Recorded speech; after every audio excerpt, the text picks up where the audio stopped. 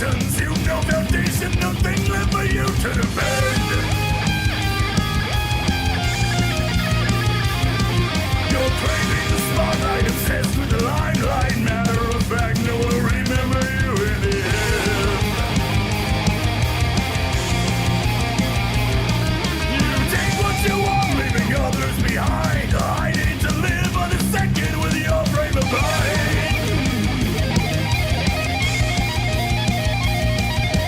Such a big man, take them all in the down. Allow me to introduce you to the ground. You can't stop what's coming now. Dying tonight now, say your last goodbye. You don't yet realize that I've got my eyes on you. Lying in wait, I'm using you as bait, so I can permeate all this hate I have for you. Say your last goodbye.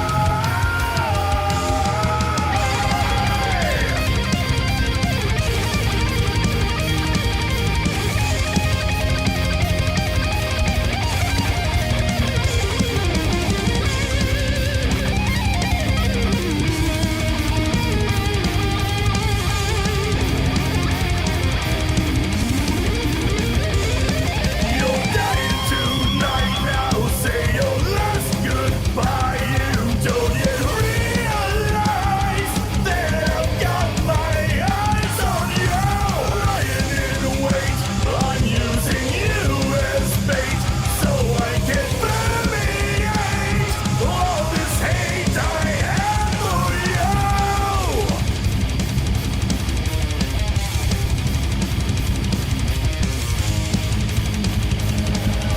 Say your last goodbye.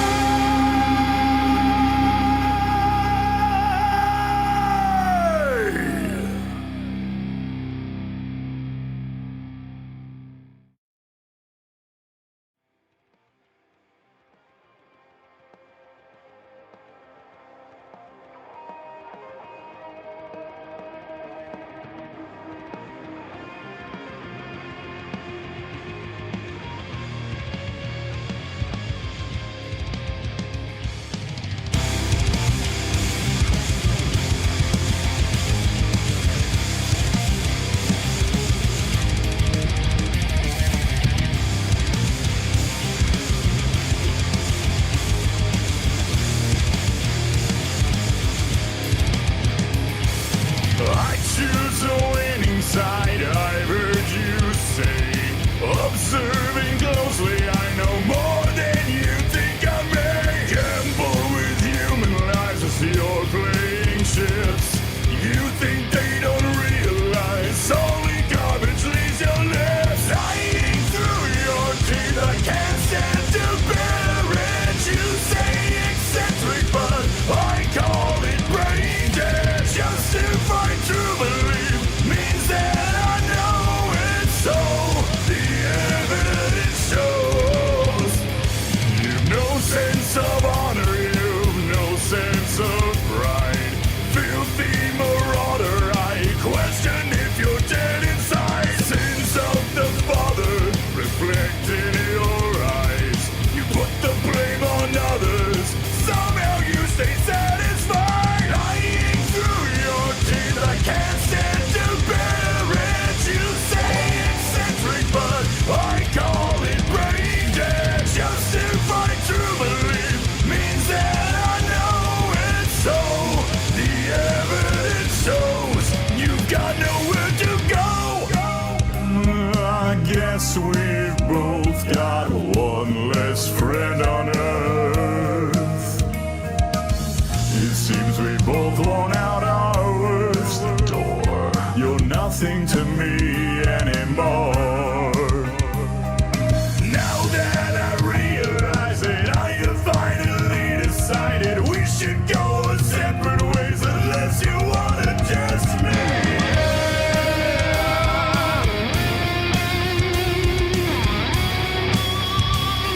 Let's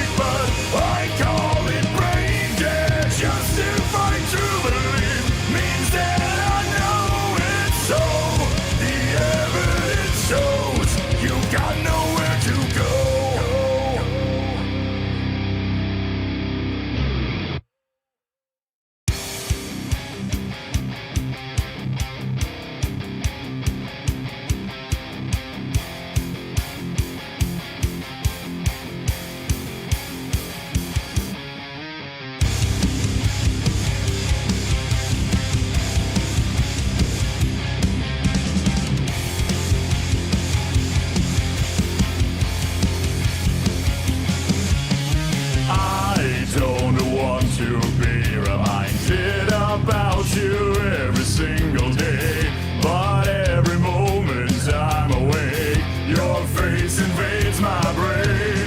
I'm so sick and tired of reminiscing all throughout the day. I wanna forget, I wanna resist the urge inside the streets. Oh, I never wanna hear another word about you. So come on, get out of my head. I keep thinking that I'll one day be able to find the old me.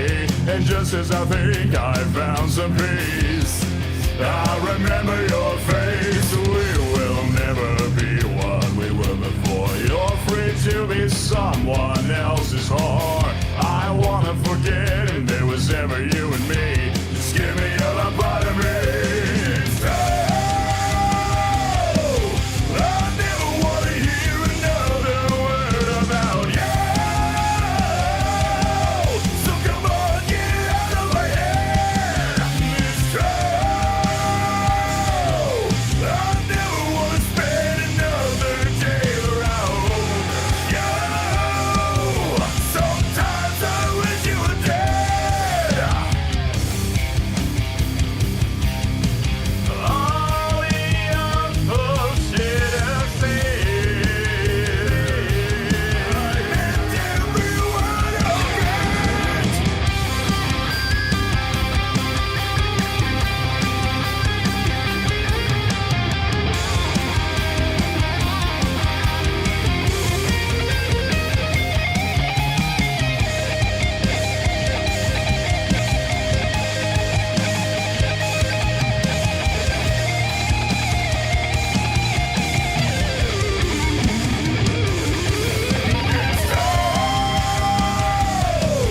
I never wanna hear another word about you. So come on, get out of my head. It's true. I never wanna spend another day around you. Sometimes I wish you were dead. Get out of my head.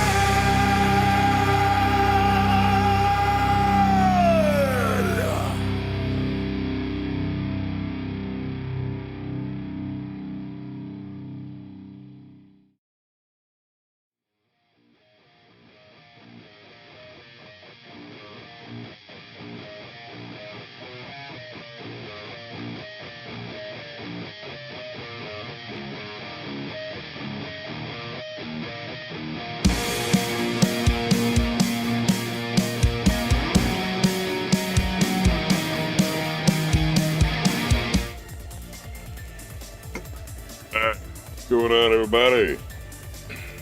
How you guys doing? Fuck that. Right there. Alright. How's it going, everybody? Good to see you guys. What's going on? Let's see. Who's here? Shep, how you doing, man? Welcome on in. Serverin, what's up, brother? How you doing? MGS, how you doing, brother? Thanks for shutting out the tunes, man. How's it going, bro? Everything cool? I hope work didn't suck ass yesterday. Hey, check it out, a brace. I got an arm brace from my carpal tunnel from my lovely lady Cammy. She gave me this yesterday to wear for Tekken streams. Fucking sick. Hopefully it helps. So far, I already feel better. Vexy Boy, what's up, man? How you doing? Steve, okay, let's do this. I played COD, Steve, and Armor King. Oh, nice tasted characters, dude. Fuck yeah, all three of those are fucking sick. Well, I might need your help with some of the Steve stuff then. We'll have to go over that. Yeah, I can already do better electrics and shit. My wave dashing isn't as bad. Like, this is... I'm not even warmed up. It's not the best, even, oh, but damn, this brace is helping. It's pretty, like, that's a big deal compared to how I would do it. I was playing yesterday. Thanks for subscribing.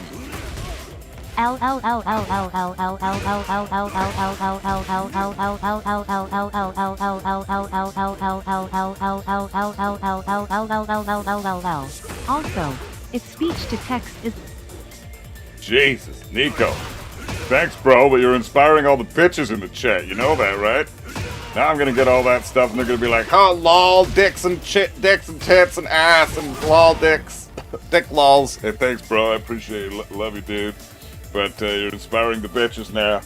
Just letting you know. But you're allowed.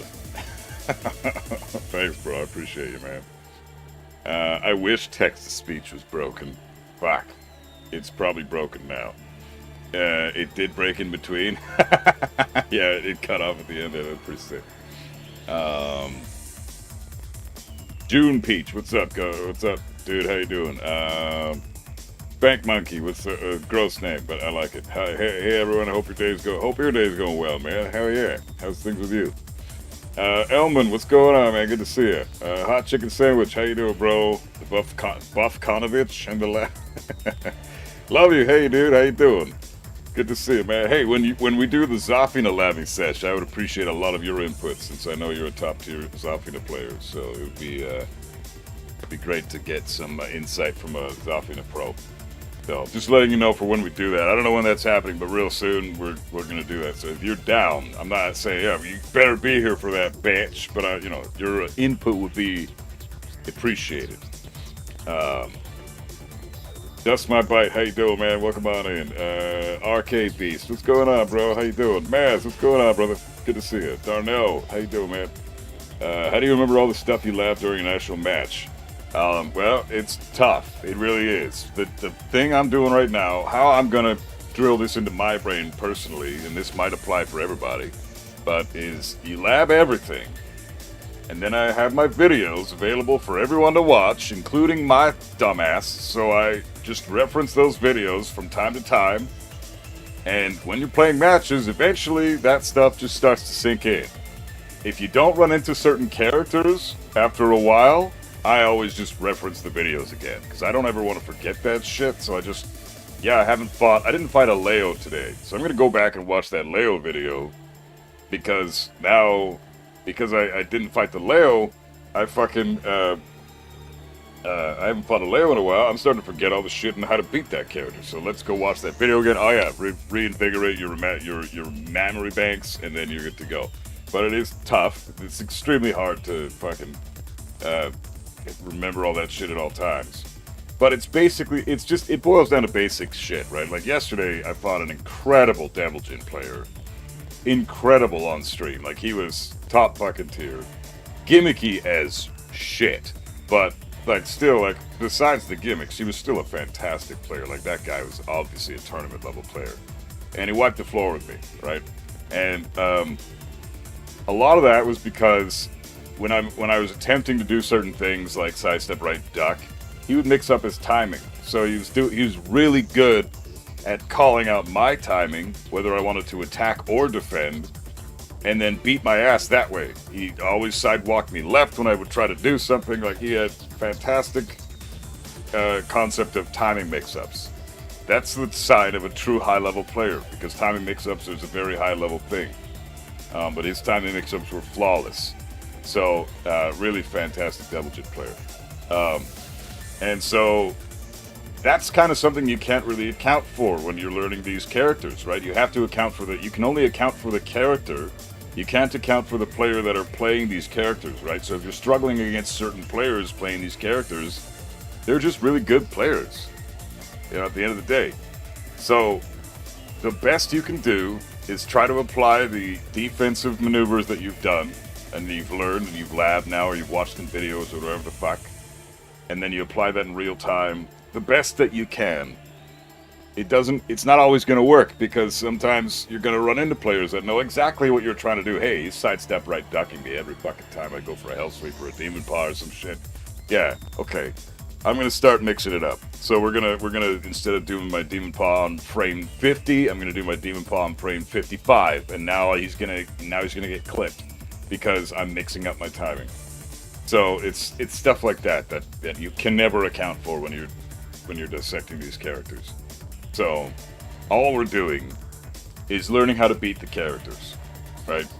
And that's information that will always exist. That information, if you understand how the characters work and you play them enough and you play this game enough, that information is going to stick in your brain whether you like it or not.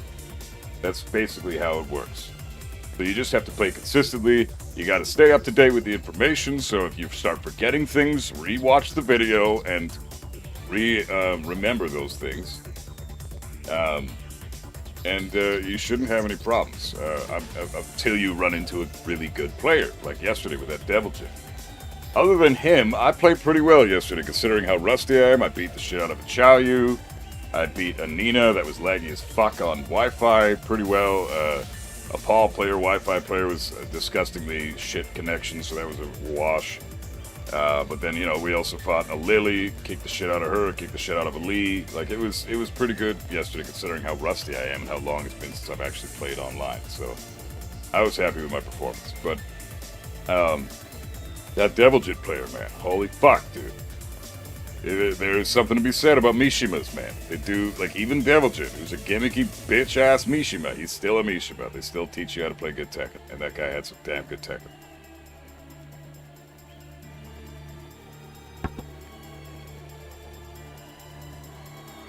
Thinking about going to EVO next year. That sounds fun, Beastbox. Hell yeah, dude. I might join you. We're not sure how that's going to work this next year, but yeah, it would be a really cool idea. I think the more you laugh, the better you get in general. Yeah, it's just going to happen. Like you get. It's like the more you do anything, the better you get at it, right? Like if you're playing guitar, the best thing you can do is repeat what you're doing. You know, do the same thing over and over again. Start off slow. Don't over-challenge yourself. You know, if you want to try to make waves and try to make yourself be better, be good as fuck in a shorter amount of time, then you might want to. Oh man, my wave does is actually not terrible with this brace on. I'm impressed. You want to get good at guitar? Start with, like, you know, I started with Symphony of Destruction. This band's song, Megadeth, my favorite band. You know, you start with that song, and then you challenge yourself, and then, oh, I can play all of Symphony of Destruction. That's a pretty easy song. Let's try Holy Wars. So it's like going from, like, 0 to fucking 60 in, like, 10 seconds. Right? So, I started with Symphony of Destruction, and then you challenge yourself with Holy Wars. You can do that with guitar. You can do that with Tekken as well. But it's thing with this game is it is a lot like learning an instrument. You have to put the time in, you have to stick with it, you have to be consistent. You can take breaks, and it's always healthy to take breaks. But consistency is key with this fucking game, and it's just like anything that you want to get good at in life. So, the more you do it, the more it'll stick in your brain, whether you like it or not. That's just how it is. I had my first ranked session yesterday, almost made it to orange. The win streak shit is crazy. Yeah, it really fucking is. But hey, congrats on almost getting orange, dude. That's fucking rad. You appreciate the tips? Yeah, no worries, dude. It's all good.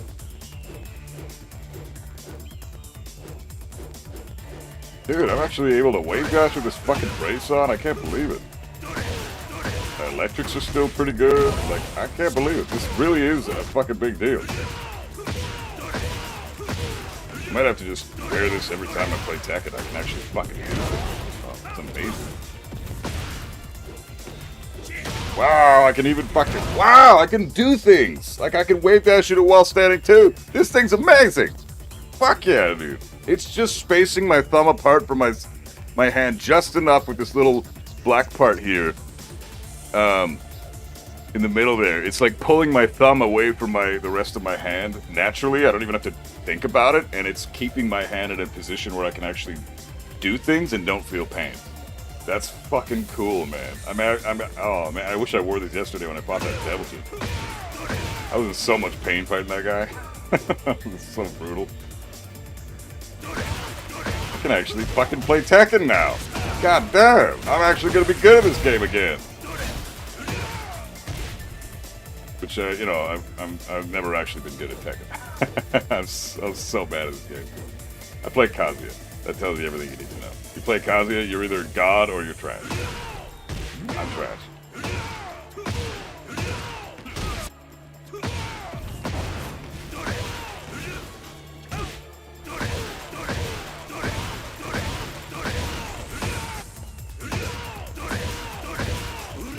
electrics isn't too bad in this thing. I'm impressed. This is actually quite fucking sick.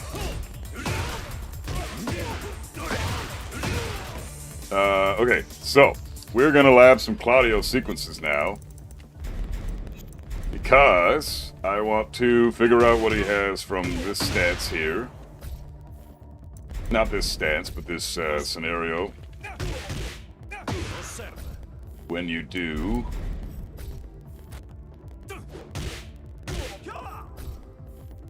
is down back 2-1 sequence.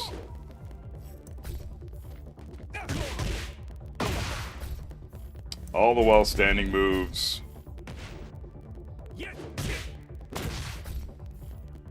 And the up forward moves.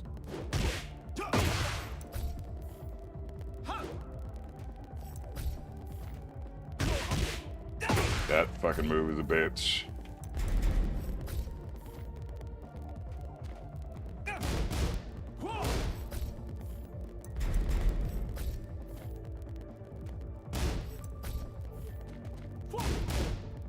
Oh, not that one. Up forward 2.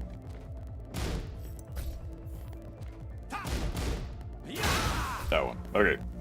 So, how many options can we beat out if we get hit by this? Oh, sidestep loses to that.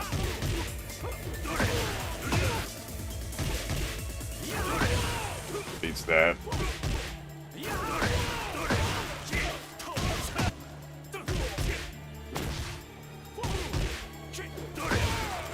Wow.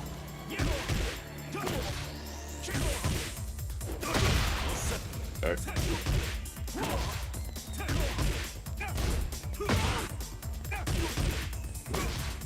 Obviously, while standing forward is going to beat you every time. 11 frame move. You don't have time to sidestep that. That makes sense. That is so crazy. I'm actually blown away by that fact. The while standing 2 loses there. Can't believe the while standing 1 sequence loses there. That's crazy. That's super valuable. Just the fact that it beats out the while standing 1 is so good. And the while standing 2 loses to while standing 4. That's okay. Beats out while standing 3. Beats out while standing 1-2. Beats out up forward 2. Beats out up forward 3. Man, this is really good. So you want to sidestep left every time you see this. And if you sidestep left too late, try to not buffer the sidestep, because if you don't buffer the sidestep, then you'll lose to only while standing forward here. Everything else dies to sidestep left, including the fucking hop kick. If you time the sidestep correctly. That fucking shit will clip you unless you sidestep absolutely perfectly. Think it's this one? No, it's the other one.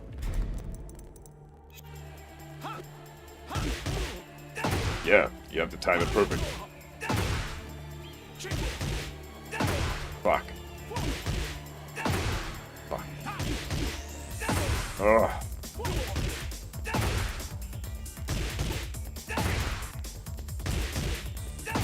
Wow. Jesus.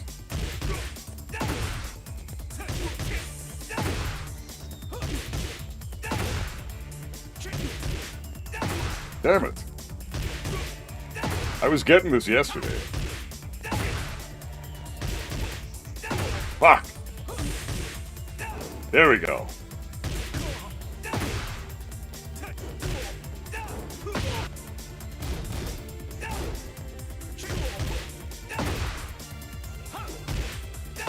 Shit. Hey, Emma, what's up, bro? Also, you doing good? Yeah, check it out. I got a hand brace now. My lady got me this. She just put it on my hand last night and said, here, just fucking use this. And it's already improving my inputs. I can electric a lot easier now. I can actually somewhat wave dash. Like, it's making it so I can, like, look at that. I couldn't do anything close to that yesterday. But with this hand brace on, I can actually do things now. It's amazing. Because it's spacing my thumb away from my wrist just enough to where I'm not feeling pain, and I'm able to fucking input shit properly. I'm blown away right now. Can't wait for the Steve section. He's one of my least favorite characters to go against. With Zafina? Yeah, I guess he might be a problem with Zafina, yeah. He beats a lot of characters that are slower to get their offense going, like Zafina. He feels like he forces you to play 2D, and even back dashing isn't good. No, but Zafina has a lot of great shit that crushes his... all of his good tools, Zafina beats out with Tarantula, and a lot of the time with Mantis as well. I mean, Steve is often looking to, up back 2, back 1, 1-2-1, into ducking stance, or weave stance, or whatever the fuck. All of those are crushable with Mantis and Tarantula, so you can do that. But, down 3 is a fantastic move with Zafina to spam against Steve. Like, kick the shit out of fucking Zafina. Kick the shit out of Steve by spamming down 3. Such a good fucking move. Peekaboo 2 is one of his scariest moves, in my opinion. Peekaboo 2, yeah, that's a really good move. That's the homing parry, right? Punch parry. Homing punch, that's a punch parry. Hey, Heaster, how you doing, bro? Yeah, I'm actually able to do stuff now, right? Isn't that fucking sick?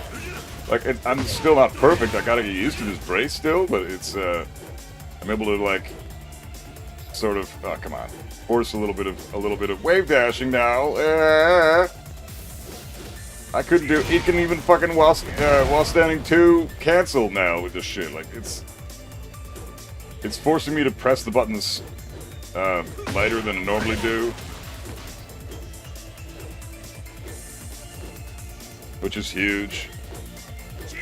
Like, I can easily, while standing 2, wave dash cancel. Like, I'm blown away right now. I am gonna do a lot better with this fucking thing on than I did when I didn't have it. Holy fuck, I can still feel a little bit of carpal tunnel there, but it's helping a lot. I'm blown away. See how it works in an actual match later, I guess, but we'll do that later. One sec, guys, sorry.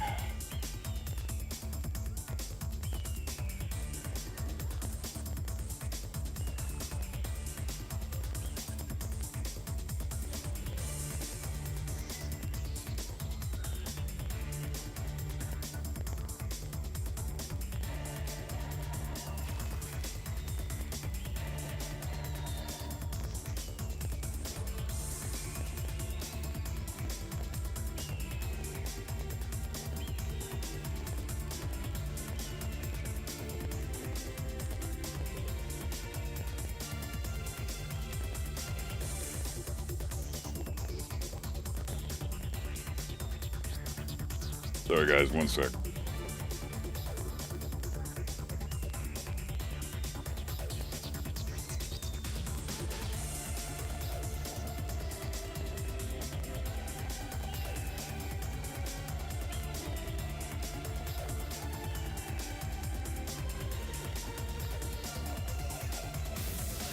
Just texting the folks. Okay. Let's see.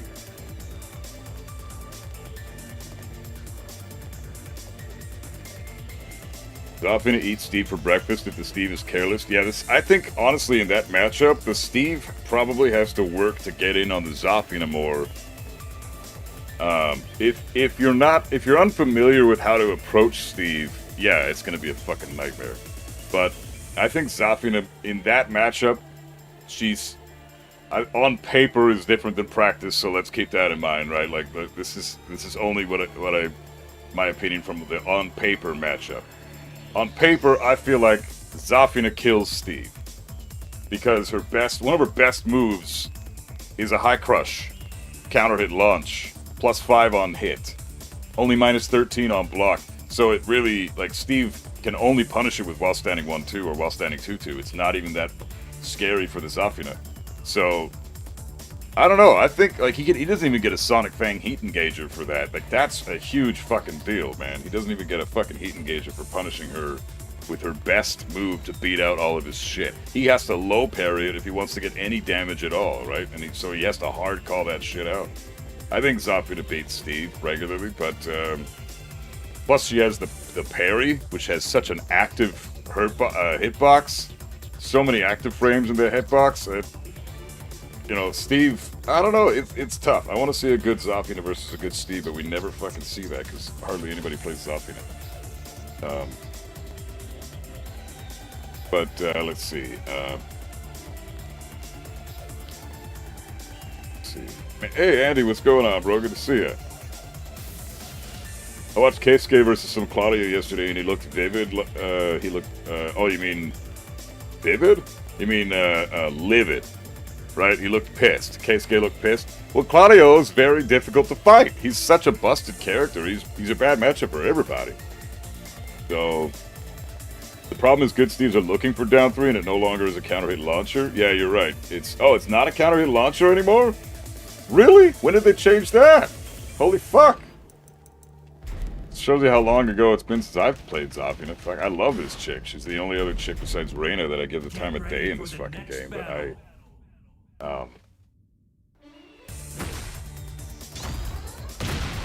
oh my god, it's not. That's fucked up. Dude, it should be. This should be a fucking counter hit launcher. What is the follow-up for this then? A wall standing 2?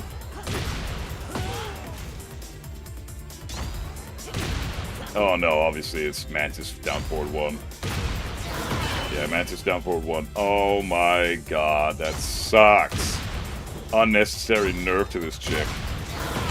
Damn, dude. And it's minus 14. Oh, so he does get a Sonic Fang for this. I thought this was minus 13.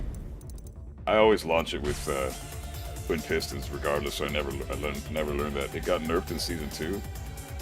Shit. It's been that long since I played this chick? Wow. Must be. I love Zafina though. She's so fucking cool, man. This is a great move.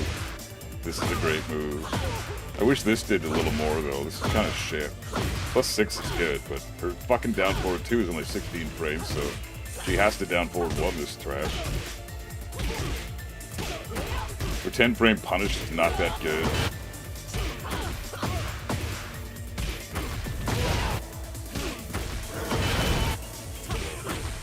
We're gonna lab the fuck out of Zafina next, I think. Steve is after Claudio, then Zafina. I want to tackle her. I know a lot about her, so it'd be nice to just do a character that I'm already really familiar with to kind of bang that one out. Same with Raven. I should lab Raven after Zafina.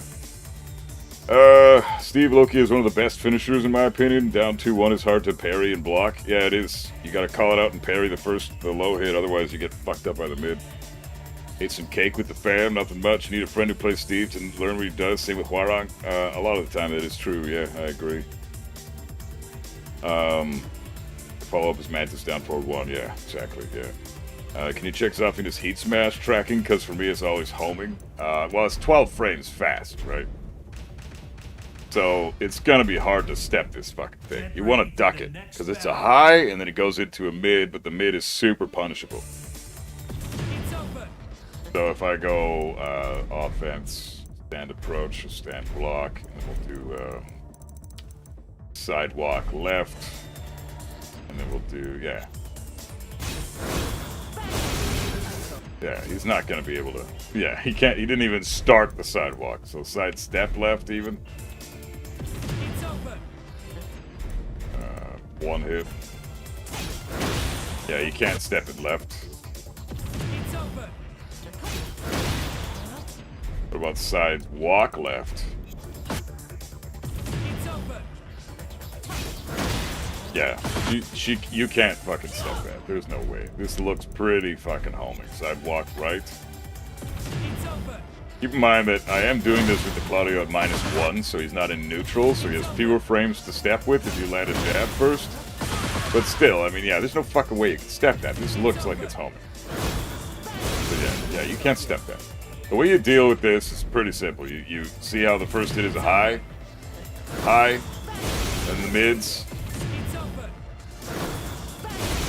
it's really not too bad. You call it out, you duck it, and you immediately launch her right there, right before she shoots you with the mids. It's that simple. But it is a great heat smash. It's a fucking 12-frame heat smash. That's the second fastest one in the entire game. But I think it's kind of necessary for her to have because her heat really isn't all that good outside of her heat smash. So it's necessary. Let's see. Zafina's cool but boring. Too much Azazel stuff, and her combos all look the same. Yeah, she does have a lot of the same combos, but... And now that they've nerfed down 3, I can't believe they did that, dude. That's... I disagree with that. I mean... What are her... She doesn't have any good lows now. Like, down 3 just gives a follow-up. That's the only good low she has, and it's minus 14. What other low does she have that's that good? That's anywhere close to that. Down back 1+2 in Scarecrow. Down 3. Down back 4 is minus on hit. High crushes, but it's minus. I guess it's a counter hit launch if you do down back 4 too. But then she's launch punishable if they block the mid. What the fuck good lows does she have anymore? I think that's kind of fucked up, man. Why do they have to nerf? Why did they nerf Zafina? I guess she has the stupid back 1+2. So back 1+2 is busted as shit. Even though they nerfed that, it got rid of the homing property. It's still a stupid fucking move. I think all the crap that she has that's ridiculous is not the stuff that makes her a cool character. Her stances are why she's cool. Her transitions are why she's cool. Her unorthodox movement is why she's cool. You know, then you incorporate all the Azazel shit, and now she's just Azazel the character without having the big-ass wolf body that he has, right? It sucks. Zafina deserves better. I love her. She's so fucking cool. Honestly, that the matchup is even if both players know the matchup. Now that I realize that now that you told me that down 3 is not a counter hit launcher anymore, then Steve doesn't have as much to worry about. Yeah, it's a pretty even matchup. I didn't realize that, so thanks for clarifying. Love you. Steve is up close to Zafina. She can't really do anything. Also, he shuts down her movement. Zafina's heat smash is fully homing. You have to duck it. Oh, okay. It is homing. All right. Good to know. But yeah, it makes total sense. You call it out and use the 20-25 frame you have to reaction to launch. Yeah. Does the counter hit knock down low track or is it steppable? You can step it. I think it's sidestep left where you step it. Sidewalk left. Zafina's weak to sidewalk left in general, but he also has the 3rd best sidestep in the game. So be aware of that. She can step the shit out of you. Next to Lily and Alyssa, we labbed the fuck out of that. Zafina's step is by far the 3rd best in the game. No questions asked. Next to Alyssa and Lily.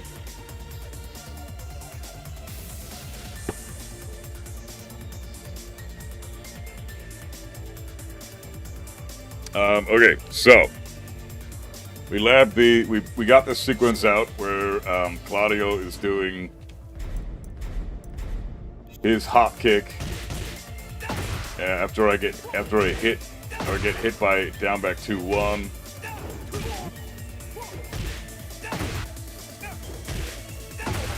And I have to. You can't. What the fuck? Jesus. It's so hard. I don't think you can actually step this. This is like, it shuts down bufferable sidestep. Well, let's try with Dragunov. If all else fails, see what Dragunov can fucking do. Of course. Of fucking course. Hate this character. Okay, so if you eat it and then you try to buffer your sidestep, then you lose. So you have to time the sidestep. If you time it properly, then you beat out the hop kick. Yeah.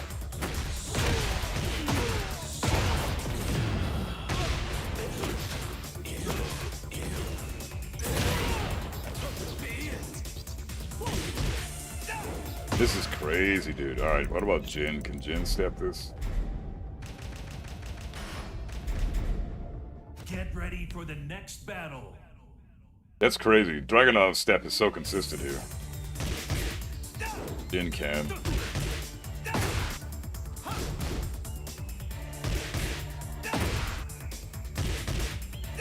Yeah, if you buffer it, he dies. But if you do it at the right time, then he's... Yeah. Yeah.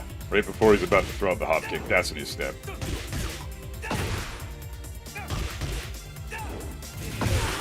Unreal, man. Unfucking real. But Kazuya can't? Jesus fuck. Lily? Dude, if Dragunov can step that without buffering it, then of course Lily can. Okay, Kazuya, can you do it consistently? Ah! Okay. Try to remove counter hit? Well, it makes no difference, really. Both +3.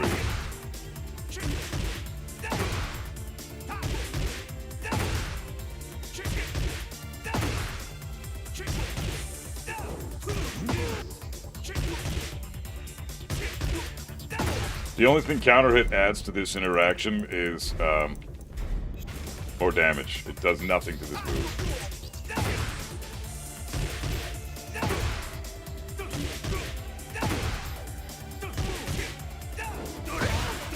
Okay, so yes, you can step it with Kazuya if you time it absolutely perfectly. And you can feel the difference.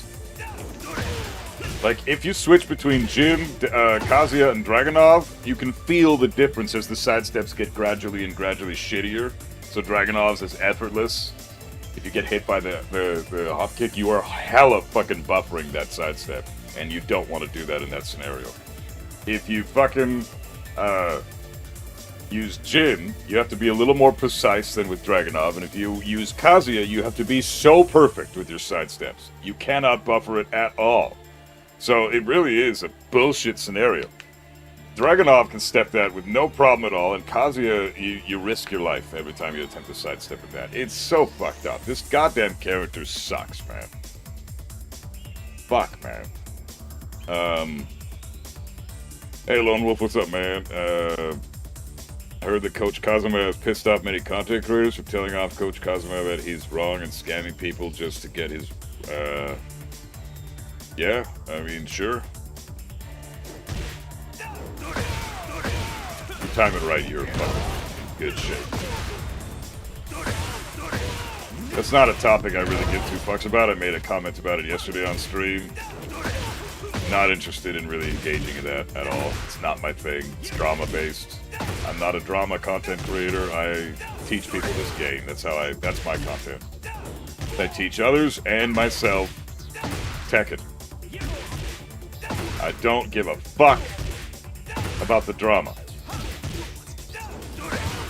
I'm a goddamn 35-year-old man. I'm not a 20-something-year-old fucking scrub. You know, I don't have time for that shit. I mean, I totally do. I totally have time for that shit. But I don't want to waste my time on that shit. Drama is not interesting. What the fuck am I learning when I'm listening to drama and people, you know, snivel about their fucking disagreements online? You can have disagreements and we can have these discussions and those conversations, and if I'm in a room like a Discord call with the homies and we're all talking about stuff and that shit gets brought up, I can weigh in. I'll put in my 2 cents, but I'm not here for that. I'm not there. I wouldn't be in that conversation for that. I'm here to talk about this game. I'm here to talk about the health of this game. I'm here to talk about how this game needs to improve or what things need to be changed or whatever the fuck. I'm here to teach people how this shit works and teach myself how this shit works. Fucking some dumbass charging money online for stuff that he has no business charging money for is nothing of interest to me. I could care less. Like, I didn't make a comment when the drama was about me. Why the fuck would I comment about drama that has nothing to do with me? Fuck that trash. I'm the true coaching of Tekken. I appreciate it, man, but there's a lot, like, Main Man's great at coaching. Anakin is amazing at coaching. Speed Cakes is a fantastic coach. FeedEx is a fantastic coach. There's tons of guys online that I just put my spin on it. I like to, I do it a little differently. I go through every character in detail and give my 2 cents. And I have different ways of labbing and different ways of explaining things, but I appreciate that, man. My least favorite character to fight? It's gotta be a toss-up between, fuck. There's a few of them that I really hate fighting. With Kazuya, I have my set of characters with Kazuya that I hate, and then I have set characters with, like, Heihachi and Armor King that I hate fighting too. But I think with Kazuya, it's this guy is horrible to fight with Kazuya. Holy fuck, I hate fighting Dragunov with Kazuya. It's just an uphill battle. Oh, but you can launch us down too. Yeah, but then I risk eating all of his mids. I have to hard call out that down too. You know, it's not easy to launch that fucking low poke. And then everything else is just, I'm fighting him in the neutral, and I lose that fight. I only win when I launch punish him. In the neutral, I'm fucked. Like, Dragunov has such an advantage over Kazuya. So I hate fighting Dragunov. I hate fighting Jin. Same exact reason. But the characters I despise the most, fuck, dude. I'd say Dragunov, Jin, and Lars are 3 matches. Like, I fucking hate fighting Lars, too. He goes under my goddamn mids with his fucking horseshit stances. But Dragunov, Jin, and Lars are 3 of my least favorites, but my absolute least favorites, the ones that I despise fighting with Kazuya, even though I respect them all as characters, are Lee, Lily, and Steve. Nothing but respect for these characters, okay? I appreciate Steve, I appreciate Lily, I appreciate Lee. They're not busted characters at all, but they fuck Kazuya up to a degree that it's effortless for them, and I gotta work my fucking ass off with them. So Lee, Lily, and Steve, if I run into one of them, I'm in for a world of hurt. And I just have to outplay my opponent. And it's fucking hard, because it's just an uphill battle all the time.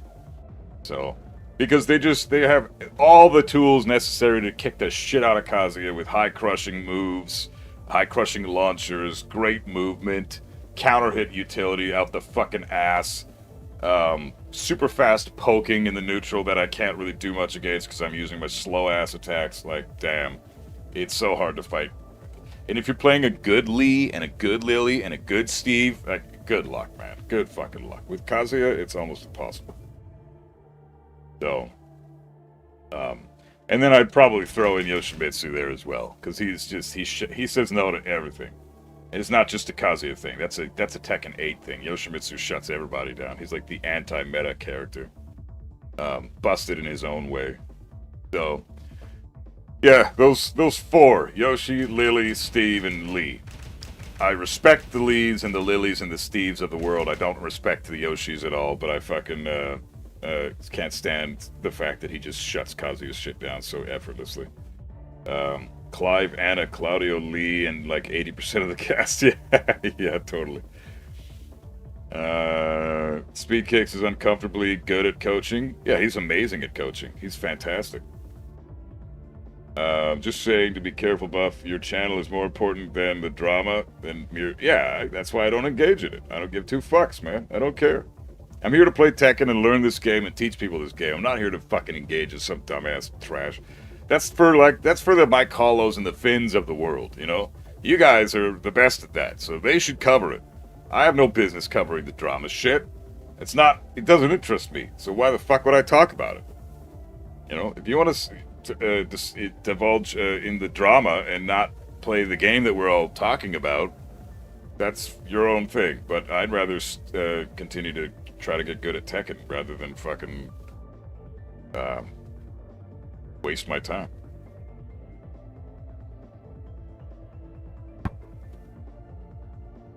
You love the June versus Kazuya matchup? That one's a bit of a nightmare. June is another problem for Kazuya. I wouldn't say she's on the level of Lily, or Lee, or Steve, but she's up there. She has a lot of crushing utility. She can counter hit, interrupt me with her cans. Her Sabaki is a problem with Kazuya because he's very slow. I need time. I need frames. I need momentum to get my shit going with Kazuya. I don't have any good pokes to open my opponent. I'm blocking all day until I get an opening, and then boom, counter hit launch or get a sidestep launch, and then get my damage and hopefully get them to the wall. And then once they're at the wall, then I can start pressuring. Because the wall, Kazuya is one of the best characters in the game at the wall. So that's how you want to do it. But it's so hard to deal with that versus June because she has ways to deal with my shit. You know, she can me anytime she wants. It's a low crushing fucking 14 frame counter hit launcher that's safe on block and jails. If I get hit by the low on normal hit, I have to block the high. I don't even get to duck it. You know, it's a brutal matchup. And then if she launches me, she gets more damage than I do. Somehow, June has 110, 115 damage combos, and Kazuya's with like the 100 damage combos. You know, like, I don't understand how she gets more damage than Kazuya. That's never been a thing in the history of Tekken. But, you know, it is what it is. He's a shit character this game. It's too bad. If we get Season 3 announcement at the Game Awards, I'm going to be so... No, it's not going to happen, man. It's not happening. We're not getting Season 3 Tekken. The Season 3 announcement will be at the Tekken World Tour Finals, which is like February 1st or something. That's when Season 3 will be announced.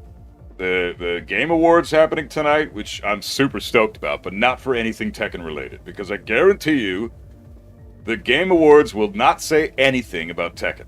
There is no character to be announced. We've got all 4 of the Season 2 characters now, so that's it. The Season 3 update will be announced at the Tekken World Tour Finals, because that's what they do. They're probably going to announce the new character coming out for Season 2 as well, or Season 3 as well, at the Tekken World Tour Finals. And give us the announcement for the release date of Season 3. And that is... like, without question. You can't even debate that. It's going to happen at the Tekken World Tour Finals because that's the next big tournament that will be held to cap off the season, right? So, what I'm excited about tonight is they're supposedly, now this is the rumor and it's spreading fucking like a virus, is that they're going to announce a new Soulsborne game. And I don't know if that's true. I'm not holding my breath. A lot of people online. Like, I woke up this morning, and the first notification I saw when I was scrolling on Facebook was Bloodborne 2 got leaked and all this shit. And I highly doubt that. Because I'm pretty sure Miyazaki wanted to continue doing his, spreading his lore throughout the Elden Ring series now, right? Like, he's finished with Dark Souls, he did the Bloodborne thing as a cap, as a one-off. Demon Souls is its own thing, Sekiro is its own thing, but Elden Ring, he's going to expand upon that now, right? That's the idea. But Bloodborne 2 being leaked, quote unquote, I mean, it's possible, but I'm not holding my breath for that. I'm pretty certain that there will be a Souls announcement, a Soulsborne game announced this Game Awards, because it's the biggest game reveal show of the entire year. It's held every December to cap the year off and tell us what we're in store for 2026. So obviously there's going to be some big fucking announcements that nobody knows shit about right now. Probably some Resident Evil 9 stuff that I'm stoked about, but I guarantee you there won't be anything Tekken related. So don't hold your breath for Tekken shit.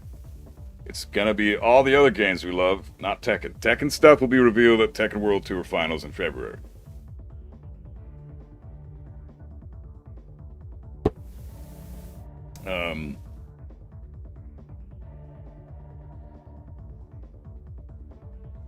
If it speaks on Tekken, it will be wishing Harada a happy retirement and might be a cosmetic related to. Yeah, exactly. Like, if anything, Harada announced his retirement. They might say that at the.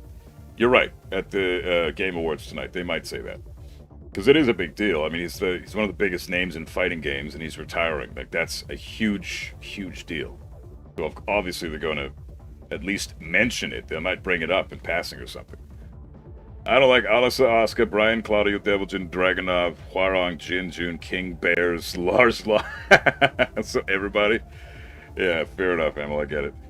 Especially characters like Jin and Alisa. Zafina can't do anything against them. She just has to outplay with fundamentals. Jin and Alisa, I could totally see how those would be nightmare matchups for Zafina. Lily, Steve, Alisa, Anna, Hwarang, and Raven. Hwarang is a pain for everybody. Anna's a pain for everybody. Alisa and Raven, those are interesting picks. I want to know what you have to say about Alisa and Raven versus Zafina, why they think that they're tough for her. I'm not disagreeing with you. I just wonder what your thoughts are. Fakumram versus Kazuya is your favorite match in this game? It's not mine. Fakumram sucks to fight. How the fuck do I get in on that big-ass bitch? Bloodborne 2, hey, Silver Bullet, what's up, brother? How you doing? Bloodborne 2 has been leaked like 50 times. He said he wants to go back to it in the past, but it ain't happening, at least not yet. Yeah, I highly doubt it'll be Bloodborne 2. I highly, highly doubt it'll be Bloodborne 2. After everything that I've read about that, there's no fucking way he's doing Bloodborne shit. He's gonna expand Elden Ring and do something with that, maybe Elden Ring 2 or something. Who knows? I hope not, because I haven't played Demon Souls yet, which I think I'm going to do tomorrow. If I can get a couple of videos out of this stream, I'm going to do Demon Souls tomorrow, and kind of start streaming that back to back until, we do another live session for Tekken, once I need some more videos to be put up. But,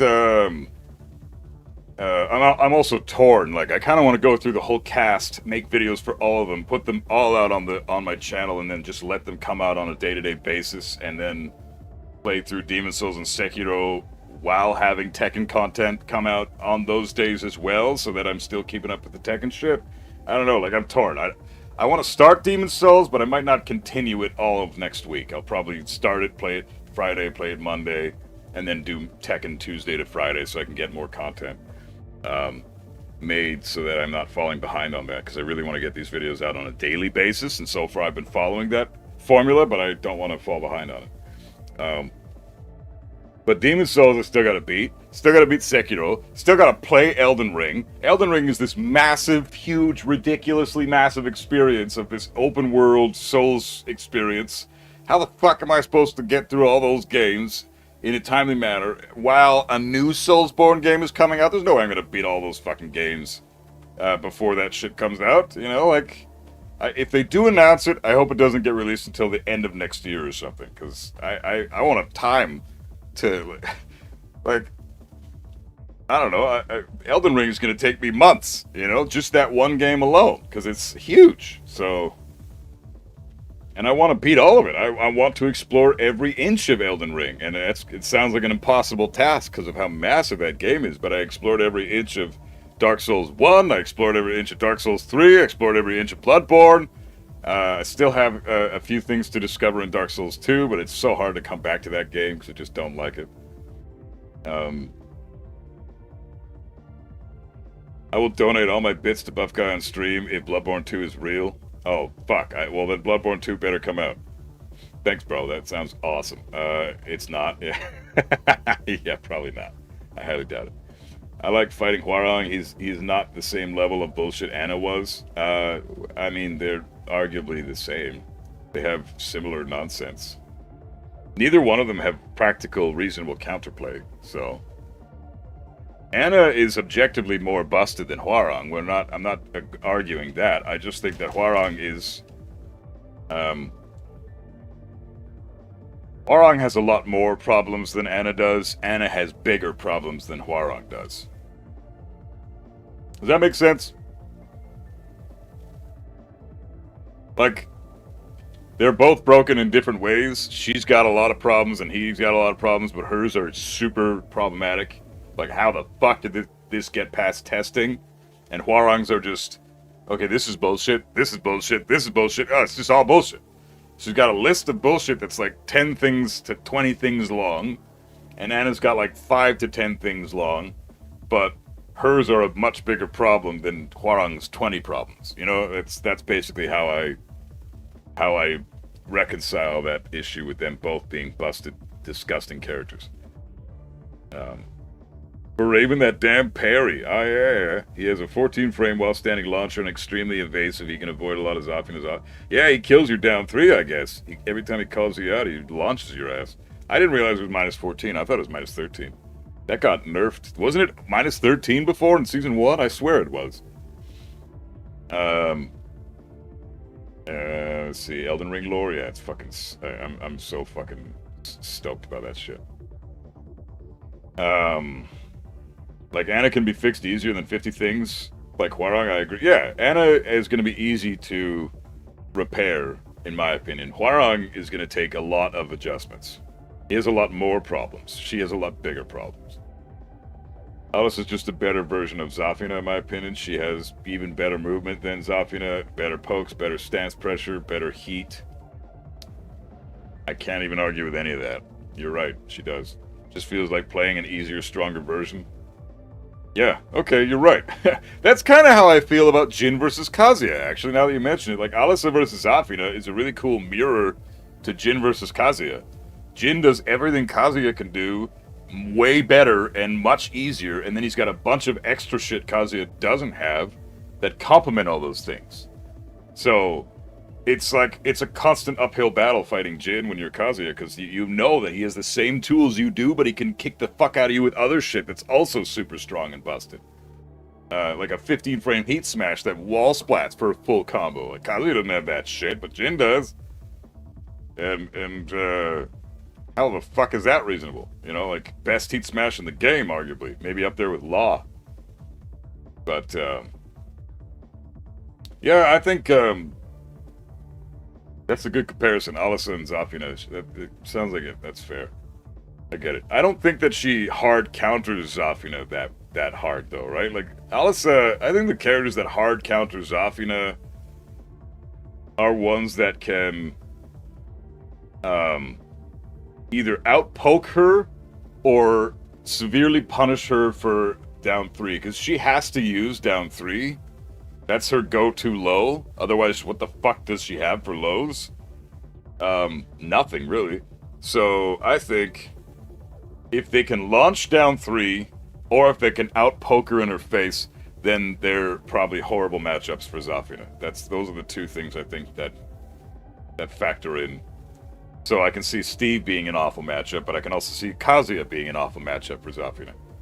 It's tricky. It's hard to say. She's tough for Kazuya too, but I think Kazuya wins versus Zafina. Personally, he's got a good matchup for her because he can launch her down 3.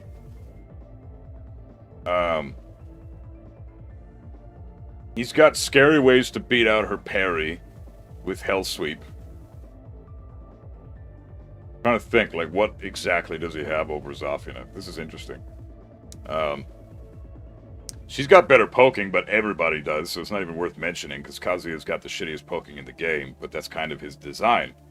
Zafina's poking isn't that special either, though. It really isn't. It's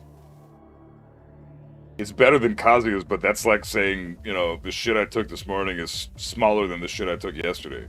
They're both trash. They're both shit. But it's, you know, one is slightly less painful than the other, I guess. Jin gets better Oki from Hell Sweep, better electric, better poking, counter, everything's better, yeah. Better heat smash, better panic tools. Lows and damage, yeah, it's the only thing that they share in common. I think Jin still has more damage than Kazuya, and better lows. In the broad spectrum, I think Jin's lows are just better in general. Because Jin has down 4, which is a high crush low, it's amazing. Kazuya has to do down back 3, high crush, but it's also very fucking slow. The recovery frames take forever. Jin's got down back 4, which does more for Jin than Kazuya's down back 4 does for him, even though they're both similar lows. I think Jin's is better for him. Down 2 does a lot for Jin, even though it's kind of a useless move now. It still does. It's an advancing +4 on block, +4 on hit low that tracks well to both sides. I think that's a pretty solid fucking low. What else does he have that's a low? Hell Sweep, like you said. I mean, Hell Sweep has better utility most of the time for Jin than it does for Kazuya. They're both stupid good Hell Sweeps, though, so it's hard to say. Have I played the new E.T.? Hey, Purple, what's up, man? Elusive Target? I haven't touched Hitman in a while, bro. I'm sticking with Tekken and the Souls games for now. I played so much Hitman over the last few years that I've just kind of burned myself out. I still play it from time to time and do an odd spin here and there, but I'm taking a long needed break from that franchise for a while. But I will come back to it, because I always do, because it's Hitman. It's my second favorite franchise ever made, so. I think Zafina-Kazuya matchup is a winning matchup for Zafina, in my opinion. She can outpoke him, and the most important thing is that she can move out of a lot. Yeah, you got a point there. I think they both have things that make the matchup difficult. Like, she's not outright killing Kazuya, like Lee and Lily and Steve are, right? And I don't think Kazuya's outright killing Zafina like Steve or Alyssa or something. So, they are... Like, if I had to wager, I'd put it 55-45 in the Zafina's favor. But even still, that's still reasonable. Like, that's a fair matchup, in my opinion.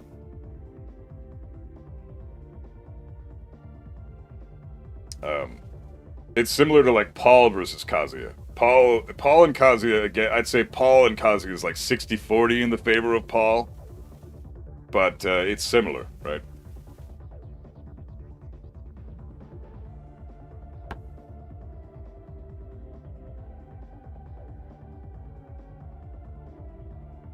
Jin's down 3 low poke, I think it is. No, down 4. Down 4 is really good. Zen 1+2. Yeah, it's a homing low that's only minus 14 on block. It's basically a homing move. It comes out of his stance, and you're scared to duck him in that stance because he's got Samsara. You know, it's really hard to... But yeah, it's a difficult... I can't wait to lab Jin's fucking stances, man. I wanna get that video out there and kick the shit out of fucking Jin. Screw that guy. Bitch-ass character. Hate Jin so much in this game. What I can't wrap my head around is why Jin needs a better Oki than Kazuya. Like, Oki is Kazuya's main thing. Well, yeah, he can't have nice things in this game, man. He can't. He's got horrible hitboxes. He's got inconsistent combos. He's got some of the hardest execution in the game. He's got no pokes. You know, he's got shitty sidestep, so I don't get to do things against Claudio that guys like Dragunov Jin and Devil Jin can do. Like sidestep his fucking hop kick effortlessly after you eat down back 2-1, for example. It's a very situational scenario, but regardless, Kazuya can't do that. They can, though, for some reason. I don't know what it is. I don't know what the devs have against Kazuya, man. I don't get it. He just sucks, and it's weird. Like, why does he suck this bad? There's gotta be a reason. I can't think of a game, besides Tekken 6 Bloodline Rebellion, the one we got on console, where Kazuya was this bad. I can't think of any other Tekken game. You know, it really blows my mind. I don't understand what the deal is. But I don't want Kazuya to get buffs. I want everybody to be brought down to his level. That's the healthiest thing for this game. If you buffed Kazuya up to the broken tier shit, then this game would be trash like it was at the beginning of Season 2 again. So it's terrible. Jin's stance Oki needs to go, though. It is really fucking powerful, yeah. I think Jin and Kazuya have hella nerfed Oki in general, because Okizemi in this game has been nerfed into the fucking ground, right? Like, they got that safe get up with just holding back. That's like the safest way to get up now. Plus, you have the quick recovery, right? That spring kick, safe on block, safe on hit, or sorry, plus on hit. If you sidestep, you have to launch it absolutely flawlessly, otherwise they recover before you can launch it. Like, it's super hard to punish that. It's probably the best way in the game of getting up. It's super hard to punish if you backdash it. It's just, yeah, that's what has ruined Oki for this game, man. This game is, Oki is shit now. Kaz has the hardest execution in the game. Yeah, of course he does. No one's debating that. If Kazuya had better poking, it's over. Yeah, but then you would ruin the character, right? You can't give him better poking. You can't. It's like giving Steve a stance that he's forced to go in after he does certain strings. He's forced to go in this stance. It's like removing counter hit utility from Lee from certain moves that he has that he used to be able to set up with. It's like removing the DSS just frame input with Law, you know? Which, guess what? They did all those fucking things that I just mentioned, which means that they could potentially give Kazuya better poking. But that's basically what happened. They ruined Steve, they ruined Lee, they ruined Law, and I'm worried for Kazuya. Because they already gave him a free electric and heat. Like, how much dumber do you need to be as a developer?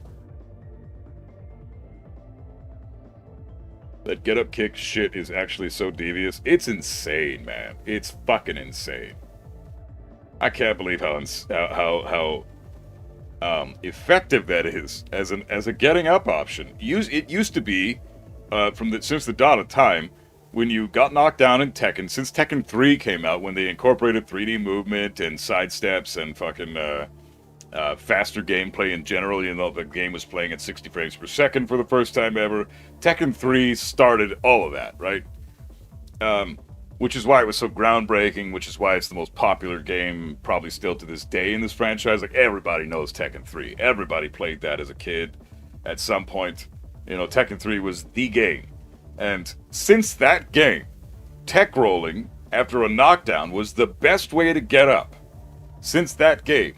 And now in Tekken 8, nearly 30 years later, they have made tech rolling like the third or fourth best option of getting up. You can just hold back and you can just hold forward. Both those options are almost always better than tech rolling now. It's crazy.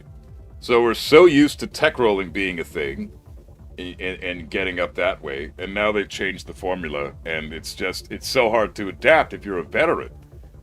You know, if you're a veteran and you've got this 30 years of tech rolling in your system, how the fuck are you supposed to adapt to this?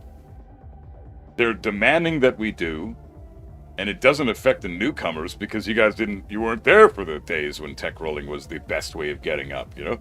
And so, I don't know, I think that Okizeme should be brought back to how it was in Season 1. I hate that they've nerfed it so hard.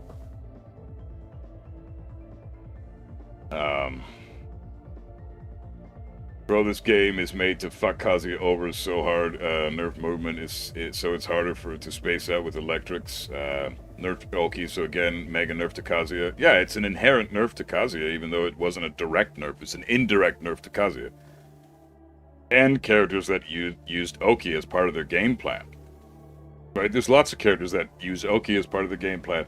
Kazuya is just the guy. He's the Okizeme character, but now they've nerfed the fuck out of that. So it's just, what does he have now? He's got no pokes. He can't utilize Oki as much. His 50-50's been nerfed indirectly because of that. So, and his movement is shit, as we've discussed many times, and we've displayed with the Claudio comparison here with Devil Jin and Dragunov and Kazuya now. Kazuya is the only one that has a hard time stepping the hot kick, which is baffling to me. Like, what does he do well in this game anymore? What is the reason to play the fucking character besides your passion for the character? I can't think of anything, because there's everything that you can think of that Kazuya does well. There's always someone in the game that does that same thing way the fuck better, and then has other things that are also way better. It's just, it doesn't ever stop. Well, Kazuya's got amazing punishment. Well, so does fucking so many characters. Jin, Jun, Hwoarang, Law, Raven, Clive, Heihachi, you know, Nina. Dragunov has amazing punishment now. Devil Jin has way the fuck better punishment now, you know? Asuka's punishment is ridiculous. You know, where is... Okay, so he doesn't even have really necessarily the best punishment in the game anymore. It used to be Kazuya, and nobody even came close. Now it's Kazuya and a bunch of other characters. Okay, well, he has a 13-frame electric. So does Devil Jin. So does Heihachi. So does Reina. So does fucking Jin. Like, Jin's got an easy mode electric, too, that he can use out of stance. Can't do that with Kazuya. So what does he do that's better than everyone? He's got really good lows. So does Jin. So does fucking Hwoarang. You know? So does Leo. Leo has some of the best lows in the fucking game. You know? So does Paul have great lows. You know, where is the... Like, I don't get it. What do I do better than anybody anymore? I don't get it. It's so strange that there's... What about his movement? Well, you can pretty much, you know, he's got one of the worst sidesteps in the game and a very average backdash. What about his jab? Well, we discovered the other day that the 5 characters that cannot jab check, say, in this one example, Miyarizu, when she enters bow stance and does the hell sweep, 35 characters in the game can jab check her out of the hell sweep when she's in bow stance. 35 characters in the entire game can do that. Claudio, just don't duck. Yeah, and then just eat sidestep 4s all day. Yeah, good game plan. Typically that's what you want to do, but now he's got a low hitting heat smash and sidestep 4 that counter hits into a guaranteed Shoryuken. So I don't know, man. That's kind of bullshit. Not really a good set of counterplay to the character anymore. Used to be a really good idea in Tekken 7, but now you got the heat smash to worry about. Do I use Kazuya's back 3-1-4-2 string against the wall? Sometimes. Very, very seldom. Because as soon as they low parry it once, you just don't ever use that again. Because they know what you're trying to do.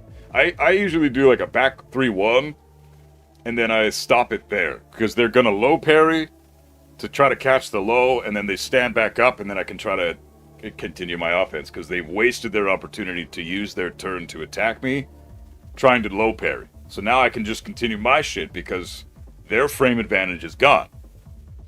So, not a problem unless it's against the wall. Yeah, it's still a problem, dude. Sidestep 4 is still a problem. It's a great low, and it's something you need to think about. And down back 3 is not reactable either, even though it is launch punishable. Down back 3 is not a horrible low either for Claudio. Especially since you just said, don't duck Claudio ever. So he can just down back 3 anytime he wants, and if you react to it, great, but it's 22 frames, so good fucking luck reacting to it. Most people on the planet can't react to that. It's unreasonable to say that it just react to it and block it and launch it. Yes, it's launch punishable, but you're never gonna duck Claudio. It's like Heihachi. It's okay to use down back 2 here and there with Heihachi, even though it's launch punishable, because no one is trying to duck Heihachi. Nobody. So you're not looking for lows versus Heihachi, just naturally fighting the character. Same with Brian, too. So you're gonna eat a lot of hatchets for that reason. So, why How to Kill Eddie guy disappeared? Because I'm doing a better one. The one I put on YouTube already is not good enough. I wanted to do a much better one. I'm going to edit that video and put it out tonight. So if you're a member, you'll see that tonight. If you're not, you'll have to wait a few days. Any advice on Kazuya 3-1 into down forward 1-2, etc. cancel? It's so hard to do as a new Kazuya player. Like this ship? Yeah, you want to... So, how do I explain this? 3-1 cancel. What I would suggest trying to do 3-1 cancel into in the neutral. So 3-1 hold down forward, then press forward, and then slide into down forward 1, down forward 2. So 3-1 cancel, hold down forward, right? And then you press forward. See those notations on the right there? Pay attention to the notations on the right, because that's the button history.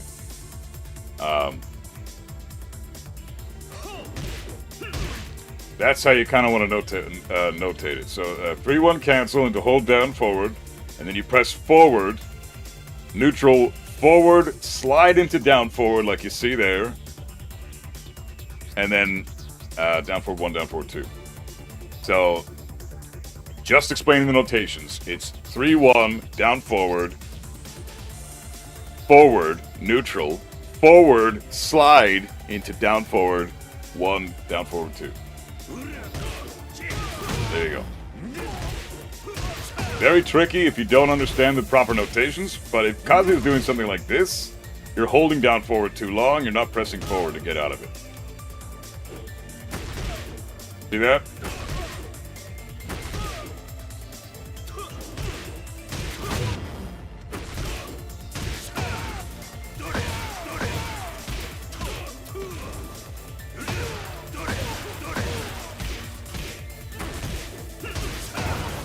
great for wall carry.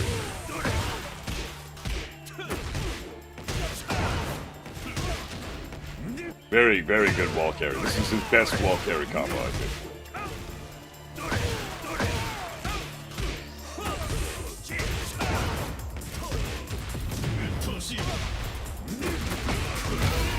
Something like that, right? So it is tricky as fuck, but once you understand the notations, then you can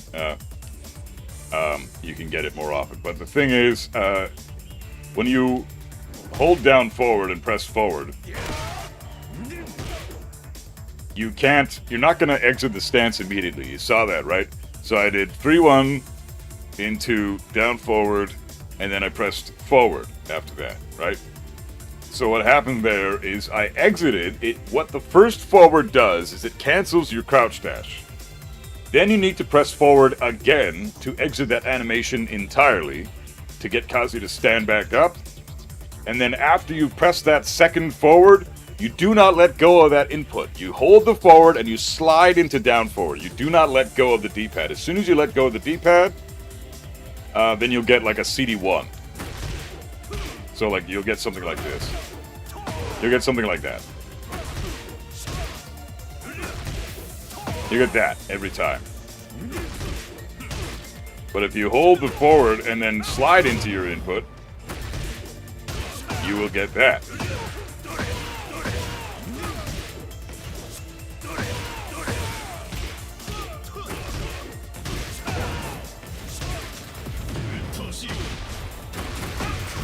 So there you go. I hope that helps, man.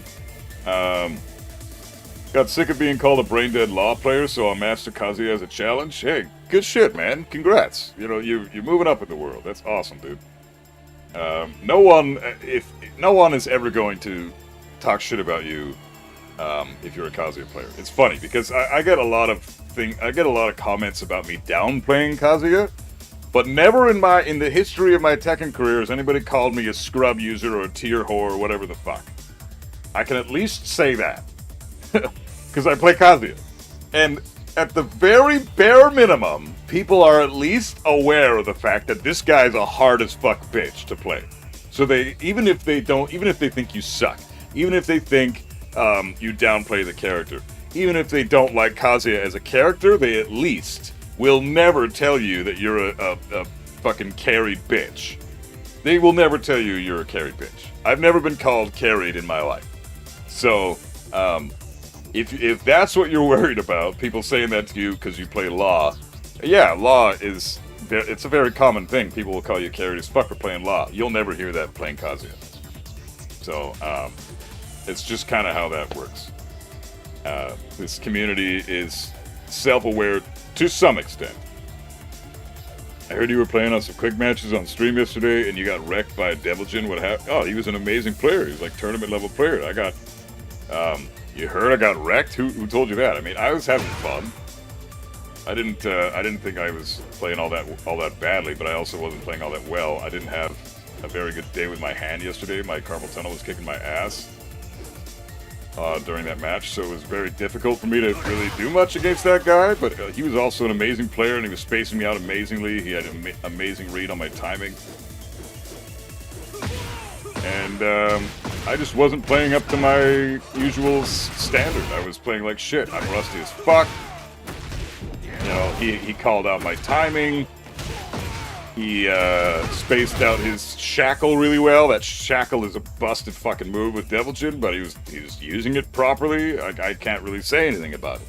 He just outplayed me, straight up. I don't think there's anything wrong with being outplayed by a guy that could probably outplay the majority of the fucking player base. I would love to see people fight that guy and see how well they do. I would love to see it. Like, use Kazuya, fight that Devilgen player, and show me how well you can do against him.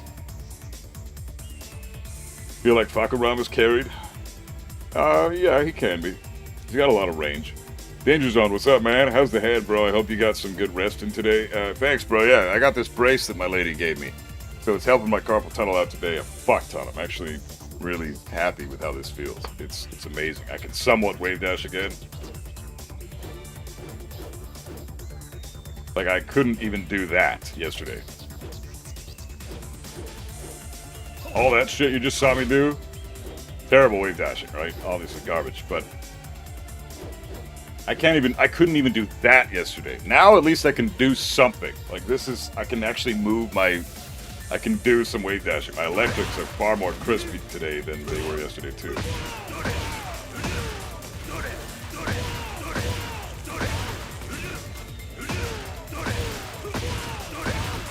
Like I'm actually quite happy with how this feels. It feels way better. I'm still, I still have carpal tunnel. It still hurts. It's still hard to do input sometimes, but I can at least do things now. This brace is helping a fuck ton. So if I had this yesterday, who knows how that match could have gone, right? I got owned by the Devil Jin, but I was only, I'm playing with a handicap here. So come on, cut me some fucking slack.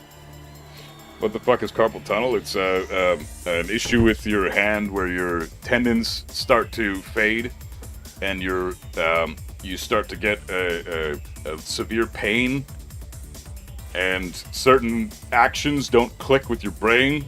So if I'm trying to use my thumb in a very specific way, like in a repetitive motion, my thumb will just hang there sometimes. For example, if I'm doing like a wave dash notation, a lot of the reason why I don't often get the wave dash to come out is because your thumb is supposed to leave the D-pad momentarily, right? For the neutral input. That gives you the neutral. So you press forward and then you leave the D-pad with your thumb for a moment and you get that neutral input. And then you go down to down, forward, forward, and then neutral, down, forward, forward, and then forward, neutral, down, forward, forward, forward, neutral, down, forward, forward.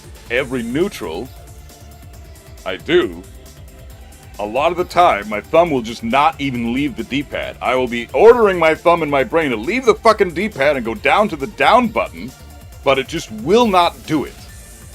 Right? It just stays on the forward, and you're just stuck there. It's like your thumb is frozen in time. It's such a weird thing to describe, but that's basically what I'm dealing with. A lot of the time, my thumb just will not exit the fucking D-pad. I want this shit to come out as I've authorized it. But a lot of the time, it just won't get off the fucking D-pad. I want to neutral it. I know exactly what I'm supposed to do here. I'm supposed to backdash, right? But a lot of the time, it just doesn't fucking leave. So I have to just... The best thing I can do, the best thing that I've been able to do so far is this brace makes it so I can somewhat space my thumb away from my wrist a little more. So I'm able to do certain things that I wasn't able to do before. Or I'm able to do things that I was able to do initially, back when I was good at wave dashing, like a year ago. When my carpal tunnel wasn't that big of a deal. I had a little bit of it, but it wasn't that problematic. Now I can barely fucking do things, right? So, I have all the knowledge. I have all the technical skill to play this game. What's holding me back right now is my fucking issue with my wrist and my thumb. So when when I do moves and I look like a fucking idiot on the screen, a lot of that is because I just got fucked over by my wrist and my thumb. So it's it is a problem. You can get surgery, but yeah, I'm not going for surgery, man. I don't trust that shit. Rest and rehab usually is treatment. Yeah, but I took a couple of months off Tekken and I still have this issue. So it's not going away. I'm old. I'm 35. It's not going away, man. It's just something I have to deal with, or like Alyssa just said, time to switch to something different controller-wise. You're probably right. I might have to switch to stick at some point. I don't want to, because I don't want to have to reteach myself Tekken, but I have a stick that I can use at any point, and I can just switch to that whenever I want, and I'm just being stubborn. But I refuse to put more months into something that isn't even labbing related, or it's teaching myself another way of playing this game, and I really just don't want to put that time in. I put so much fucking time into this shit already. I don't want to add one more thing to the list. But I might have no choice. The day that you see me play stick is the day that I just can't do controller anymore. But I'm not quite there yet. I can still stick it out with controller for a little bit. If I can electric fairly well on controller, I don't need to wave dash. I'm good. if my electric is serviceable, if I can sidestep electric whip punish consistently once I'm warmed up. I'm not even warmed up at all right now, but I can still sidestep electric whip punish.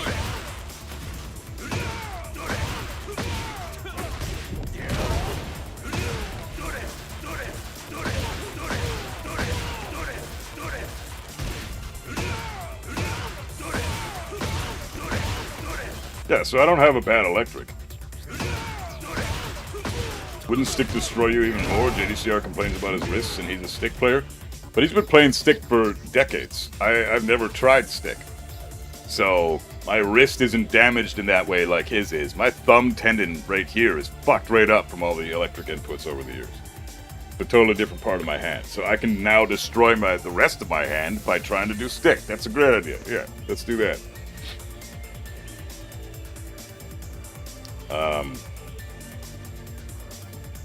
I heard that carpal tunnel hurts a lot. Yeah, it's not comfortable.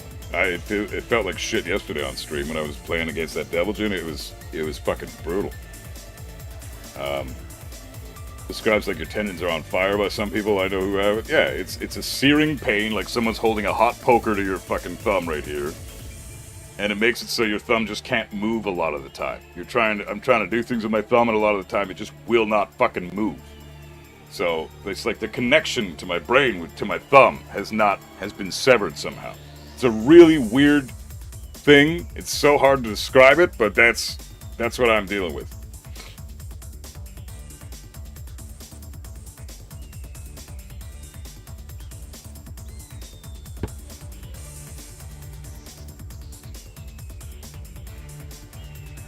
I swapped to easier characters for my hands.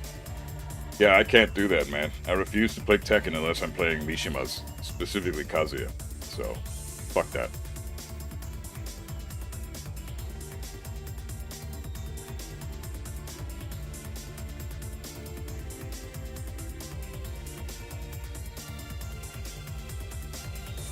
Okay, so let's do some...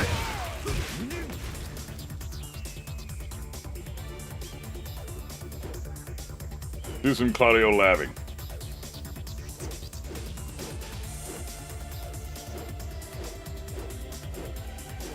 Like, at least I'm able to do this now. I gotta say, I'm happy that I can at least do this.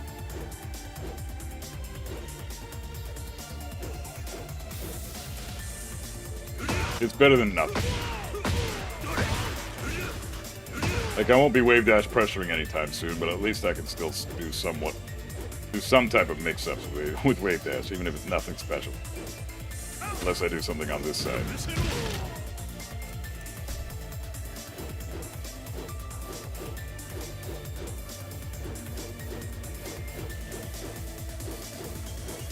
So that side's a little easier for me.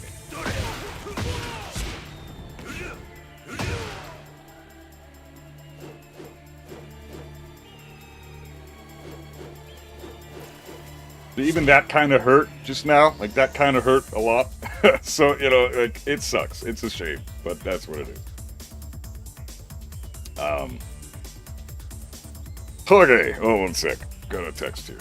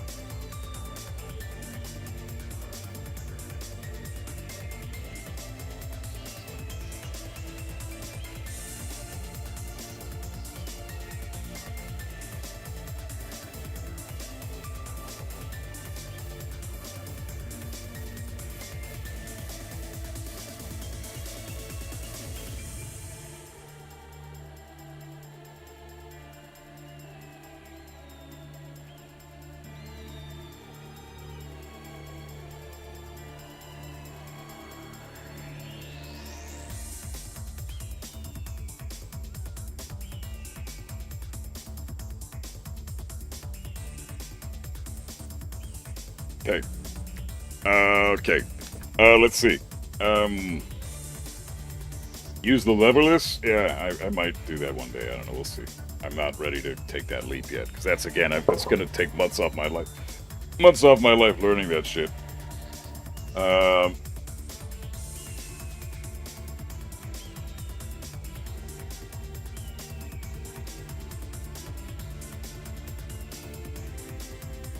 Is this online practice? Do you have your rank showing up? How do you have your... Yeah, it's online. It is online. I'm online right now.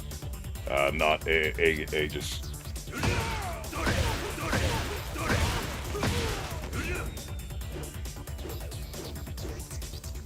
Yeah, fuck. That was me not being able to move my thumb off the D-pad.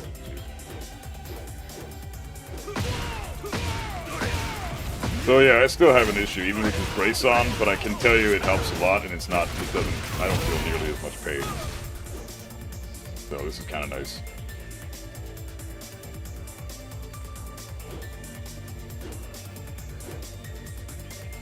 Just want to do a little bit of warm-up, and then we'll go into the Claudio session.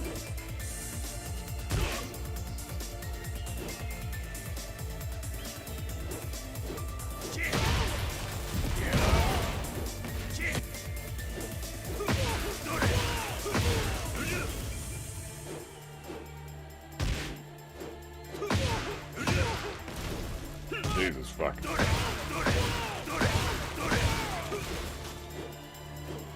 And I can do multiple electrics, no problem. I can do perfect electrics, but I can't fucking wave dash. Jesus fucking Christ.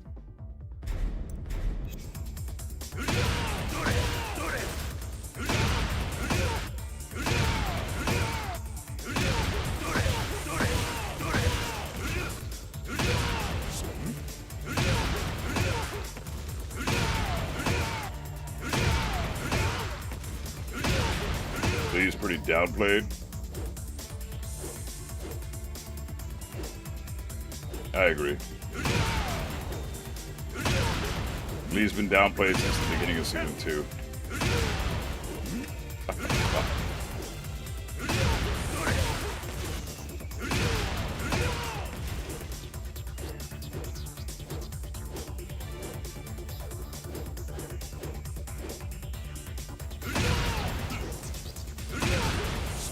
God damn.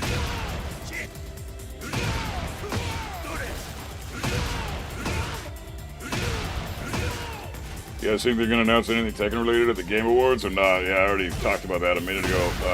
No, definitely not. They might announce like, hey, Harada's retiring. Might say something like that. You can wave dash and electric in practice, but not in game. It's the same thing. It's just a matter of practice. Consistent practice. And don't have carpal tunnel like my dumbass. Don't destroy your wrist having... Like, I had amazing wave dashes a year ago, and now I just don't have it anymore. Still, at least I have content showing that. So if anybody thinks I'm lying about this shit or whatever, or has a problem with my lack of ability to fucking wave dash, they can just go back and watch any of my videos from a year ago and see that I used to be able to wave dash like a god, and now I can't fucking do it anymore.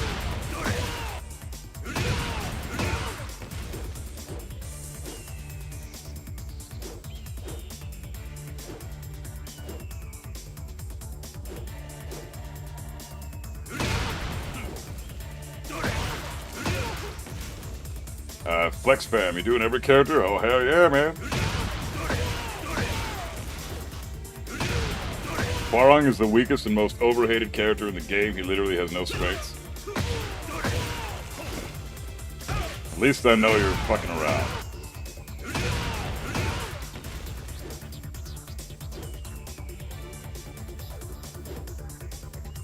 Oh, Jesus.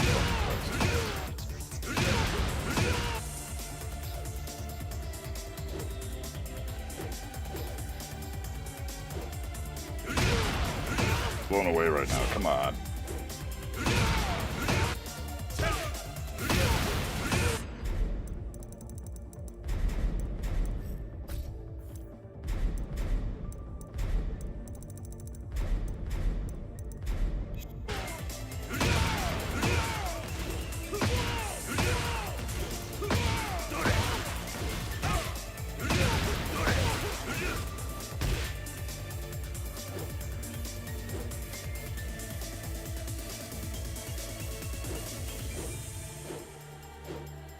You get used to levelers in a couple of days. It's not complicated at all, but I don't know about that. I mean, yeah, it's probably easy if you're not playing Mishimas, but I don't know. If you play Mishimas, and it's tricky, man. Wave dash inputs, getting electrics, understanding where my buttons are when I'm so used to where they are right now with controller. Like, oh my god, dude. Fuck! Ah. Sucks, man.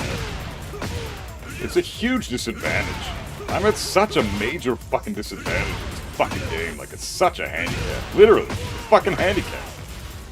I play this goddamn character, that's bad enough, but then I can't fucking utilize the shit that makes him scary and strong because I don't have the ability to anymore because I'm physically incapable of doing it. It's so fucking infuriating, dude.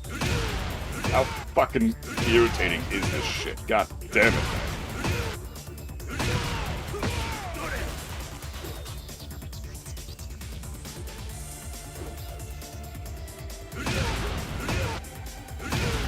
Two to 3 months to get back to normal. Yeah, that's time I'm not willing to put in.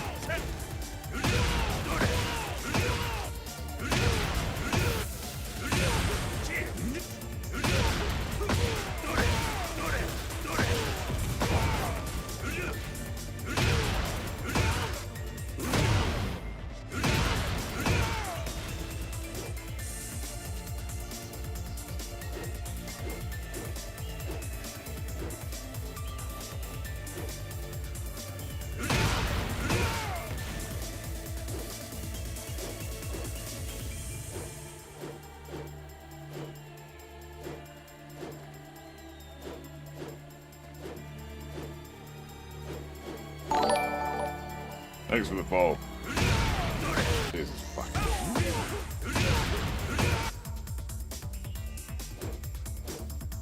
I don't know why I can't just... Fuck!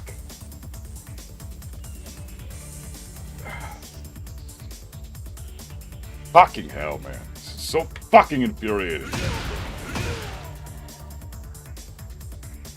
Like you've been a runner your whole life, and then one day you wake up and you don't have the ability to fucking run anymore. Like, how the fuck is this?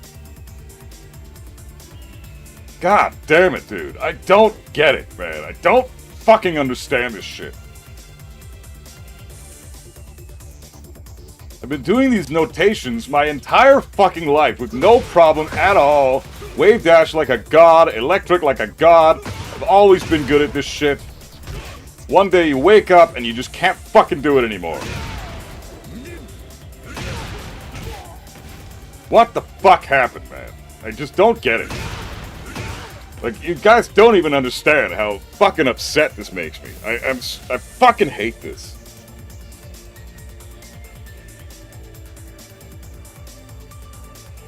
The fuck did I do? Like, all I'm fucking trying to do is wave dash, and I can't fucking do it anymore. I can't believe this shit.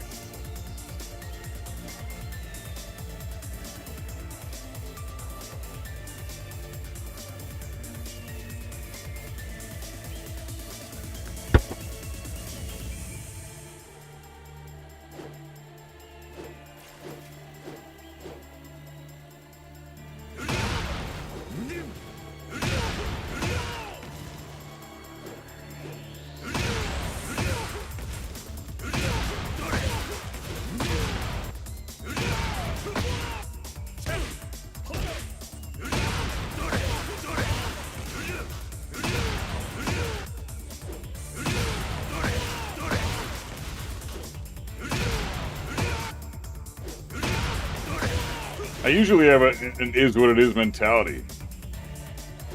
You know? But this is fucking stupid, man.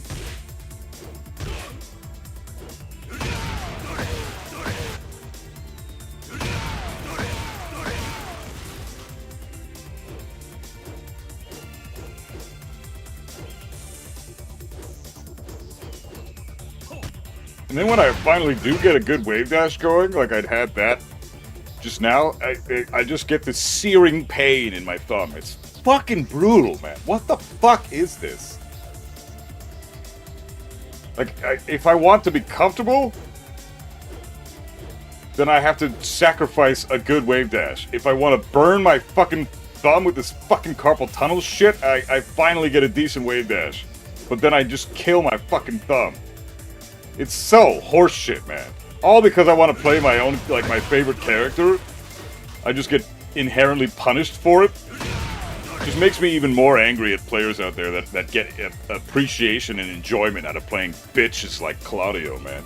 You guys you never have to worry about damaging your body or your hands or any of that shit or developing carpal tunnel over time. Because you're playing bitch-ass, easy mode, fucking horseshit characters like Claudio.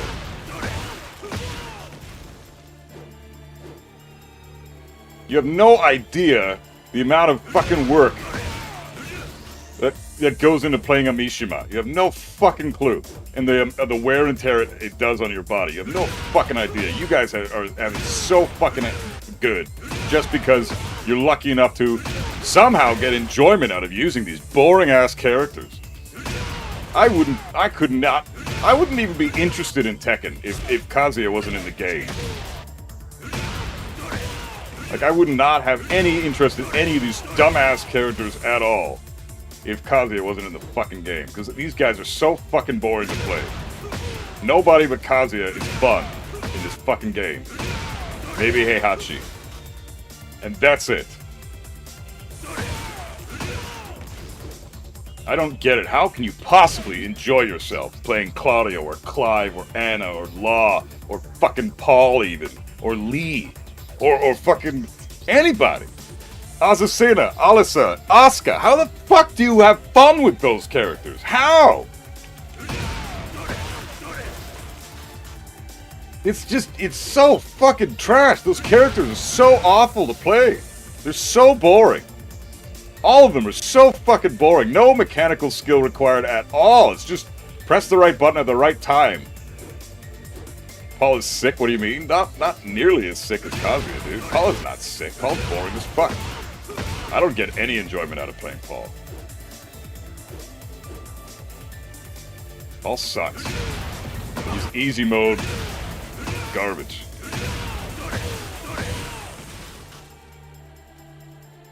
And just because I want to challenge myself, I get inherently punished. Like, fuck this shit, man. Biology fucking sucks.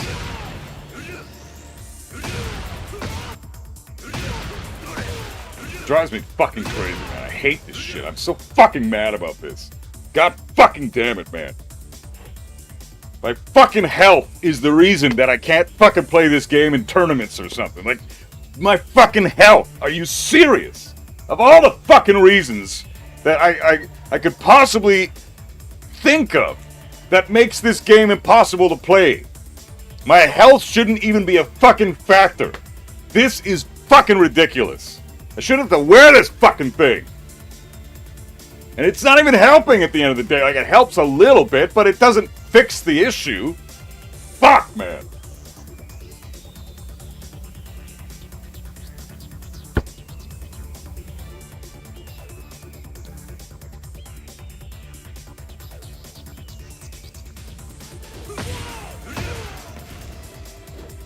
You're a good guy, but this repeated take is kind of cringe. I don't give a fuck if it's cringe. I'm telling you how I feel about this game. No character but Kazuya is fun for me. If you fucking idiots like to play shit that's fucking not Mishimas and you have fun with it, great. Go right ahead and play your fucking shit characters. I don't care. But the fact that I can't play my character because I've got a fucking health condition now is infuriating, and it makes me angry that you other people don't have to worry about enduring that shit. I do, just because I made a decision to play the character that I love to play, but now I'm getting punished for it. For fucking just playing the character I want. Thought about switching devices? Yes, many times. I don't want to have to reteach myself Tekken, and everybody always asks me that. I don't want to invest more time into my fucking life in learning another thing about this fucking game. I'm already trying to lab all these fucking characters, man. There's so much to know about Tekken, you're gonna add one more thing to the fucking list? Let's relearn Tekken? You've doubled down and stand on what you believe, that's why I'm here, I respect. Well, you're goddamn right, I always double down. What do you think? I'm gonna be some kind of bitch that says, "Oh no, I didn't mean it. No, I'm sorry, I didn't fucking mean it." No, I say what I mean, and I mean what I say, and I don't fucking sugarcoat shit. I feel exactly how I feel, and if people have a problem with it, I'm gonna say it again the exact same way. You guys can continue to have a fucking problem with it. I don't fucking care. People giving me shit because I doubled down. What are you supposed to do? Are you supposed to be a fake bitch and then change your opinion just because people are giving you shit for your opinion? Oh, you even doubled down. What? You had a chance to correct yourself. No, that's how I actually feel. So why the fuck would I fake that? That's not how I feel. God, so many morons in the fucking comments back when all the drama was happening. With the whole Buff doubled down. No shit, I'm trying to stay a true person to myself, dude. I'm trying to be true to myself. I try to be real as fuck. I'm not a fake bitch. If I have an opinion about something, I have a fucking opinion, and that's the way it's gonna stay. My opinion is my opinion, and I'm gonna state it whether it offends people or not. That's not my problem if people are upset that I make a fucking statement. And if you want me to, you sure you want to change that? You don't want to change that statement you just made? Because it's kind of offensive. Kind of making people upset. No, I said my fucking thing. What do you think? I'm just going to take it back because people are upset? That makes me a fake fucking bitch, and you can't trust anything I say after that. Why the fuck would I change what I said? Because people are upset. Who gives a fuck if you're upset? Fucking horse shit.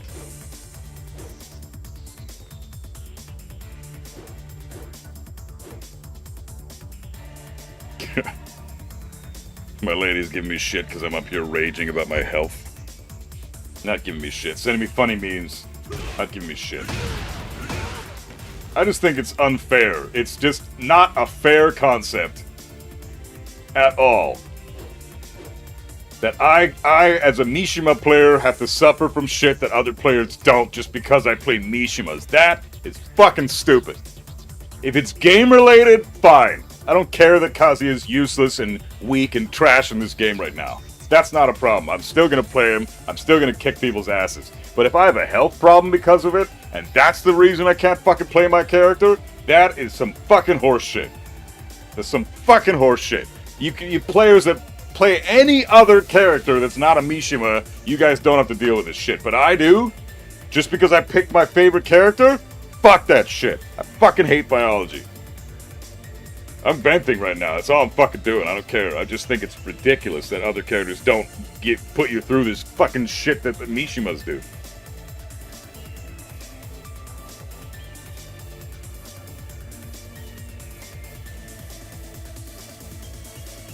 Someone who's had to switch devices a lot, you get used to it way faster than you think. Yeah, I might have to just do that. There's a few things I hate about Stick. One, it's huge and I have to keep it on my lap. That's annoying.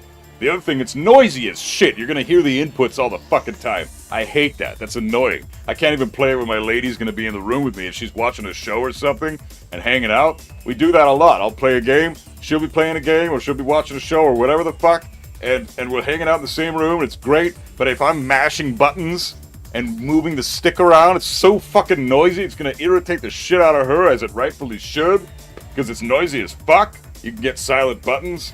Yeah, but the stick I have doesn't have that, and I don't know where the fucking to begin with this shit, man. Flex fam, you weren't trying to give me shit. I didn't think you were. I was responding to what you said. That's all. The clacking is loud as fuck. Yeah, it's irritating. I don't like that shit. It sounds retarded to me. I fucking hate the sound of the stick. Keyboard is a good option. Yeah, but that's cheating. I'm not playing. Fuck that. If you can press up and down or forward and back at the same time, you can crouch cancel out of certain animations easier. You can dash block easier. Fucking keyboard and hitbox are basically cheating. Fuck that shit. I'm not. No. I have a code of honor, and that does not follow my code at all. I will not. If people want to play keyboard and hitbox and have easy mode Mishima shit, go right ahead. But I'm not. That's not what I signed up for. Okay. I'm a stubborn bastard. I do not sign up for easy mode shit when I pick a character like Kazuya. That's why I play him on a D-pad.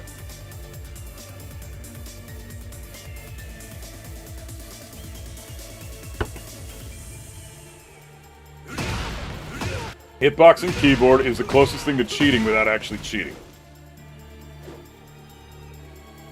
Like, I can dash block with a keyboard much easier. Because look at this shit. Forward, and then I have to switch to back. Forward, I have to switch to back. You don't have to do it with a keyboard. You can just press the button right away. There's no, like, on the very next frame, you can switch to back. That's so fucking cheap.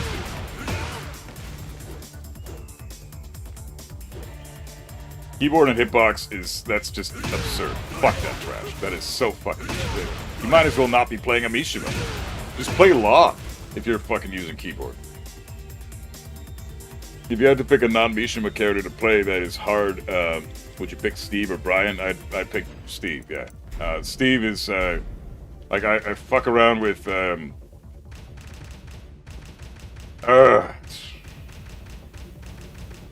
the characters I like messing around with: Zafina, Raven, Steve, Reyna. I've used Leo and Xiaoyu when I got them to Tekken King, but I don't use them. I don't care. They're not my style of character. I just did that on a bet.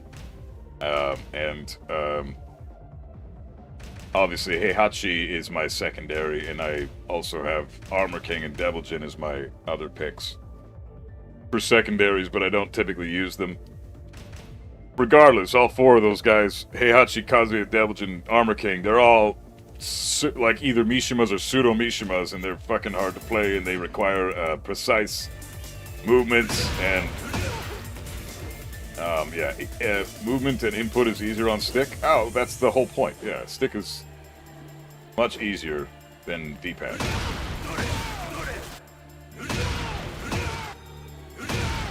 It's physics too, right? Like, you have to think about it that way. You've got your entire wrist working for you. You can feel where the down forward is much easier on a stick because you can actually get there with your wrist. Like, I can do electrics on stick, and I suck ass at stick, but I can still nail electrics pretty consistently on stick. Regardless, just because I can feel where that down forward is, and as soon as I'm about to know where that down forward is, and I press the 2, boom, I get my electric every fucking time. It's very easy to detect where that shit is. On D-pad, you kind of just have to do it by feel. Like, you kind of just know after time of using the D-pad over and over again.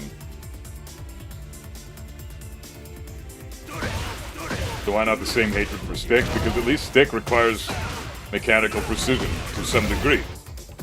And you can't hold back and forward at the same time. You need time, like I just explained. It.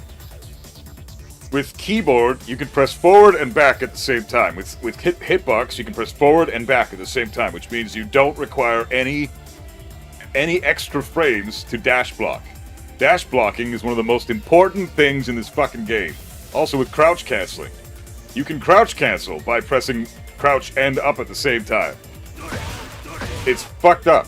That's the shit that you can't do on stick and you can't do on pad. You can only do that on keyboard and hitbox. And that shit is disgusting to me. That's fucking ridiculous. Why the fuck would I use a hitbox or a keyboard knowing that I can dash block so much easier on those things? That's fucking brutal. Dash blocking requires skill. It's a mechanical skill that you learn how to do over time playing Tekken. But you don't even have to learn that shit when you're playing on a keyboard or a fucking hitbox. You can't press them at the same time. Yes, you can. What are you talking about? By that, I mean you hold forward and you're pressing back after you hold the forward button, but you don't have to let go of the forward button. It's not misinformation. It's a fact. Just do it yourself, man. Armor King, hard to play, my soul hurt. He is hard to play. He's tricky. He's not Mishima level, but he's hard to play.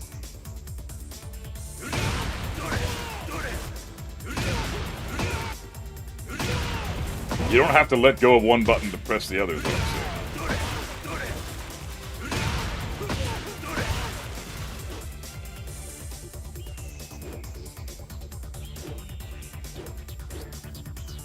Press forward and back, you get neutral. Yes, exactly. Like I just said. If you press forward and then you press back, you don't have to... You can just let go of the forward. You press them both at the same time, Listen to what the fuck I'm saying. Jesus Christ. Forward. Then you press back. You get your neutral. And then you just let go of forward. And you're already pressing back on the next fucking frame. You can't do that on a stick or a D-pad because you require time to go from one input to the other. It's like 2-3 frames of that. But if you hold forward and then you hit back and then you let go of forward, it's one fucking frame. The very next frame you're blocking. The confidence you have in misinformation is insane. I'm not saying, there's nothing about misinformation that I'm saying. What the fuck did I just say that's wrong? I don't say misinformation.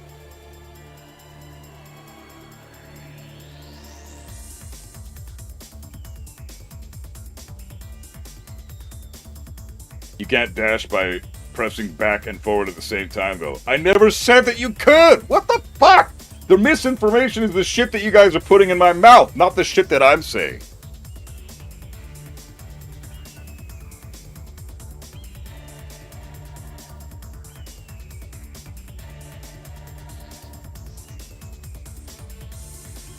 It's really not that hard to dash block on pad, though. This is so overblown. I never said it was. Never said it was hard.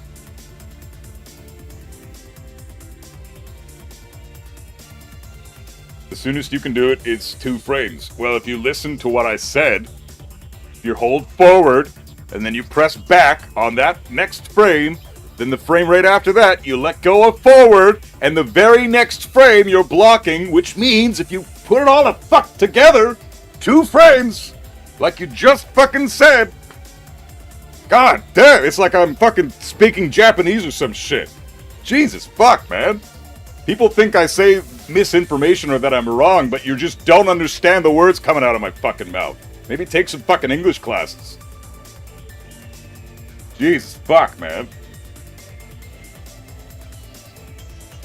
Fucking dumbasses. Like, I'm saying the exact, like, this is bona fide truth. It's the fact. You can block immediately after you let go of the forward button. You require time to go from forward to back.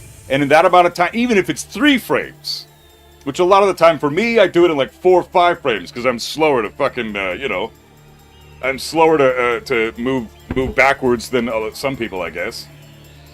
Like,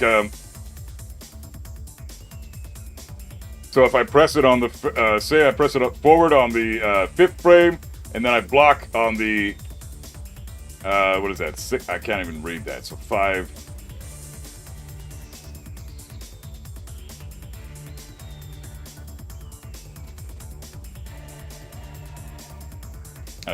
Whatever, I'm confused by the notations, it doesn't matter. Dude legit said hold forward and back and you block. No, I didn't. I never said that. I said you can hold forward and back at the same time. Jesus fuck, dude. You can hold forward and back at the same time. I never said you're blocking in that sense. I never said you're dashing in that sense. All I said was you can hold forward and back at the same time, and then you can choose which one you want to let go of. Do I want to move forward? Well, then I'm going to let go of back, and then I'll start moving forward again. If I want to let go of forward and hold back, I just need to let go of forward, and I'm already holding back. There's no timing transition whatsoever. You just do it. It just happens. It is a difference. Even if it's a difference of 1 fucking frame. In a game that's 60 frames per second, 1 frame is a huge difference, and can mean the difference between you blocking an attack that they do as you're trying to dash block, and you getting hit by the attack as you're trying to dash block. Sometimes that 1 fucking frame makes a difference. You can't tell me it doesn't. Because that shit literally exists in tournaments. That shit happens in tournaments. People try to dash block, and there is 1 or 2 extra frames of leniency with a stick or with a D-pad. Even Eris has made this comment before on his streams. Even Eris makes the same fucking comments I'm just saying now. That the hitbox and keyboard makes it so that you can do those 2 buttons at the same time, and it's much faster to dash block, much easier to dash block, because there is no real transition there. You hold forward, forward, forward, forward, then you press back, you're in neutral stance, and you let go of forward, and you're immediately blocking. Immediately fucking blocking. If you want, you can dash in, and while the dash animation is happening, you can press back while you just press forward and let go of forward, and you're blocking immediately. It's a 1-2 frames faster than if you did forward, let go of forward, and then switch to back. In that time of me switching to back, that's like 2 frames, 3 frames maybe. In that amount of time, I risk potentially eating a move that I wouldn't normally have to risk eating if I was able to press both those buttons at once and let go of one. Make a decision of letting go of one. Like, button buffering in this game exists. So, I don't understand what you're not wrong, there is a frame difference, but I'm telling you, man, it doesn't make a difference in actual... Yes, it fucking does, man! What are you talking about, dude? 90% of the time, yes, you're right, it doesn't make a difference. 90% of the time, it doesn't. But on the off chances that it does, it's a big difference. It's literally the difference between you eating a move and not eating a move. Like, what the fuck are you talking about, dude? You're telling me that in a series of 100 sets, with multiple matches per set, that's never going to factor in? It's never going to be a difference? Like, fuck that shit. If you have normal settings, keyboard is fair, but you have specific settings, it's like cheating. Well, even with normal settings, the same thing still applies, so I still consider keyboard cheating, no matter what. You can press back and forward simultaneously. There's no frame gap. If you hold them both, you're in neutral. If you press back, if you let go of forward, you're blocking now, within 1 frame. You know, you can go from forward, in the middle of your dash, press back, the dash will not end, it'll continue the dash, and then finally when you are dashing, you'll be back in neutral, not moving at all, and at that time you can then hold back by just letting go of forward, and there's no transition at all.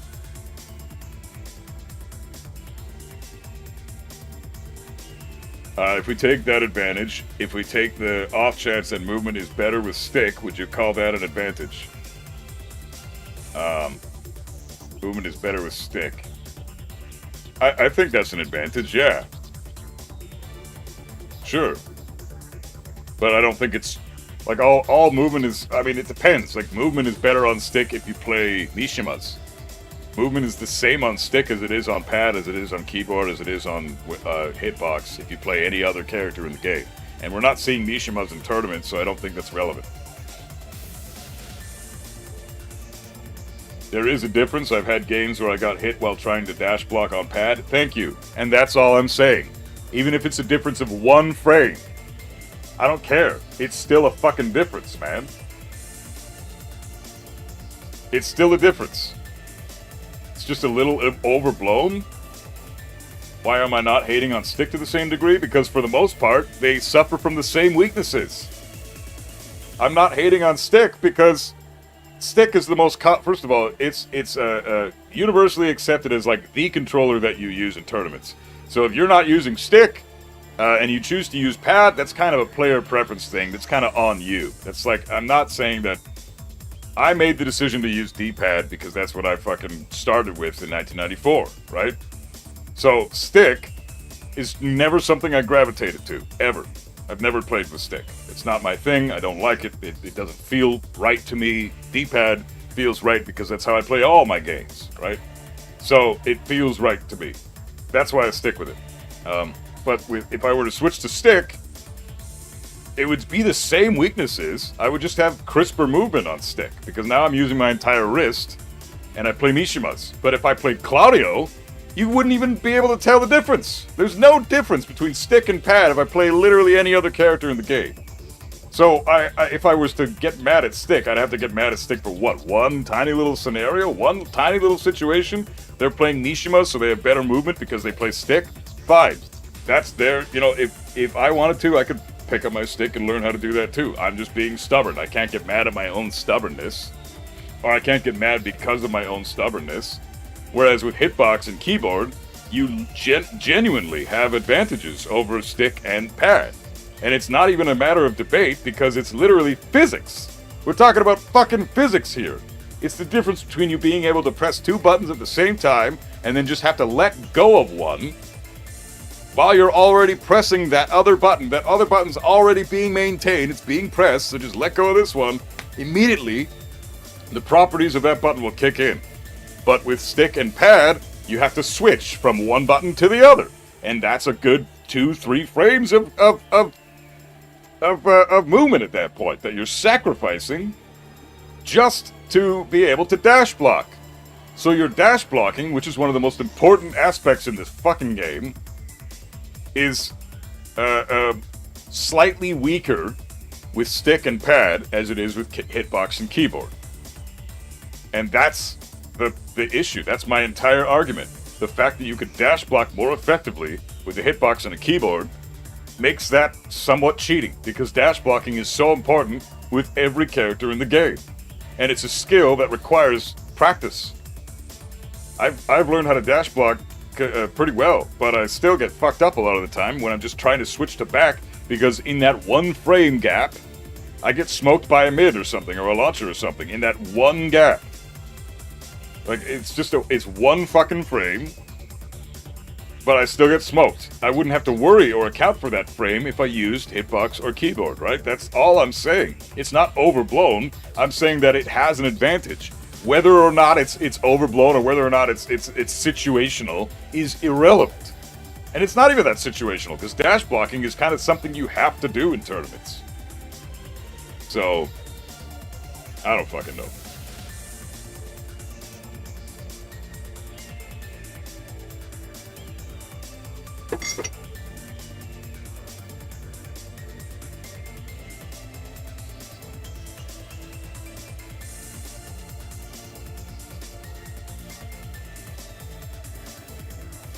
Movement is better and easier on keyboard and leverless than other devices. That's what the overwhelming majority of people say. I don't know. I've never tried it. But the consensus is that, yeah, everything in terms of movement and everything is much easier on keyboard and keyboard and hitbox. I don't use those devices, but I do know that you could press 2 buttons at once. That's an inherent advantage. Gave you money. Say thanks, you buff bitch. Big point I'm making via SC.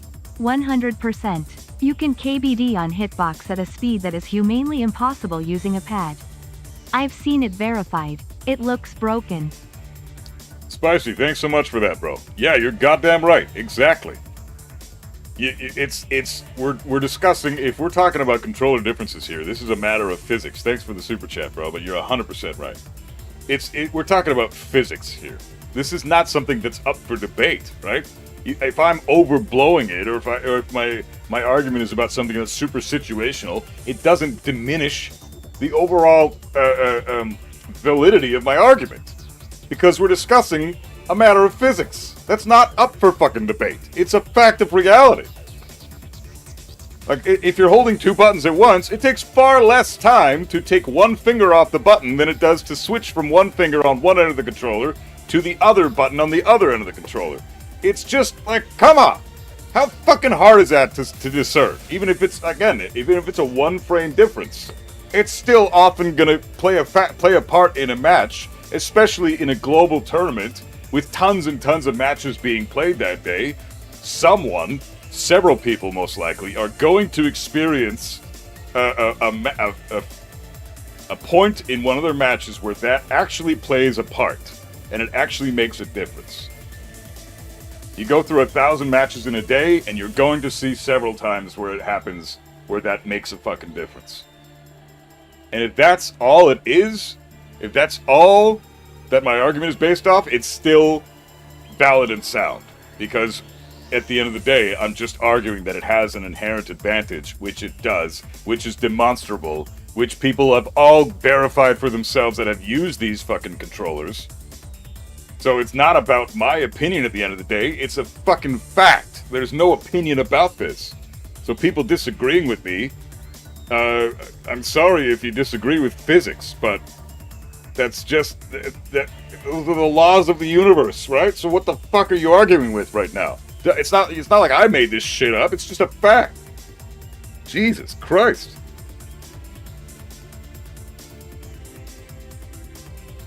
If you use both hands with claw method, you will have the best movement in the game. Hard to learn, but it's mad. You sacrifice good poke. No, hitbox and keyboard is the best movement in the game, for sure.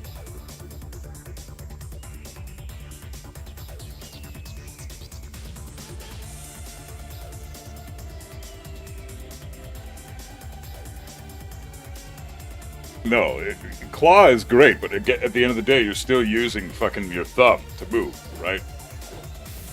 So, the claw method, which is this, you're holding the controller like this, right? And you're pressing the buttons. I play like this. This is how I play. I play very basic. I'm a basic bitch when it comes to D-pad.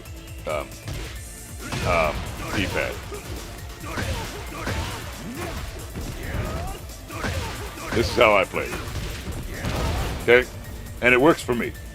I get fucked over a lot, but, you know, that's my own fault for being a lazy fuck and not picking up the stick. But I have problems with stick. I don't like how the sounds are. I don't like the sound of the buttons, or especially I don't like the sound of the stick moving around. Drives me nuts. And I just don't want to spend the time learning a new fucking concept when I've already learned this fucking game so hard. You know, like, it's...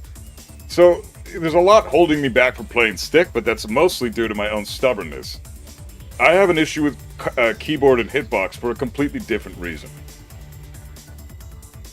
You gotta double down, boys. Always double down, fourth prodigy. Well, what's... Okay. Everyone in the community has said this phrase, double down.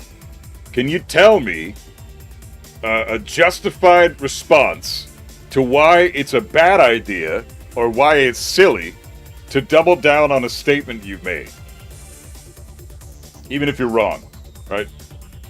If you don't know you're wrong, that's fine. But if I'm wrong and I know I'm wrong and I double down, then I'm an idiot.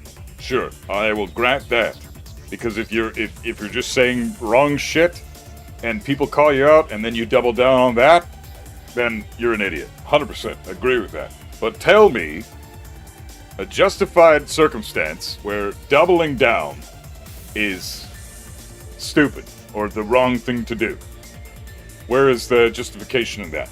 Can someone explain why doubling down is such a fucking problem for so many people? Because I've heard this statement in my comments on my Discord, from other people's videos about me, whatever the fuck, that I double down on things when I make statements. How is that a problem? And why is that a problem for anybody? Tumatim, thanks for the vids, they help. I got Tekken King today. Hey, right on, brother. Congrats on Tekken King, man. I'm glad the videos are helping.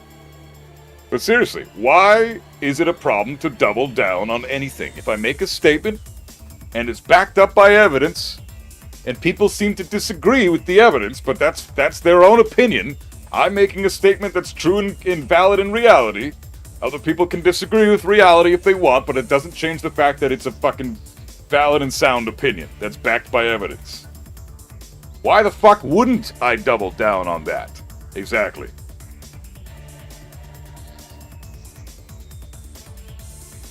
I'm not seeing anything from the chat. I don't get it. What's the problem with that? Does it make me a bad person for sticking true to myself and when I make a statement, I hold to it until somebody provides me with more evidence that can maybe debunk my claims? Which then I'll have no problems saying, yeah, you're right, I was wrong. That's fine. Because I now know, via evidence and showing me firsthand that things are not the way that I said they were, you know, that's fine. I will always own my shit if that's the case. But if you can't provide me evidence immediately or at some point that my opinion is completely wrong and unfounded, then why the fuck wouldn't I double down on it? I don't get what the problem is there. It's so many people. Oh, he said it and then he doubled down and said it again. That's called being a real person. Is all that is. Me growing up in the 90s, that's what you fucking did. You made a statement, you fucking doubled down. At this point, just triple down and mog. Well, you might as well. Everything I've said is fucking true and accurate. Only good to see someone stand by what they say when it's right. Yeah, exactly. Stand by what you say when it's correct. I'm saying things that are correct. What is it about Kazuya Mishima, the character, that you like so much that's not related to his pseudo-difficulty? The reason I ask is because you rant about this a lot. So I'm actually curious what you see in him, because I'm also Kazuya, dating all the way back to Tekken 5 online, and while Kazuya is cool, he's not even close to being the coolest or funniest character in the roster. Conviction confuses people, it seems. Yeah, what's wrong with having some fucking conviction, some integrity in what you have to say? I'm not some bitch with zero integrity and zero conviction that's going to change their opinions or their statements the moment they get bombarded by negative comments disagreeing with them. Because I hold to my shit whether people agree with me or not. Until you give me evidence that I'm wrong. I don't care about your opinion, I care about evidence. If you can't show me I'm wrong, then obviously I'm not wrong. And you should double down on that. But what is it about Kazuya that makes it so? Yeah, the difficulty's one. I love how he looks. I love how he sounds. I don't care about him being funny. It's not why I play Tekken. Funny is not the, like, I don't give a fuck about the funniest character. The execution concept element to me is super interesting about Kazuya. I love doing electrics. It's so much fun doing electrics. The sound the electric makes when it gets blocked or when it hits is fucking orgasmic to the ears. That's fucking huge. I love his difficulty in the fact that he's very limited in terms of poking tools and movement abilities. His movement capability is pretty subpar in this game as far as everybody else is concerned. And I love challenges. Challenging myself is how I enjoy living my life. So when I started playing Tekken, I wanted to pick the most difficult character that I could find. And the overwhelming consensus was that it was always Kazuya, so I stuck with Kazuya. And now I play him because I love him more than anything, but he's still, to this day, the hardest character in the game, and he always has been. That's the point of his design, right? So, difficulty for me is interesting. Lee and Steve actually required more execution skill, and technically Jin is Tekken, and he's... Nah, fuck all that.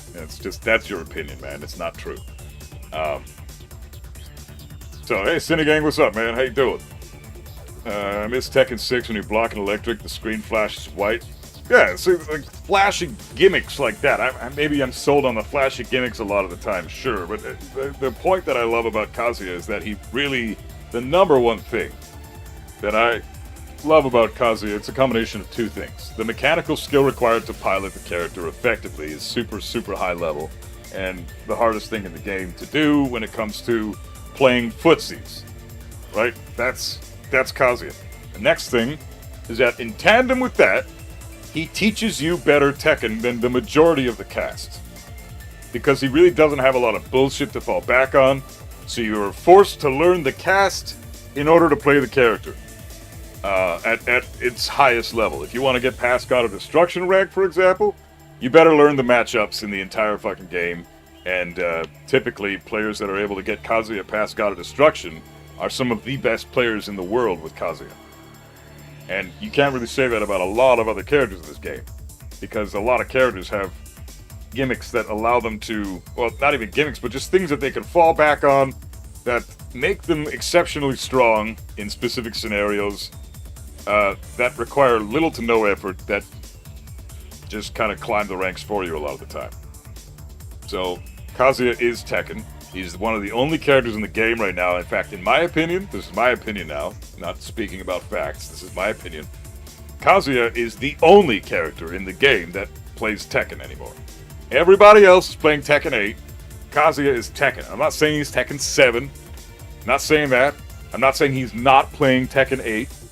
I'm saying that Kazuya is the only character in the game that still has Tekken built into his system. Everybody else can fall back on their Tekken 8 bullshit. Everybody. Planted Medusa is a monster. Yeah, he's easily one of the best Kazuyas in the world, and a lot of that is his mechanical skill. He has extensive matchup knowledge, and his mechanical skill on the stick is next level. Like, it's fucking insane.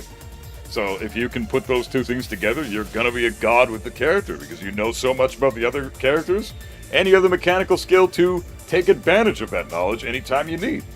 So that's so important. So important to have. I play Lee and have Kazuya as a secondary. Kazuya is definitely harder, but just super limited kit, in my opinion, has to hold everyone's offense. Lee is tough too, though. I don't think Lee is easy. I don't think Steve is easy. I don't think even Brian is easy with him being as strong as he is. I don't think he's that easy. I think that there are a bunch of characters in this game that are tricky, and then there's a fuck ton more that are super easy to play. Kazuya, Heihachi, Devil Jin, Steve, Brian, Lee.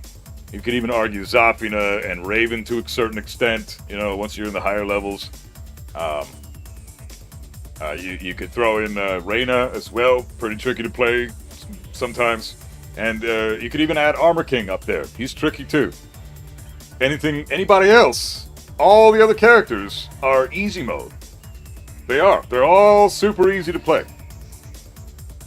The hardest thing about the rest of the cast is learning their move list and learning the 100 and something moves that you need at all times.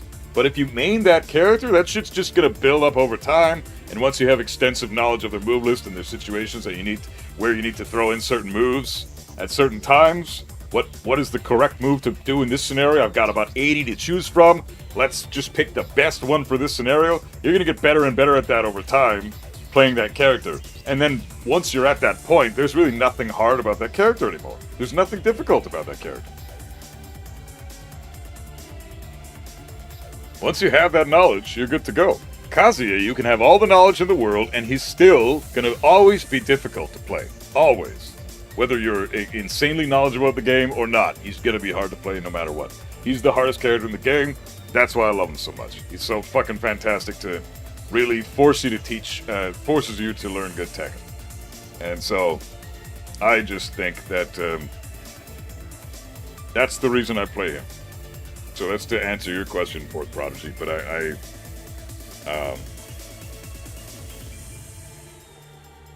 yeah, that's all that is. Kazuya's low heat smash is annoying, though, I have to be honest. I mean, it only does 40 damage. And it's 18 frames, so you can interrupt it. I mean, you got lots of, you know, also blocking it, minus 14 on block. Lots of characters get crazy punishes for that. Brian gets to launch it. Paul gets to launch it. Lars gets to launch it. You know, it sucks. So, but it does have great tracking. And it can break walls. And it's hard to see coming sometimes. If the Kazuya places it well, it can suck. But at the same time, you're always looking to duck Kazuya in heat, because he's got his Devil Stomp, and he's got Hell Sweep. So you're always looking to duck him. So the Heat Smash, Hell Sweep, and Devil Stomp are all either launch punishable or extremely punishable on block. And, you know, other than that, Kazuya really just has his Devil Fist that you have to watch out for as far as his mids go, right? His Devil Fist and his forward 4-3. Other than that, he doesn't really have all that great mids to watch out for in heat. So really, you do want to make sure that you watch out for his lows more than his mids. So block the low and kill him for it.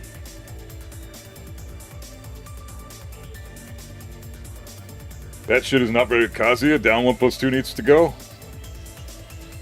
If this was Tekken 7, I would agree. But in this fucking game, where you need a panic tool of some extent, and his panic tool isn't even that fucking good. If this is Tekken 7, I would agree. But down 1+2 for this game is fine. Minus 14 on block, which means it gets launched by a good chunk of the cast. Everybody else gets a really strong, hefty punish for it. I mean, that's pretty fucking fair.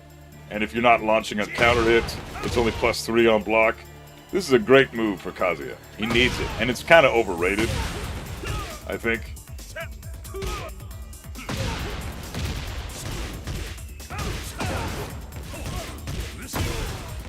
You can get some damn good damage for this.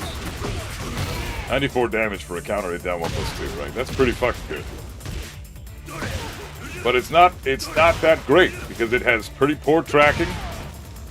You know, if I wanted to, sidewalk left again, of course, because that's how you beat Kazuya. Sidewalk left kills him. Devil Jin, the Devil Jin player I fought yesterday, whenever I would try to approach him and do down 1+2, he'd sidewalk the shit out of me. And you can sidewalk it right, too, although it tracks a little bit more to that side. It does track a lot more to sidewalk right. So you can clip him if you time this, if the sidewalk isn't properly timed. So it's, you know, it's got decent tracking. Side step left though, it will track. Side step left, it tracks.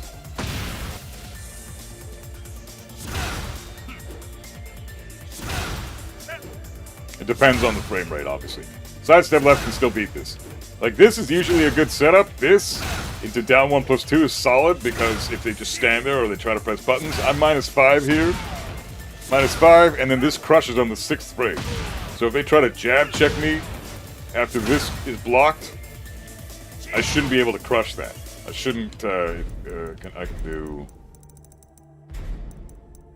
let's just do a jab check, just to show you what I mean.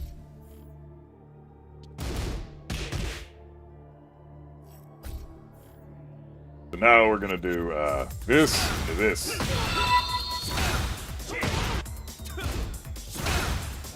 So it crushes the jab, which is why this is great. But if I did this, say... Same thing. Now, let's throw in this. -7. Still able to crush. What about back 4? Or back 2? -8. Still crushes. -9. We'll do this.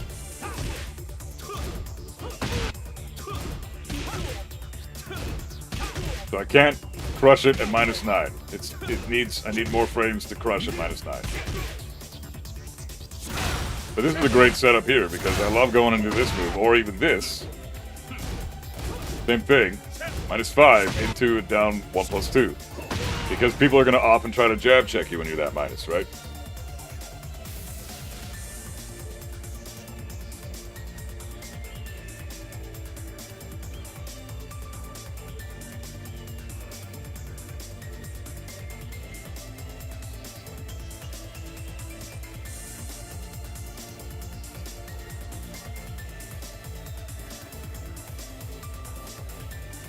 So it's great for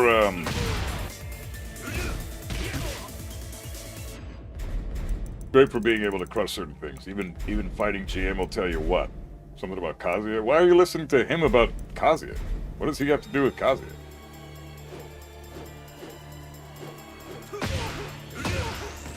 That guy's a great Tekken player, but his takes on Kazuya are like some of the most noodle scratching takes I've ever fucking heard in my life. Like, I don't understand what he has. Like, every time he talks about Tekken, I agree with him up until he starts talking about Kazuya. I think he's got a hate boner for this character.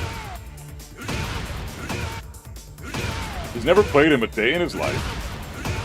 In Tekken 7 or Tekken 8. Maybe he did in Tag 2, or maybe he did in Tekken 6, but I know for a fact he's never touched him in this game. So I don't know why he really hates this guy. You really shouldn't... Unless the person mains the character, they don't have the true insight on the character. So why are you taking somebody's opinions as fact when they're not even a main of the fucking character?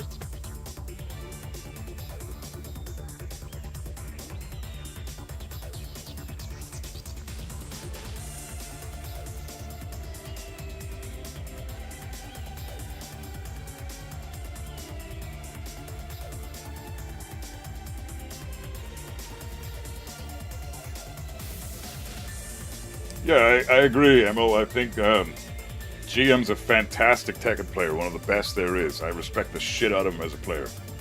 But I do not take his opinions about Kazuya seriously, at all. Ever. He has never said anything that's quite accurate about the character, in my opinion. I don't think he's ever really said... He's never said something that made me go, oh, that's a good point about Kazuya. Everything he's ever said has always been debunkable. So, he's a great player. Amazing League player. I don't understand the hate for Kazuya with him because, like, he's playing a character that eats Kazuya for breakfast. So if he's struggling to fight Kazuya online, that's strange to me because Lee is like anti-Kazuya, the character. That's kind of his design.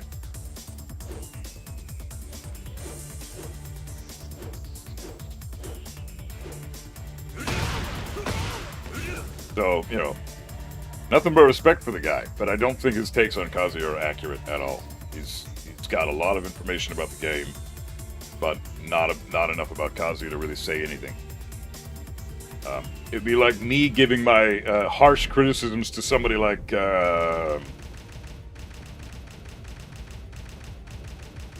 if I gave a harsh criticism to Shaheen players.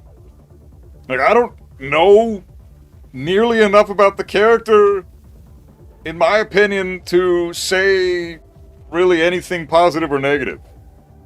Like, yeah, he's got gray health deleting mechanics and a safe down forward 2. So right off the bat, and a guard break. So he's got 3 moves in his repertoire that, in my opinion, are busted and shouldn't even be in the game.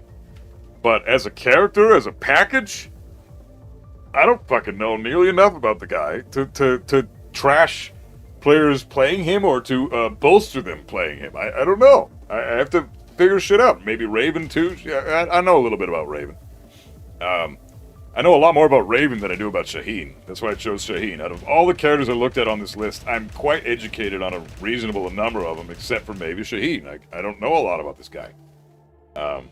I've got a lot of Raven knowledge because I've dabbled with Raven. I've played him for quite a bit, and I like Raven. I think he's one of my favorite characters to play. But Shaheen I've never really touched, one way or the other. So I feel like me having an opinion about Shaheen is kind of like GM having an opinion about Kazuya. He doesn't have a fucking clue what he's talking about. And having opinions when you don't really know what you're talking about is kind of the wrong thing to do, right?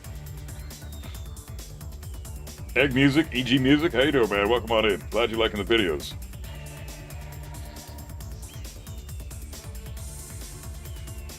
Hey, Buff Raven, let's go. I thought you knew I liked Raven. I love Raven. He's one of my favorite characters. I love Raven. Respect the shit out of Raven players, because they're working a lot harder than people think, just because, you know, he's one of the biggest knowledge checks, for sure. Up to Tekken God Supreme, I think Raven is going to carry you pretty hard. But past that, you're going to run into a lot of people that know how to beat that character. And it becomes a struggle. And then Raven has to think outside the box, and then things get tricky. So this guy is just rage baiting and saying his opinion, nothing about facts, so it is what it is. Yeah, I mean, it's fine. I'm kind of ignoring him at this point.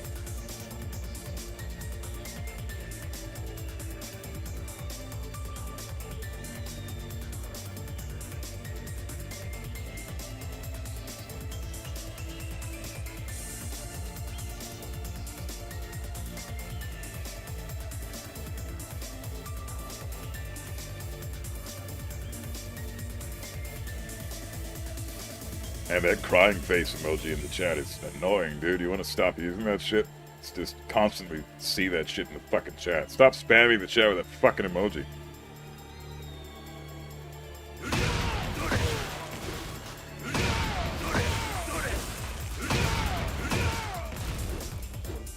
Thoughts on Reina? Very difficult to play most of the time. Great character. Female Mishima's always cool. You don't have to play her like a Mishima, though. You can play her like a waifu, which is interesting, but also kind of bullshit. She has some crazy advantages over the other Mishimas. I don't think she's as strong as Heihachi. She's nowhere near as strong as Jin, but she's up there. I would much rather take Reina to a tournament than Kazuya or Deviljin. I think many players hate Kazuya partially because of how bad netcode of this game sometimes. Playing against Kazuya with 30 ping and Kazu even don't have wave animation due to connection is really a different experience. Kazuya with garbage connection is horrible. Like, if you're Kazuya and the internet is fighting you, beating your ass, then any character in the game has an advantage over Kazuya. Because you require mechanical skill. If the lag spikes at the moment that you need that neutral input for your electric, you just don't get the electric. You get a forward 2 or a down 2 or a down forward 2, and then you just die because all that shit is punishable in some way or another. You're going for the electric, which would have tracked their sidestep right there, but you got a down 2 instead, and now they sidestep right, you're down 2, and you got fucking launched for it. Cool. Because I got a miss input because it lag spiked. That shit doesn't happen with other characters because you don't require neutral inputs for most of their moves. I need a neutral input for this. I need a neutral input for this. You know? I need a neutral input to fucking wave dash. Like, good fucking luck if you're trying to do something like this. Wave dash into while standing 2 cancel. And you know, in the fucking internet cuts out in that moment. So it's awful playing Kazuya with garbage ping. Awful.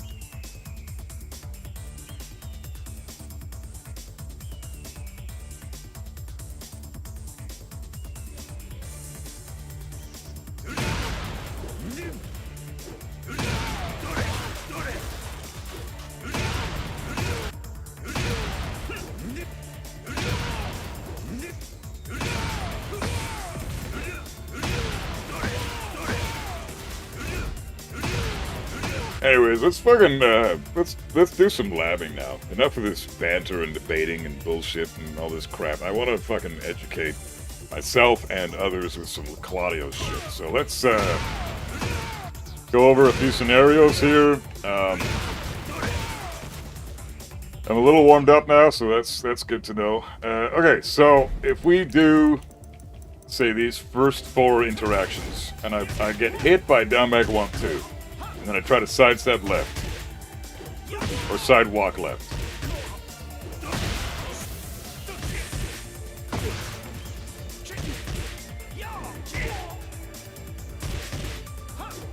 Would I ever record a song with my band with saxophone? I'd put sax in a song, sure. I don't have a band though anymore. Not anymore anyways. I used to. I just do solo musician stuff. I play all the instruments and record it myself. Mix and master it myself. Just ask the guy his rank if you're curious. I don't know why you're trying to stalk his games. Oh. Oh, because in some people's mind, Calum, if you're not as good as them at Tekken, then your opinion is now invalid, even if it's backed up by evidence.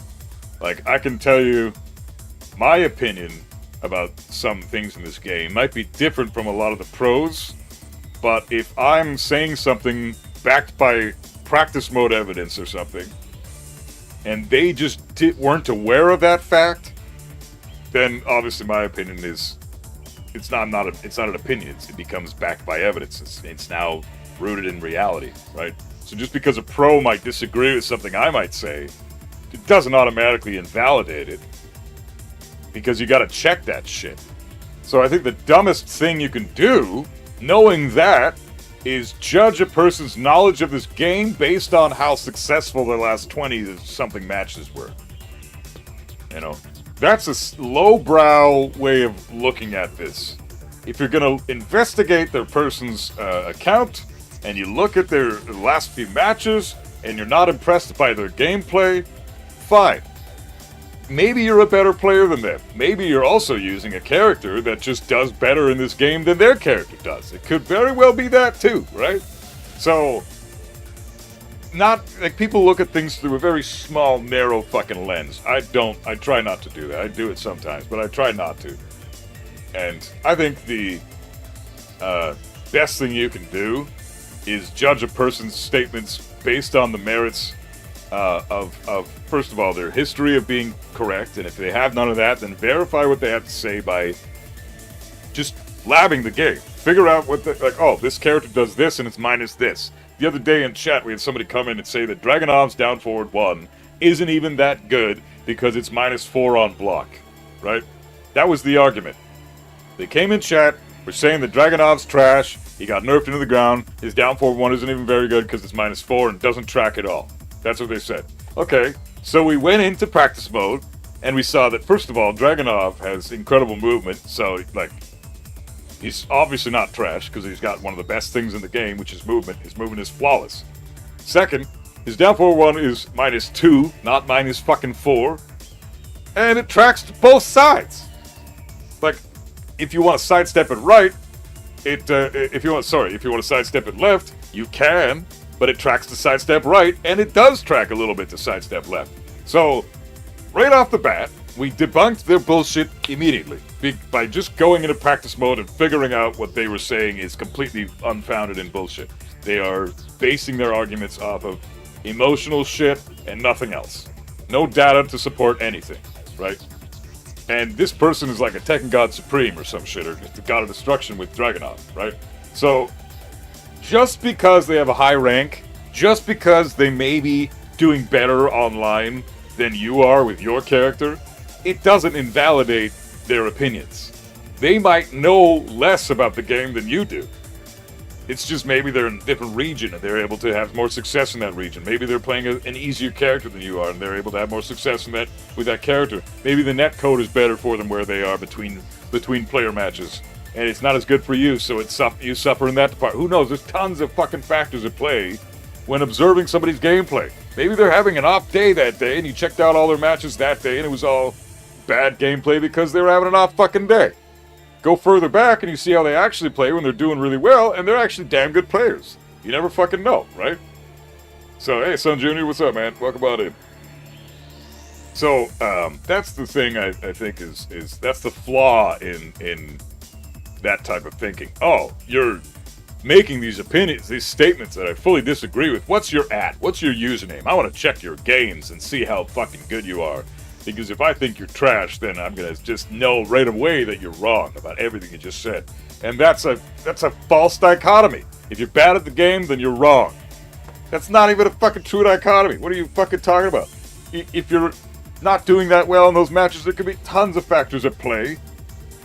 And it's so fucking blanket statement, narrow-minded fucking horse shit. Like, people don't understand how to think. Critical thinking is a skill that you acquire over time in life, and that most people don't have that fucking skill anymore.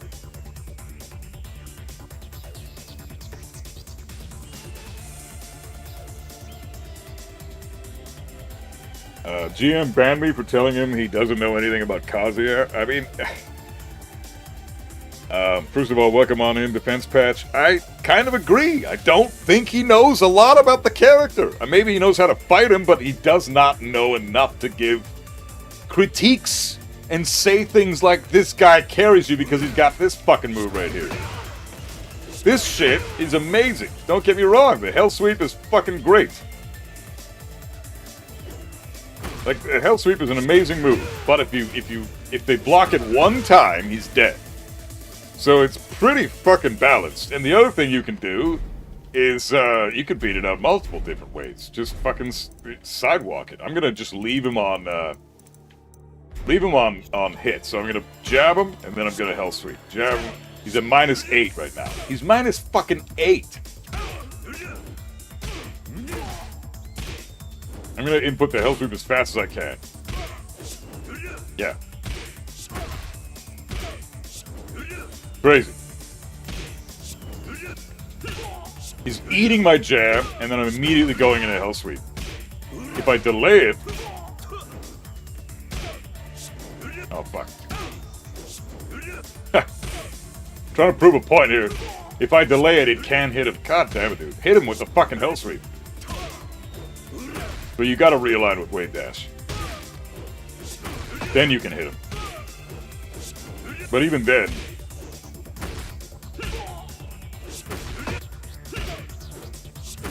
So you gotta realign with Wave Dash to even hit the fucking Hell Sweep. But if you just go for it right away, even at -8, he can step the shit out of it. So what? And then again, like I said, if you block this one time, he's gotta hit you with like 4 of these to make up for the amount of damage he just took for you blocking it once. So it's an extremely balanced move. It's an amazing move for Kazuya when it hits. But when he doesn't, when it gets blocked, you regret ever going for the damn thing.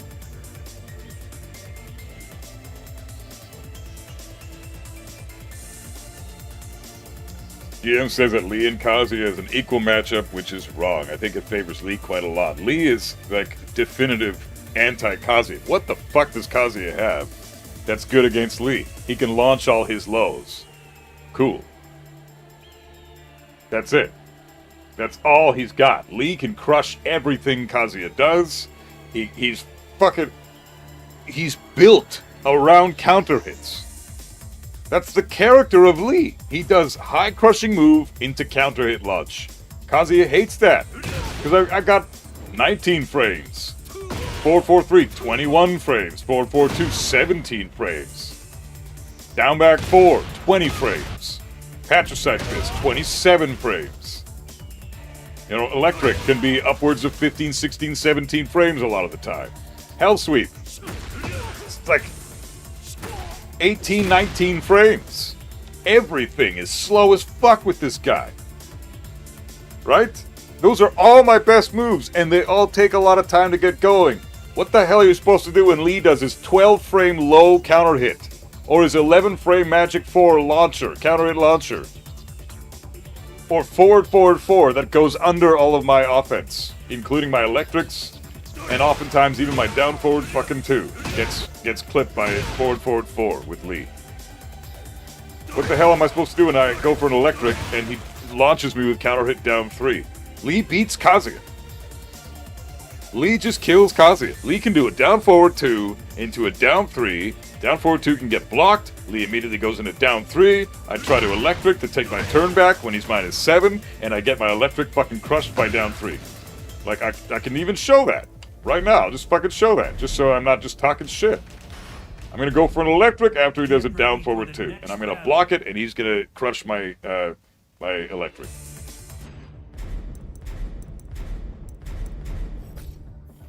So this into this.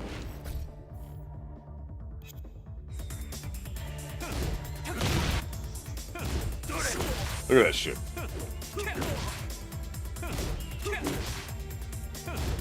He's -7, right? And now he's doing a 15 frame low. 16 frame low, sorry. He's -7. I should be able to electric this. But he can't, because he crushes my electric. What about this?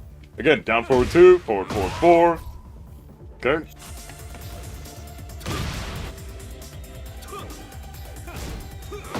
I'm dead. What about jab check? If I jab him immediately, he can't forward, forward, 4. But I think he can still down 3.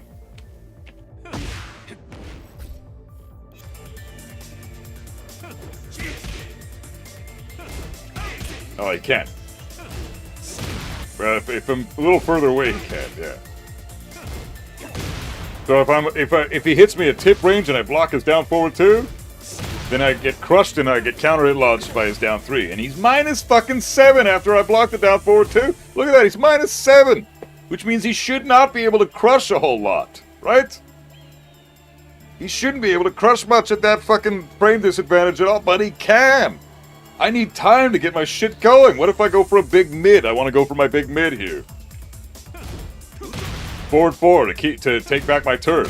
No, you can just go for it immediately. Forward 4.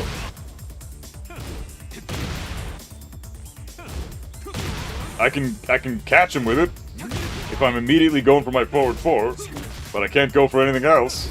What about forward, down forward? This is at -7 again, like I said, guys, right? Like, this is hella frame disadvantage. A lot of the time, League players will do like a 1+2 on block, but not go into Hitman stance, and then do a crushing, do a crushing move right after 1+2 gets blocked, because he works great with minus frames.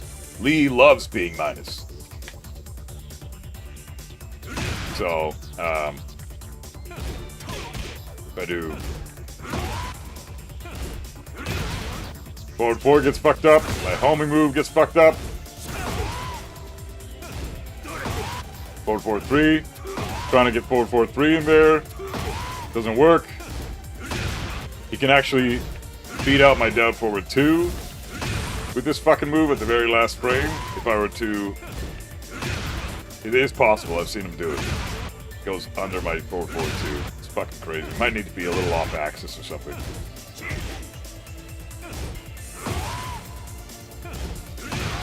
Whatever, it's fine.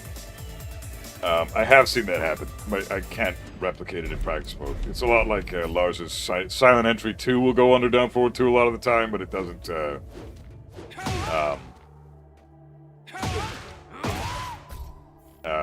It's hard to replicate in practice mode. So if you like -1 on block, this is -1 into that. So if I were to do again another electric, or a 4-4-3 or something,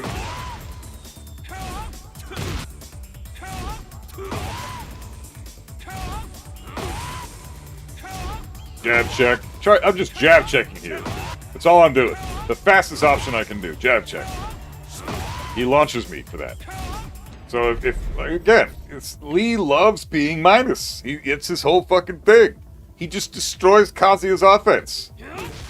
Right? And then his keep out game is incredible too. Like that's how you play the character, right? You keep out with back four and you fucking launch them on counter hit.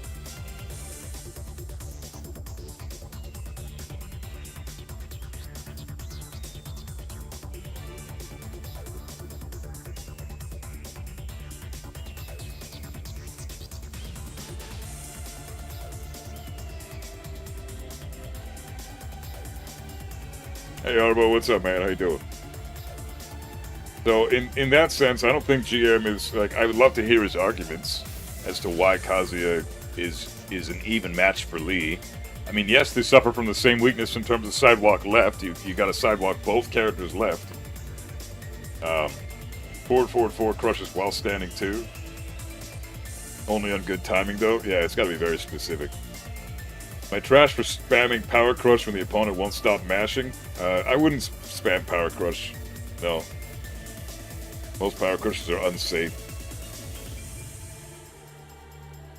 I was just about to hop on a Tekken to do your Lily guide. Oh, right on, man. I hope it helps.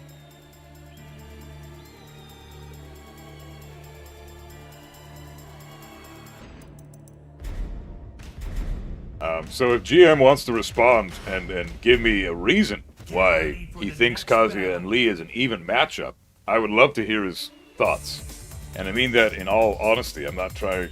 I'm trying to argue in good faith here. I got no problems with GM at all whatsoever.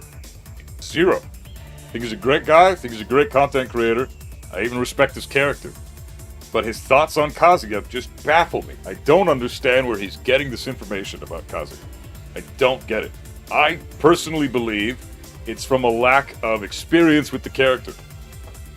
He's great at fighting Kazuya, but can he play the guy? And can he do well with him in tournaments or in fucking an online environment past God of Destruction rank? I don't know. I'm genuinely curious to see that.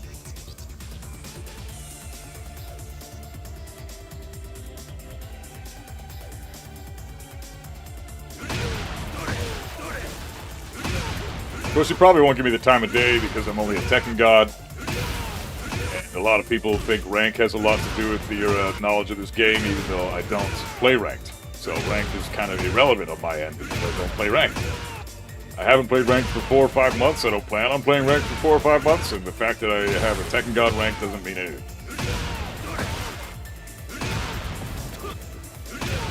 Because if I wanted to, I could play ranked. I don't want to put myself through that kind of experience right now because there's a lot of problematic characters that are not Lee or Kazuya that just are bombarding ranked right now that I don't feel like fighting. I don't want to go against Clive or Anna or Nina or Hwarang or Brian or fucking Asuka, you know? I don't want to fight those characters in ranked to try to outplay them to try to get more ranks. It's silly to me. It's putting myself into a negative headspace for no fucking reason. This game is a busted mess, so I avoid ranked like the plague, so my badge is going to remain Tekken God, probably until Season 3 comes out and we get a rank reset. I've been doing player matches recently, Buff. Did a bit yesterday for the first time in a while, yeah. They buffed your main king so much that your wins don't really feel fair. Spicy, yes, King got crazy buffs. It's why the fuck they buffed that character is insane to me. Everyone is busting this game, so I guess it's all balances out. I don't know. I mean, there's a few characters that aren't busted, in my opinion. There's like 10 characters in this game that I think are pretty reasonable.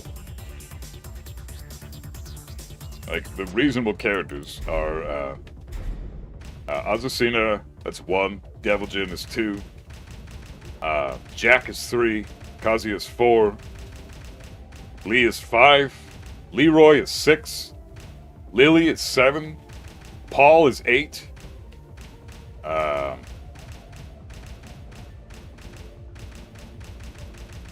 Armor King is 9. Heihachi is 10.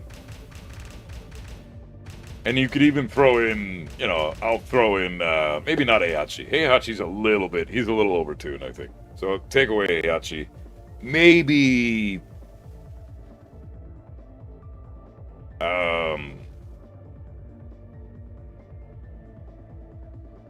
Fuck, I don't know. Miyazu, maybe? But we don't know enough about this character yet, so it's hard to say.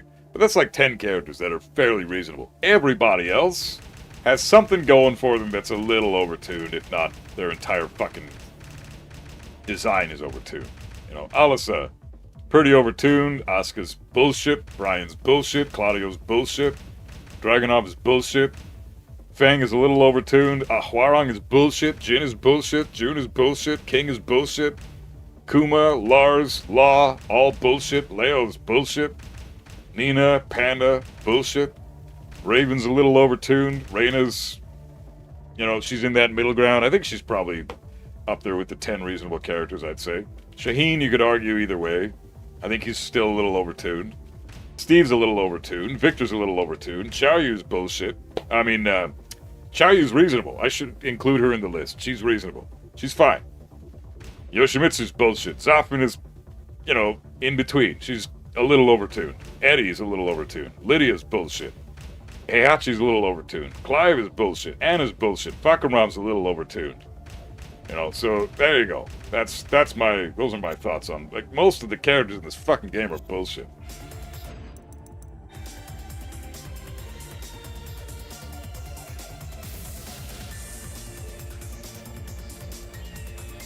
Yeah, Spicy, that's good.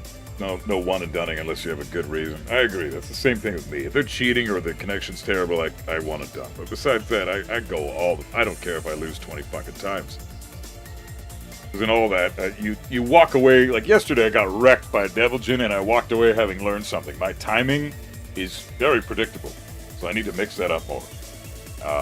I'm very flowcharty. I do a lot of this shit on round start, a lot of the time, when I'm stressed. I need to stop that. Even when I'm trying to like move in and place it right, I still do it a lot. So,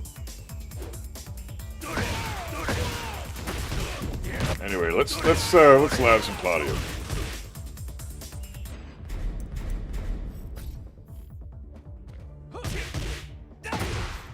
The hop kick is the annoying one, so we'll do that one first.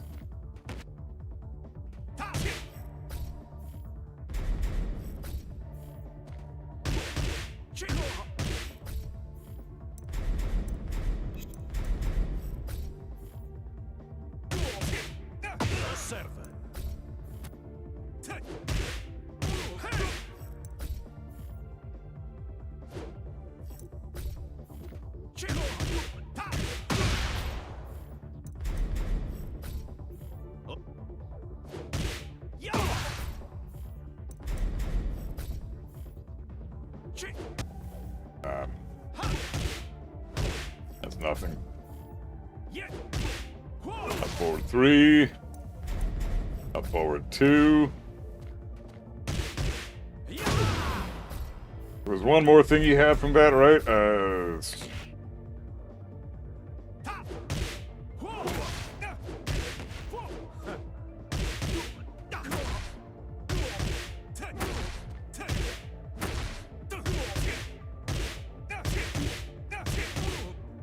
Oh, that's such shit. Okay, so you can risk eating that over and over again, potentially.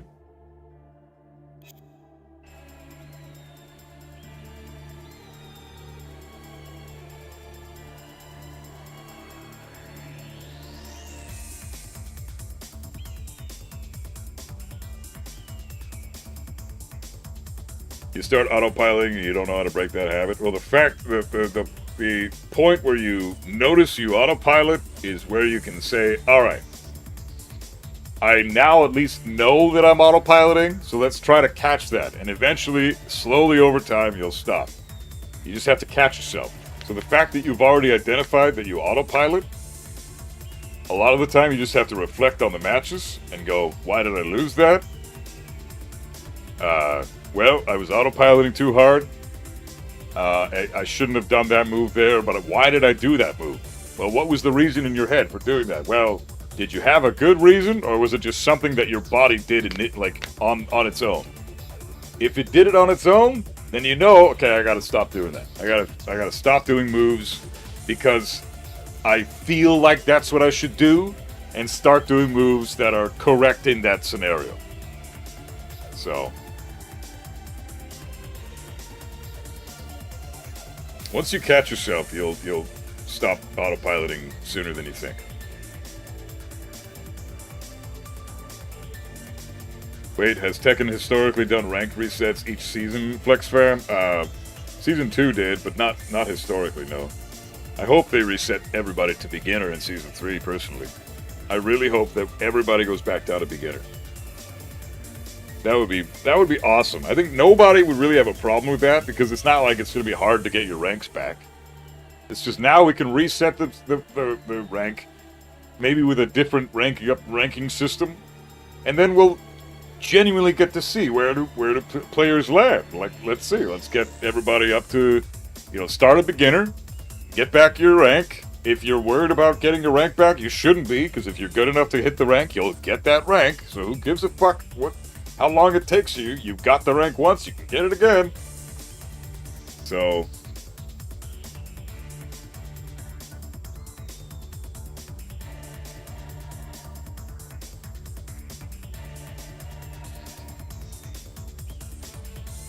you labbed, fought the same arena, and did much better, felt great. Yeah, right on, Spicy. That's what it's all about, man. Figuring out what your mistakes were, labbing that shit, and finding out how you can better yourself, and then going from there. It's that fucking simple.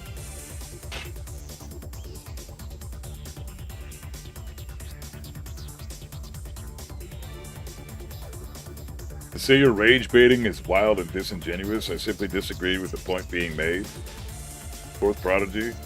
This is the kind of place where gaslighting people with differing opinions is a thing. Well, gaslighting is the wrong word to use in that sense, because it's not even the proper context. No one is denying you of your reality. You have an opinion, we're arguing against it. It's not gaslighting you, it's disagreeing with you. Simple as that. Your opinion is wrong, demonstrably, so we fucking correct you on it. No one's gaslighting you. No one's fucking flaming you or saying you're rage baiting. I mean, if they are, whatever, fine. Who cares? Who gives a shit?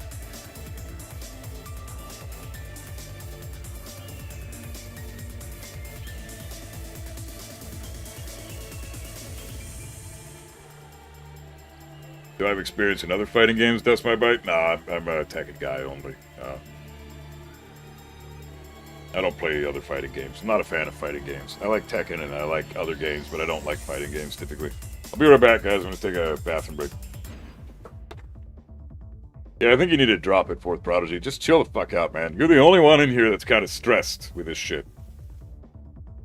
So you just I like you. I don't know what the deal is. Like, let's cut the bullshit. You're in here and seem to be the only one that's kind of sparking up an issue at the moment. We should all just chill the fuck out.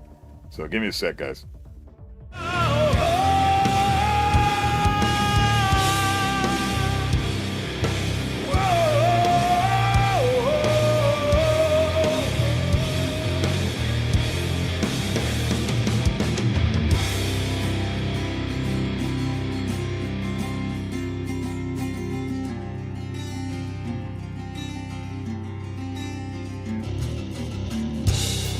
Look at me now, I've done it to myself one more time. I'm just a fool trapped by the spell that you bind. Oh, all the days that stressed me out, we never talked, we'd only shout. Everything that held us back, we never noticed what we lacked. All the words taking away, all good moments every day. No matter what you always say, anything to get your own way. Pull me in again, you got me under your finger, and I don't know where to go from here. When will this ever end? Constant thoughts of you linger, and I don't know where to go from here.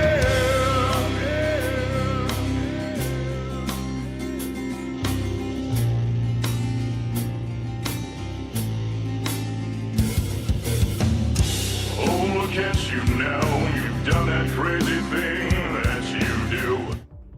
All right, I'm back. Okay, let's fucking get some Claudio's shit going, because I would like to get this fucking labbing session started. So we got his down back 2-1 shit. Down back 2-1 into down back 2-1 tracks, down back 2-1 into while standing 4 tracks. But it seems to beat, sidestep left seems to beat out everything else.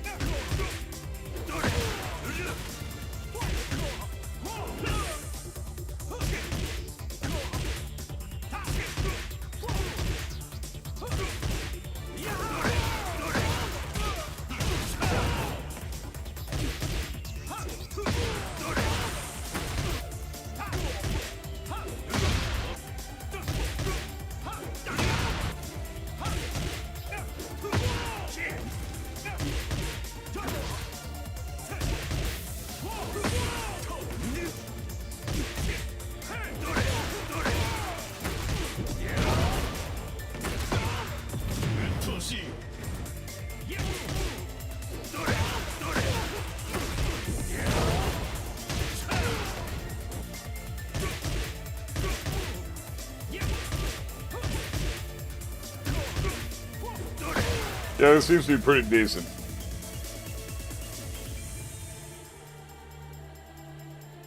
So sidestep left beats all those options out. What else are we gonna lab out?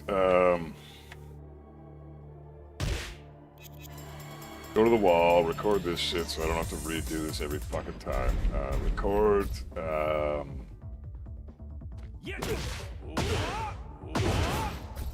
that. And then, not that.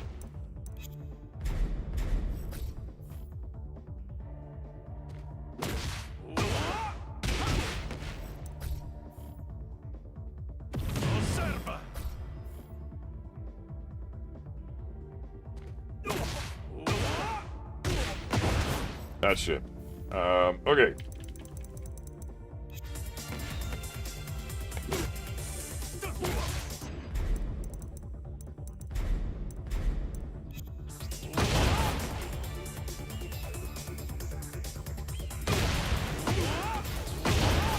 Shit.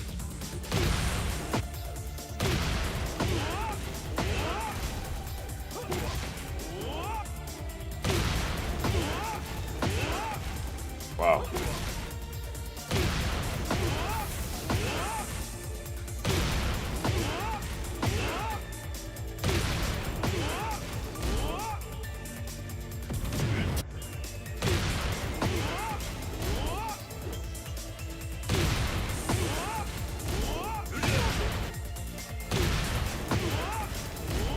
Man, that's crazy.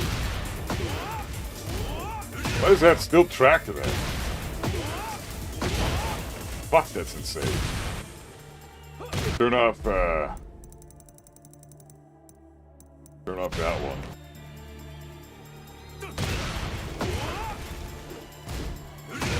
Fucking unreal.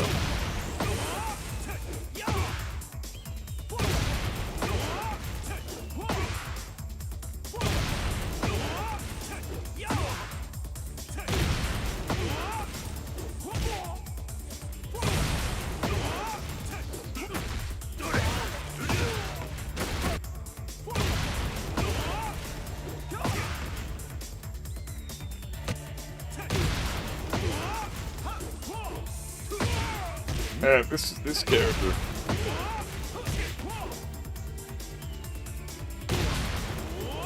Okay, so at that we're gonna lab those 2 sequences at the wall as well. We're gonna showcase the counterplay for that shit. What are the best options after he's +6 on hit? Or +6 on block? So if he hits you with this, or if he hits you with this, what else is he gonna do? Yeah, sidestep 4. While running 2, both of those options are +6 in some way or another. While sidestep 4 and +6 on hit. Superman punch is +6 on block.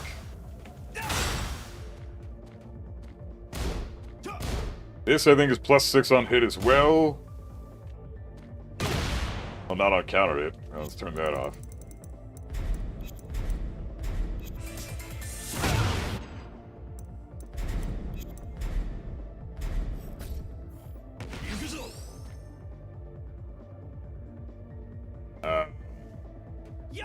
+6. Yeah, so they're all +6, these scenarios here. Okay, so I think I'm just gonna lab because this is all +6. That's +6, and then this is +6 too. So I'm just gonna lab what happens if you block Superman punch, because it's the exact same scenario as if you get hit by sidestep 4 or forward, forward, forward. Okay, so I'm going to. What are the options once he's +6? You can do this. You can do. This is amazing. Forward 4 is great. Up forward 2 is great. 2-1, amazing move. This is 12 frame punish.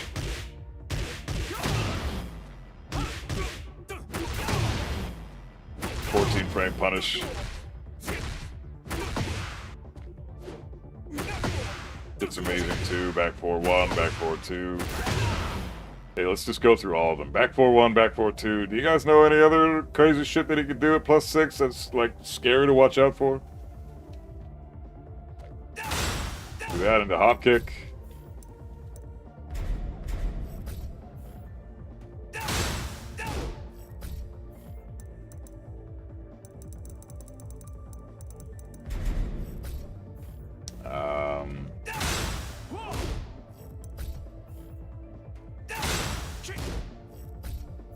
Back 3 is good. Back 4 is, or forward 4 is good. A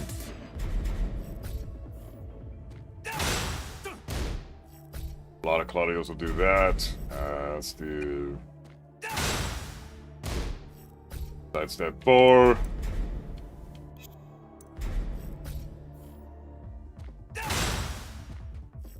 I'll back 1 for sure. That's a bullshit flowchart.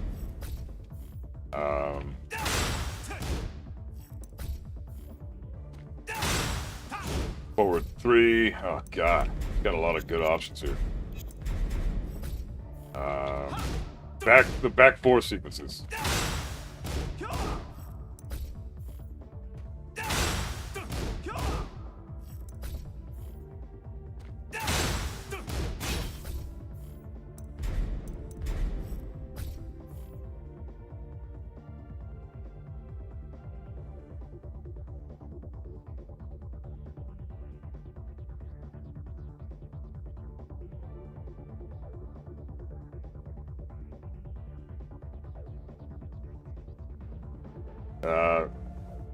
You guys stop spamming the chat with your arguing shit.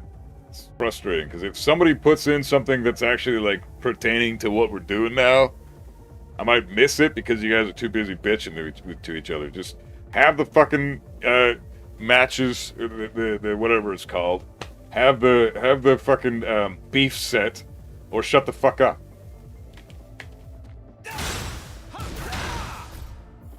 Okay, I think that's all of them. Let's try that shit now. Okay, you can't step back.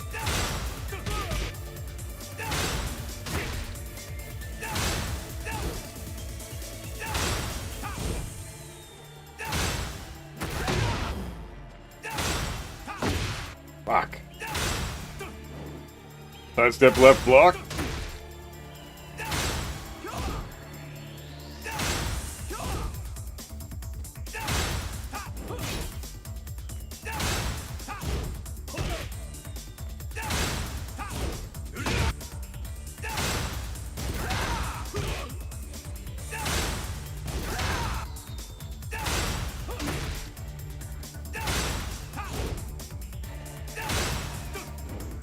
Damn.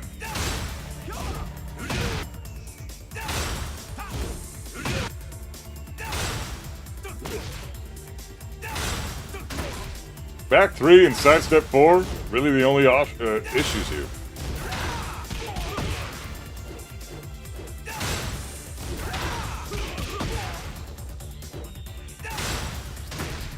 Back 3.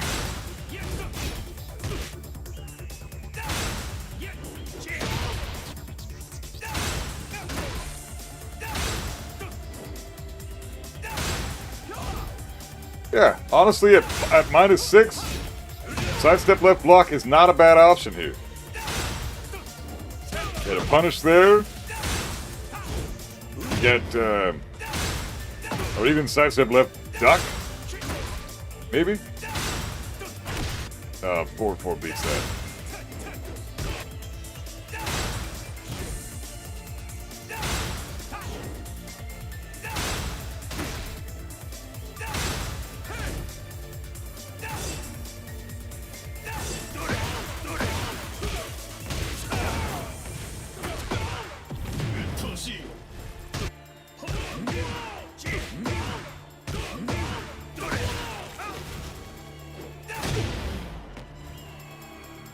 Hey, alright, so T-Dub, what's up, man? What's worse than having 46 defense, losing into someone with 46 defense? I mean, you don't need good defense in this game, man.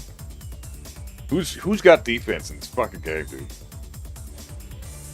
Like, this game's all about offense, so don't even worry about that shit.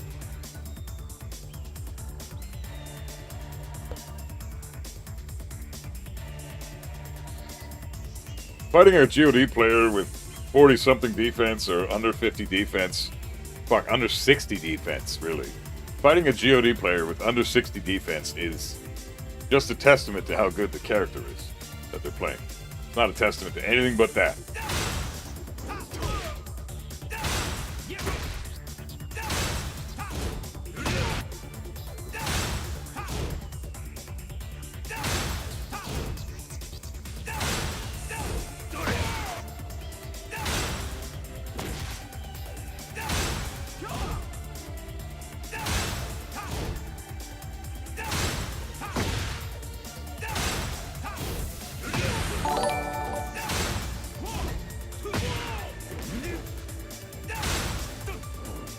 Damn, sidestep left block.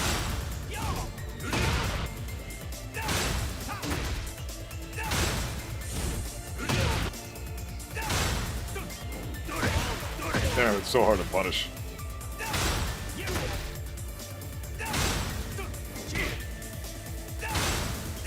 Oh. Can I punish that? Or can I sidestep? What the fuck, controller? Oh.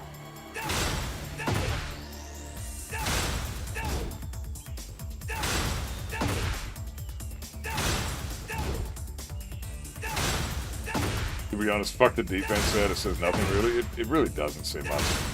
You gotta do defense in tandem with technique, and then it matters. And it's hard to quantify that. No, you don't need to apologize, Ambulance. Shit got out of hand. It's fine. You know, either have your beef set or don't. But, you know, I got heated in that on stream earlier. It's fine. Shit happens. Not a big deal. I'm not worried about it. I just think, you know, if you're clogging the chat with that shit, then it gets a little frustrating. Because what if somebody's actually trying to contribute? Hey, Buff, Claudio can do this. And I didn't see that because you guys were too busy bantering. You know, if you're going to fucking talk, you know, private message each other if you're going to argue like that. Otherwise, we can totally, you know, have it beef set. I'll even stream it. You guys can have your first to 5 or whatever the fuck you want to do. I'll stream it and we can everybody can tune into that shit. Otherwise, I just would like to lab this stuff and go from there. So I'm thinking a bad idea is to jab check after this. But Power Crush is probably pretty good.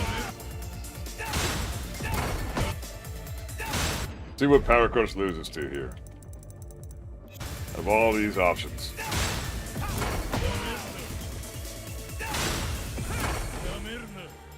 Back one beats it.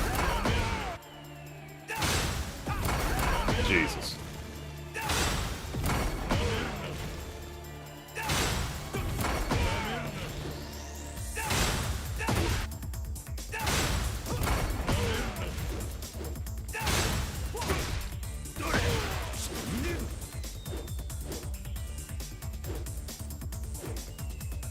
You don't need to watch every stream teed up. I've got a video series of beating characters. It's on YouTube. You just need to check the video out, bro.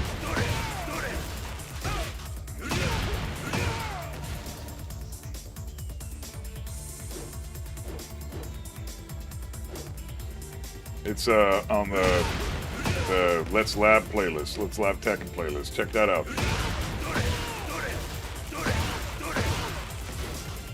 Does Power Crush work if Claudio does 2 Superman punches in a row? Oh, fuck yeah. Of course.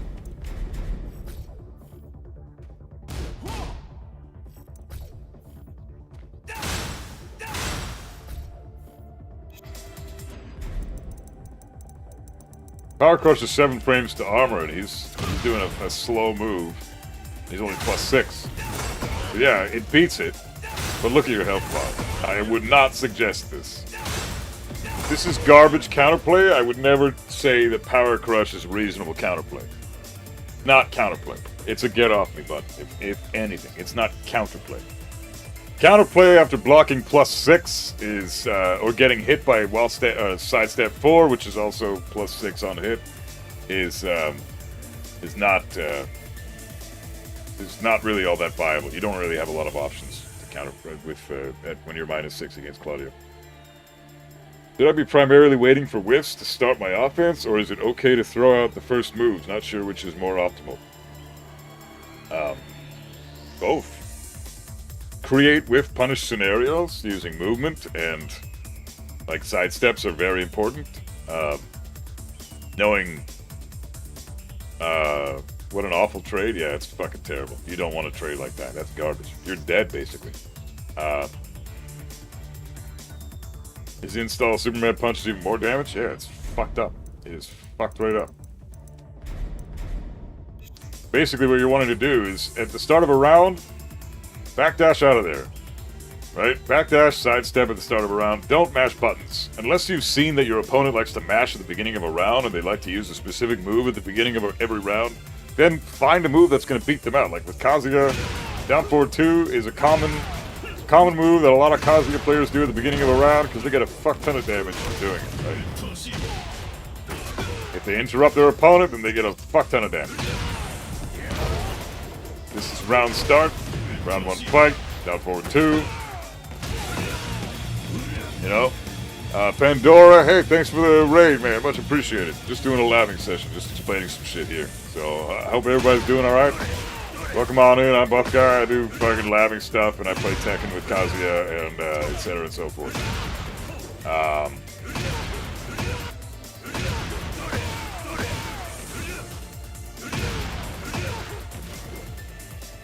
So, yeah, he can do, like Claudio can do this shit.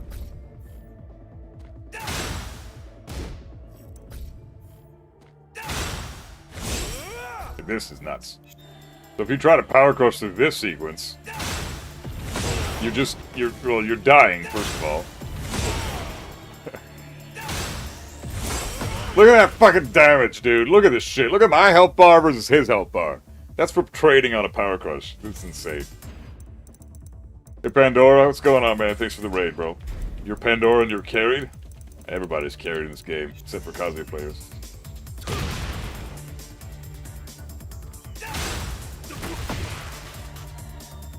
It's not a beat set. I'll just prove I can launch his -13 moves with twin pistons. Yeah, come on, anybody can.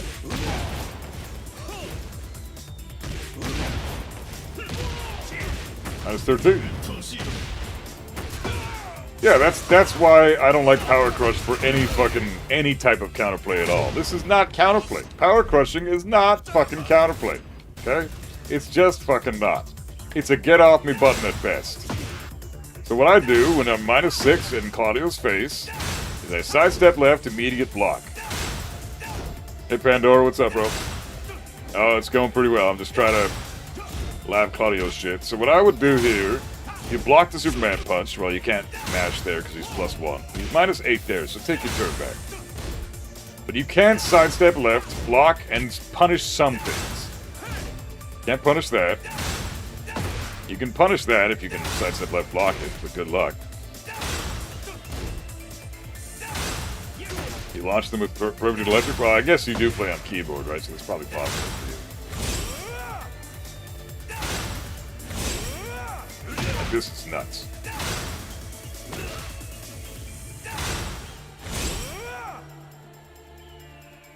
You could argue Power Crush is the same kind of counterplay as Dick Jab, cover a lot of options for a tiny reward. It's similarly shit, but Dick Jab is at least good because it gives you plus frames, it gives you turn back, and it oftentimes doesn't trade, right? You're almost always trading and taking damage with a Power Crush. Almost always. Because if this is your only option, that means that they're going to hit you during the armor sequence, right? Because if you can't jab check them out of it, that means the move is coming out too fast for a jab to interact with it. So you have to Power Crush, because the armor comes out in 7 frames instead of the jab coming out in 10 frames, right? So you Power Crush, the armor engages at 7 frames, but then you absorb the damage. So what happens if you're at 20 health, and they do that sequence?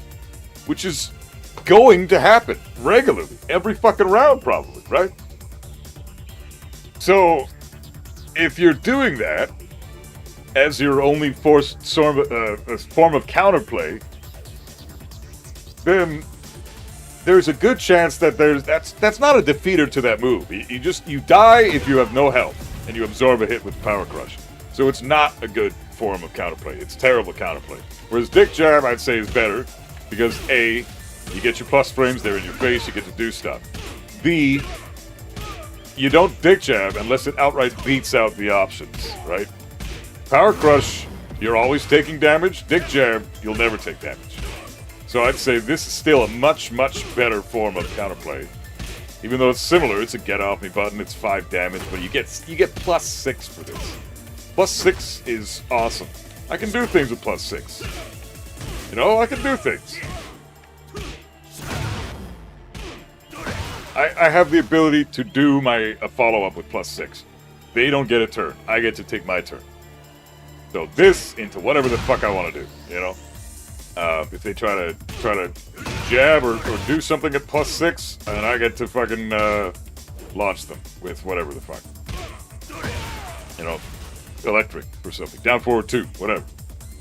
But with Power Crush, they're just off of you. The neutral is reset. This is the scenario you're at now. You know, you're at fucking your range 3.8, 3.94.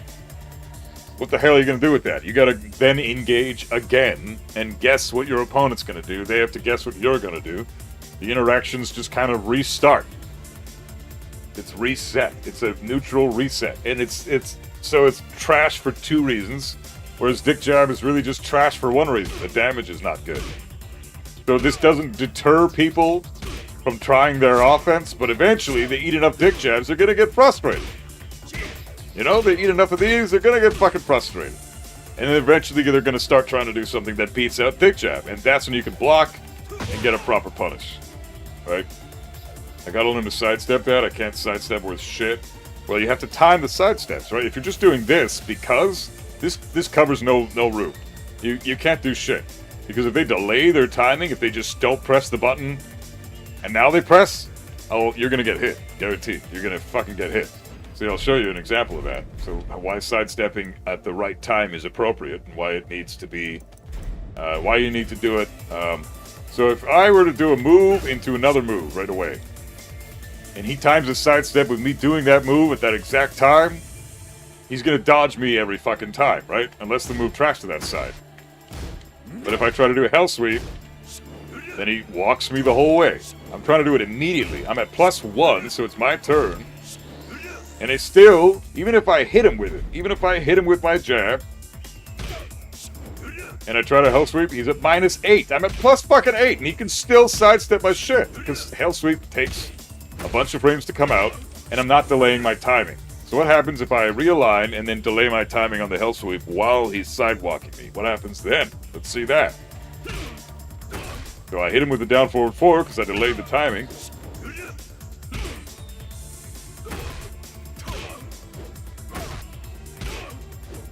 I can't wave dash. See, I delayed my timing and I realigned with wave dash.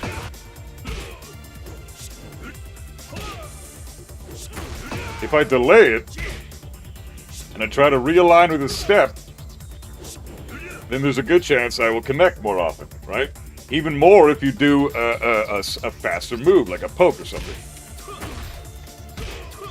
Well, you can't step when he's -8, so let's get him to block. So if I do jab into this, he can step it. But if I delay it, he can't step it. Because he's stepping too early. Right? That's the difference. This into this right away, he can step this. If I delay it, he can't. I'm not even delaying it that much. I'm delaying it by like 3 or 4 frames. But that's enough to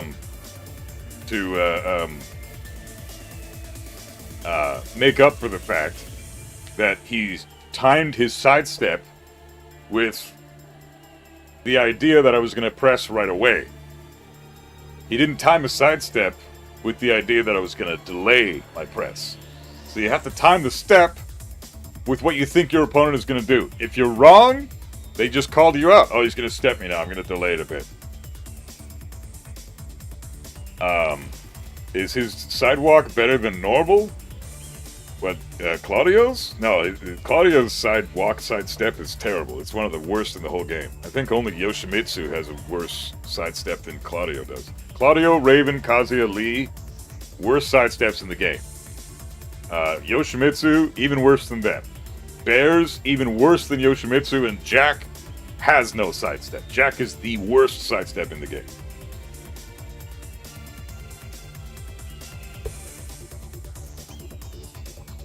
You can put Fakumram in there as well. He's got a garbage sidestep for the reason that his body is too big, but his sidestep, it covers a lot of ground. It's just he's such a big character that he's not really able to step. The same problem is really for the Bears. The Bears and Fakumram have a lot of that in common. Jack has a big body and a terrible sidestep, so it's really a shit combination for Jack. Claudio has a small body, but a horrible sidestep. So, same with Kazuya, same with Lee, same with Raven. All terrible sidesteps. Everybody else has a pretty average sidestep, and then you get up to the top tiers. You know, your Lilies, your Zapinas, your Alisas, your Dragonovs, your Chaoyus. Those guys have massive sidesteps. They're huge. I have way over 2,000 hours of doing -13 electrics. From what I know, I'm one of the only one in the world that does it consistent. And yes, keyboard helps, but that don't take away from 2,000 hours of practice. Yeah, keyboard does help a fuck ton. You know, your practice is great. You've obviously you're able to do it, but I think that, like, I don't think it's physically possible to try to do that consistently on anything except a keyboard or a hitbox.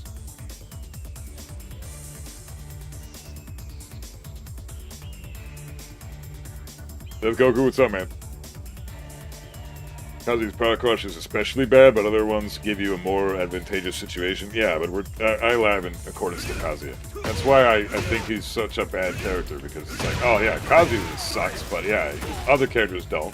Oh yeah, Kazuya has a shit sidestep, other characters don't. You know, like, that's the shit I'm talking about. So that's why I think it's a great idea to lab with Kazuya, because if you can do certain things with him, there's a good chance that you can not. Well, no. If you can do things with Kazuya, you can pretty much do it with the entire cast. That's what I'm trying to say.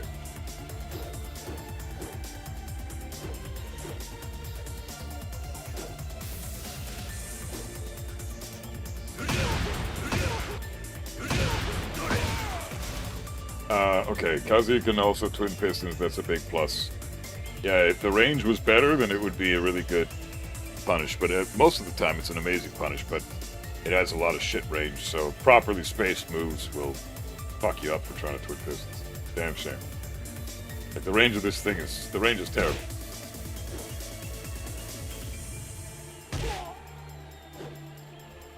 Like, there's no fucking range of this thing. What is this range? 1.9? 1.8. I can hit him at 1.8. 1.85. This is a 1.85. Like, my jab has more range than my twin pistol. It's crazy.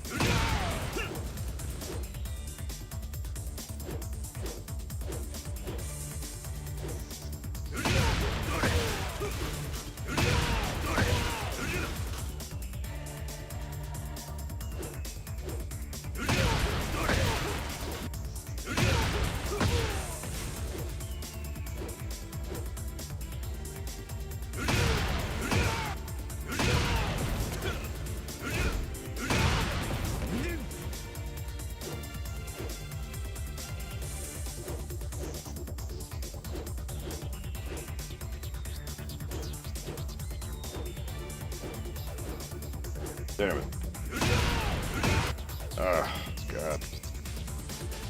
So sad. I'm so sad that that's a thing, man. Fuck this shit. Carpal tunnel sucks, dude. My wave dash used to be godlike. Now it's fucking garbage. It's in the fucking toilet right now. Okay. Anyways, let's continue this lab sesh. So we're gonna, first of all, you can duck this and launch it. Super important to know that.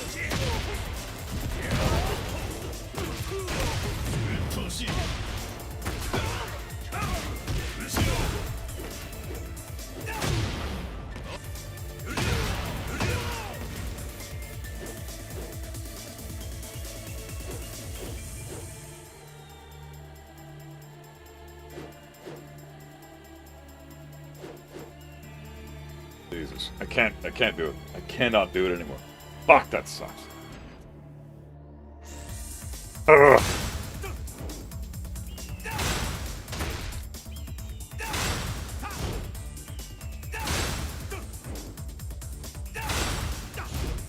Sidestep right duck seems to be pretty good. Sidestep right block, maybe? Sidestep right duck.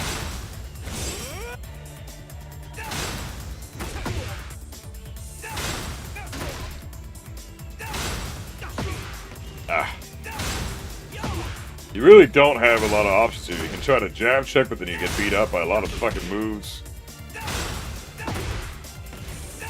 Thanks for the sidestep explanation. I'm gonna practice some sidestep electrics in the lab. This is the best tech and coaching channel ever. Oh, thanks, bro. Glad that it helps, dude. Definitely do sidestep electric. Very important thing to know. Both sides, too. Get used to that feeling. Also backdash electric.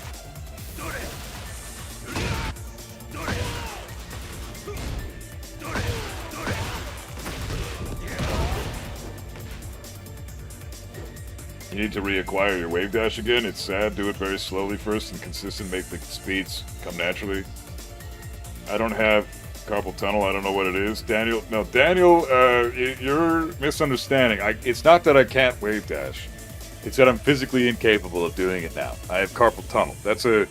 It's a health condition where your thumb and your hand experiences fire-seething pain when you try to do a repetitive motion, and oftentimes the signal to your brain will not connect to your thumb. So when I'm trying to do it's not about repetition anymore. It's about the fact that I just can't do it anymore. It's not possible for me to fix that. I need like physiotherapy or fucking surgery or something to fix this. This isn't something that practice is going to fix. Practice is only going to make it worse. So telling me I need to reacquire my wave dash is like telling an amputee that they need to regrow their leg. Like, that's not, no, I'm sorry, but that's not how that's going to work. I have to either switch up the controller, like use a stick or something, which I'm thinking about actually maybe doing, because I'm tired of this shit. I have all the knowledge and I have the skill, I just don't have the fucking ability to implement all that trash anymore, because I'm broken as a human. So, I can do electrics over and over again. I can't do wave dash because it's the same thing over and over again.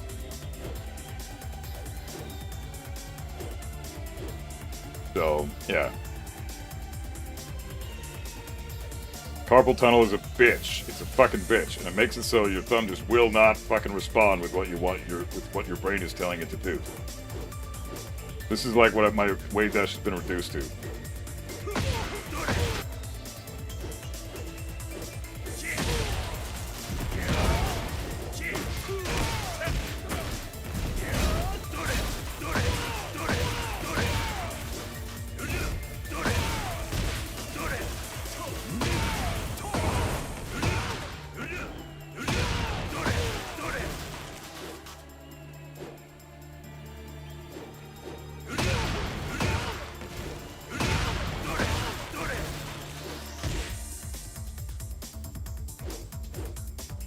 Like, I just have to just live with the fact that I'm going to have a slower wave dash most of the time now. It's fine. You know what? Just leave it. It's fine. I'm not worried about it. Okay. So, how should we structure this fucking labbing sesh?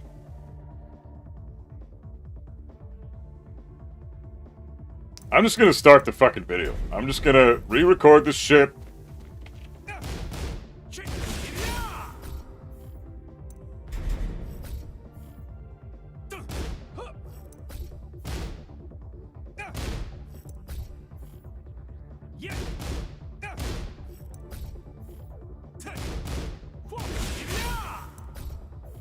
Fuck off.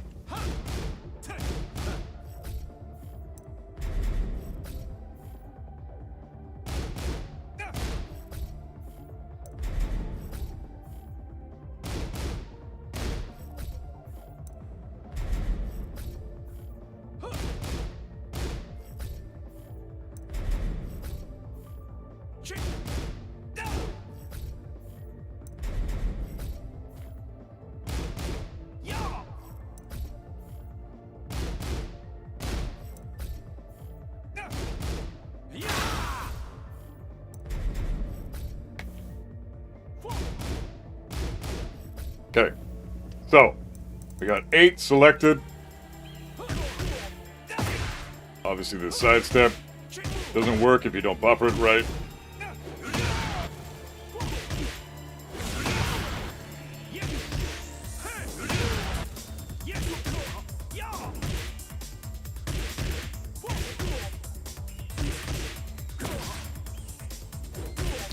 You think KBD is worth it to learn? Yeah, absolutely it is.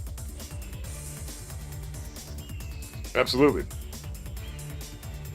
I don't think it's like something that you should base a person's skill off of. If they're good at the game and they suck at KBD, that doesn't mean they suck at Tekken, right? Like yesterday we had people in chat going, oh, this Devilgen player isn't even KBD. You can't even KBD. This guy sucks.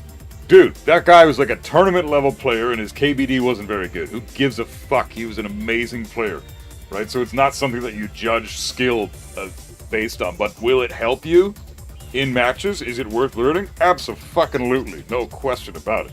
Otherwise, you get this shit.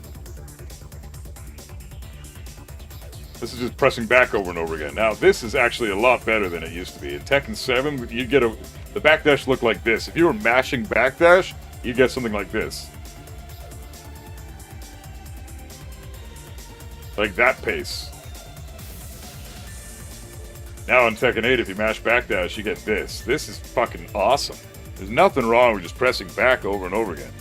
You're getting a lot of space away from your opponent. The only issue is, look how fast I'm moving away when I'm doing proper KBD. Quite a bit faster. On top of that, I've got fuzzy ducks in between there. See those ducks where I'm kind of going down? Like that's a lot faster. And,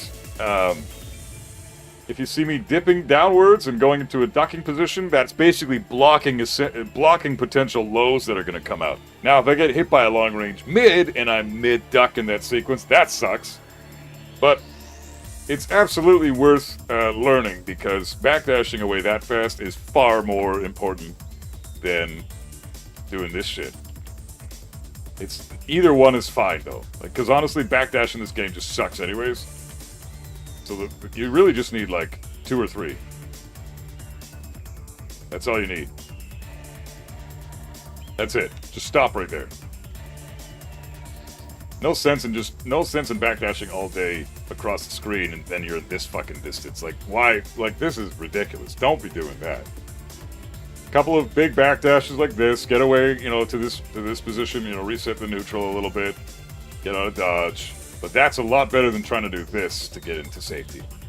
Because you do cover more ground quicker. So, it's a good whiff bait to Kazuya. If you're trying to whiff bait them with a backdash, though, 1 is all you need. Typically just 1. Right, so backdash.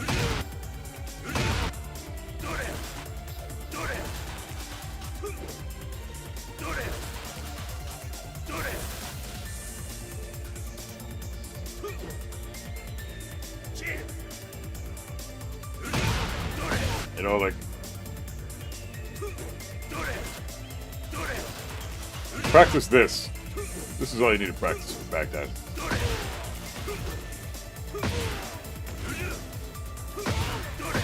Develop a decent backdash electric.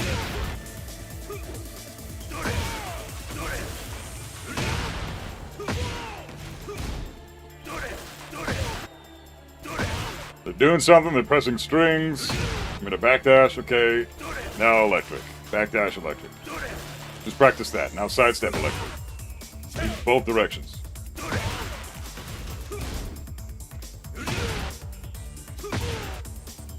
If you drop it and you get a wind god fist, it's fine, because you still get the launch regardless, but try to practice electric. Try to practice sidestep electric. Try to practice backdash electric. All important shit to know. There's sequences versus like Kuma, for example, that I showed in my video recently about Kuma, where one single backdash is all you need, right? I'm not going to show that because I don't want to have to reprogram the Claudio shit for the video, but you just drill this shit into your brain. Get the feeling down. If you sidestep electric consistently, then you're good. Both directions, then you're really good.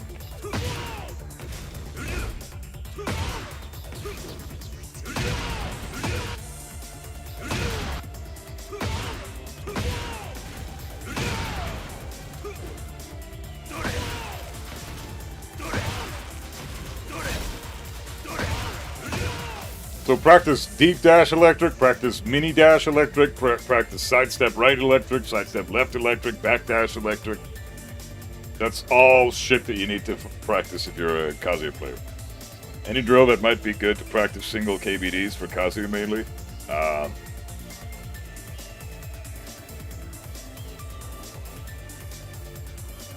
You could do like Kuma electric, like Kuma Bear God Fist into Kuma Bear God Fist, Kuma Bear God Fist into Charged Bear God Fist, Kuma Bear God Fist into Back Forward 2, and Kuma Bear God Fist into Salmon Hunter. Those are good drills for Korean backdash. You really just need one or two. Don't really go over two, because honestly, backdashing in this game sucks. It's not like Tekken 7 where it was a big, healthy backdash and you could get out of dodge really fast. Like, it's terrible in this game. So, it's almost, you never really have to do more than two. So just try to keep that in mind. You're kind of wasting your frames if you try to get out of dodge when you don't even need to. They're not even threatening you. So it really is situational. Need to get on this. It looks like it will help immensely. Sidestep into electric, absolutely, man. And any launcher, sidestep into launcher. It doesn't matter what your character is. Sidestep, launcher, backdash, launcher. You know. Get that shit drilled in your brain. What would you recommend to improve offense pressure outside of lathing frame traps and stuff like that?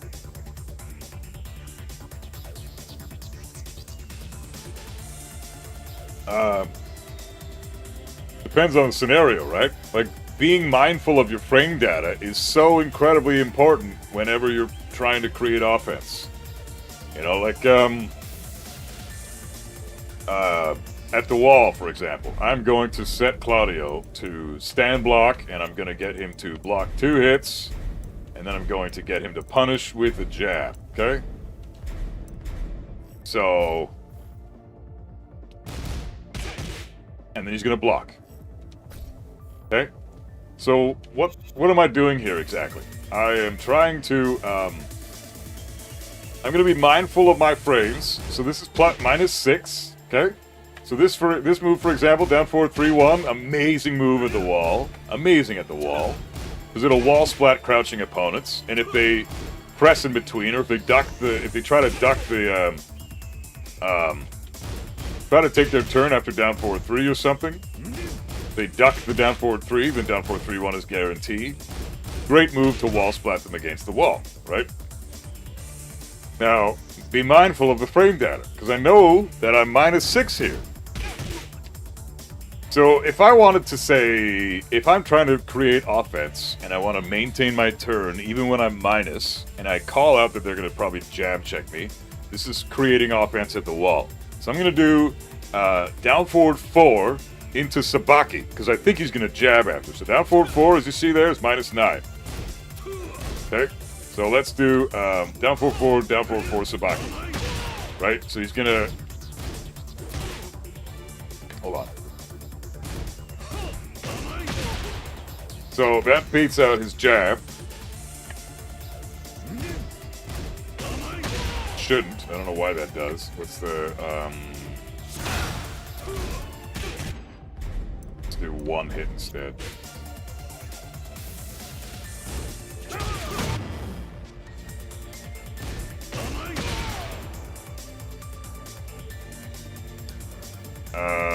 Back to... What the fuck? Did I do that late? I must have done that late. This is... Yeah, this is not what I'm trying to... Hold on, guys. Just give me a sec.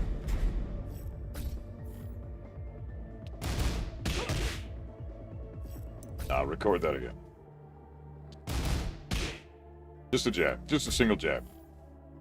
So, it should work where... Yeah, okay.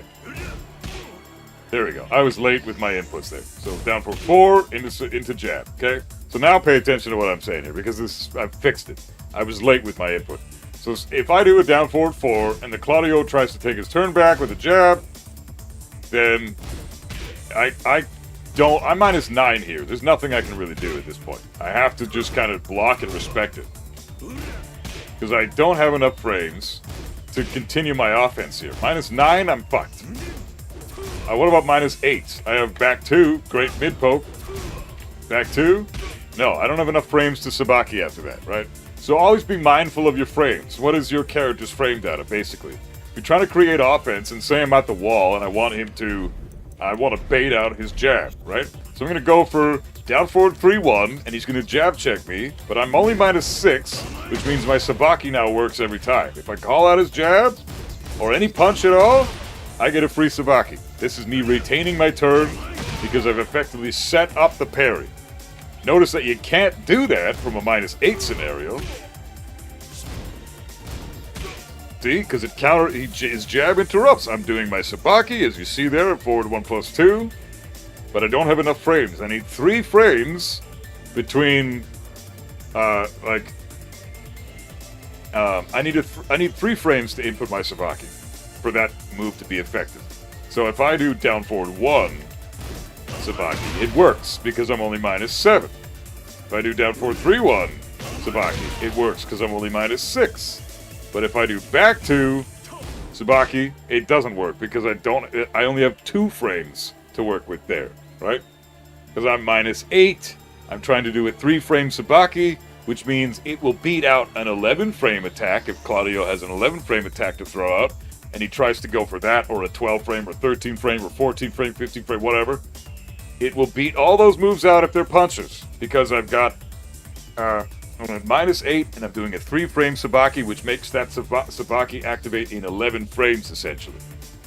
So always be mindful of your character's frame data. You need to understand what's the best scenario, how do I create offense? Well, the number one scenario, number one best thing you could possibly do is pressure tools. Notice my plus frames, +4, +5, you know, +4,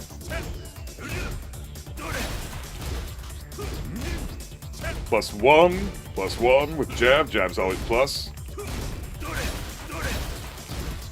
+5 with the electric. +5 with the patricide. You know, +4 with my. I turn off the counter hit real quick. +4 down back 4. +4 forward 4. So create offense using your pressure tools. These are pressure tools because they're plus on block. Okay. This is also a pressure tool, even though it's not plus on block, it's plus on hit, but it's a low, so it still counts as a pressure tool. Because a pressure tool is a move that's designed to make you plus and retain your turn while your opponent is stand blocking. So keep that in mind. So the number one best way to retain your offense is to frame trap. Always. Even jabs. Everybody's jab is +1 on block. Everybody's. So it's still your turn, even though I just jabbed.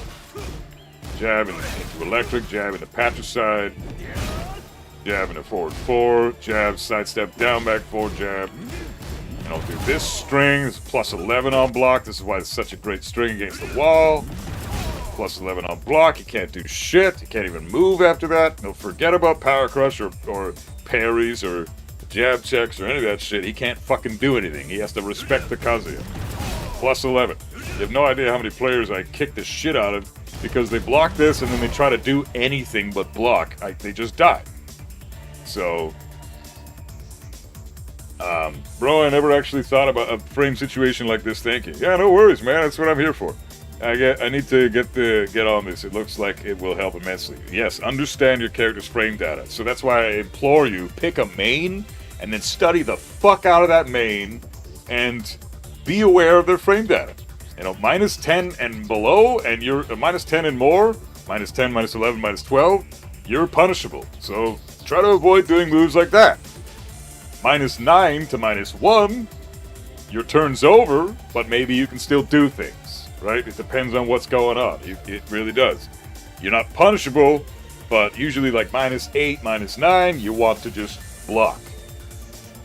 Minus 5, 6, or 7, you can maybe Sabaki if you have a Sabaki. You can maybe Power Crush if you're trying to beat out slower attacks, but I would highly recommend just blocking in those scenarios too. Maybe try sidestepping. Minus 1 to minus 4, you can sidestep things, no problem. You can maybe sometimes even mash and still get your, get some damage depending on what they go for. If you're minus 4 and they go for a 15 frame attack and you go for a jab, minus 4 makes your jab 14 frames. So guess what? You're going to beat out their 15 frame shit, right? So I'm minus 4. Like I can go for this into dick jab. This into dick jab. This is minus 4. Dick jab is 10 frames, which means it comes out at 14 frames. So if I say want to go for down forward 1 with Claudio, it's 15 frames. Minus 4. He's gonna do block all, standing block.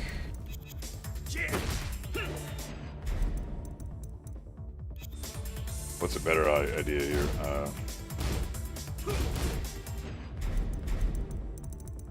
Yeah. So say I go this into dick jab. I'm minus 4, but my dick jab still beats out his 15 frame attack, right? Because his down forward 1 that he's going for here is 15 frames.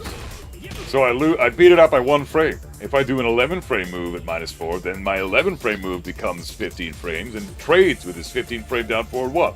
So down forward 2, or down 2, sorry. Down 4. I'm minus 4 on hit because down 4 sucks. He's going to go for a down forward 1 because he's got plus frames because I'm at minus 4. But if I go for a down 2, I trade with his down forward 1. Why is that? Or even while standing 4. Because both these moves are effectively 15 frames. Every single time they're trading. This is how you see double KOs and shit, right? Now, if I'm trying to do a slower move than that, like a 13 frame move at minus 4, then my 13 frame move, like this, becomes 17 frames, because it's a 13 frame while standing 1. So if I do minus 4 with my down forward, with my down kick, and then immediately try for a twin pistons, I lose to his 15 frame mid. Because his 15 frame mid beats out my now 17 frame down, while standing 1. So it's really just down to basic math. Like, take the frames should be reverted, to be honest. If I'm minus 4, it means that it doesn't mean that I'm taking 4 frames away from the next move that comes out. No, those frames actually stack onto the next move that comes out.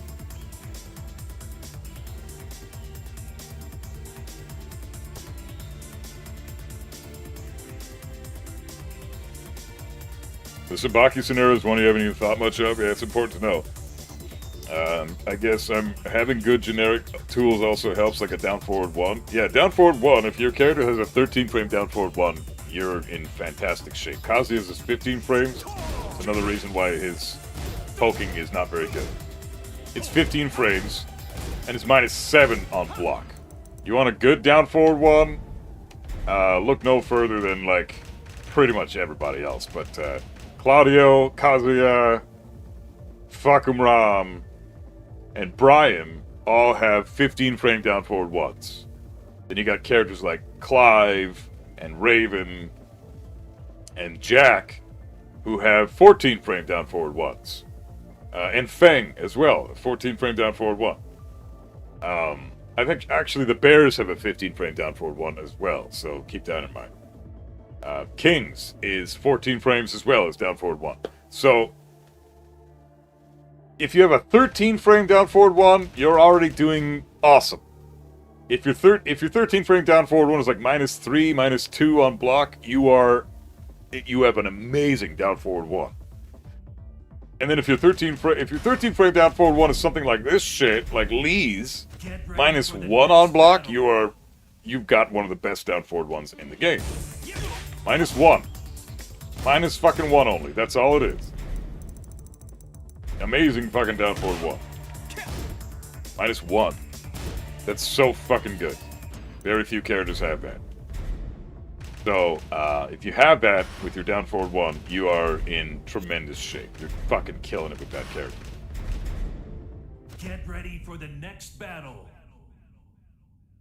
-4 should read you lost 4 frames. You are 4 frames ahead. Yeah, plus you're 4 frames ahead. Yeah, it's confusing when you're first time seeing it, but super simple.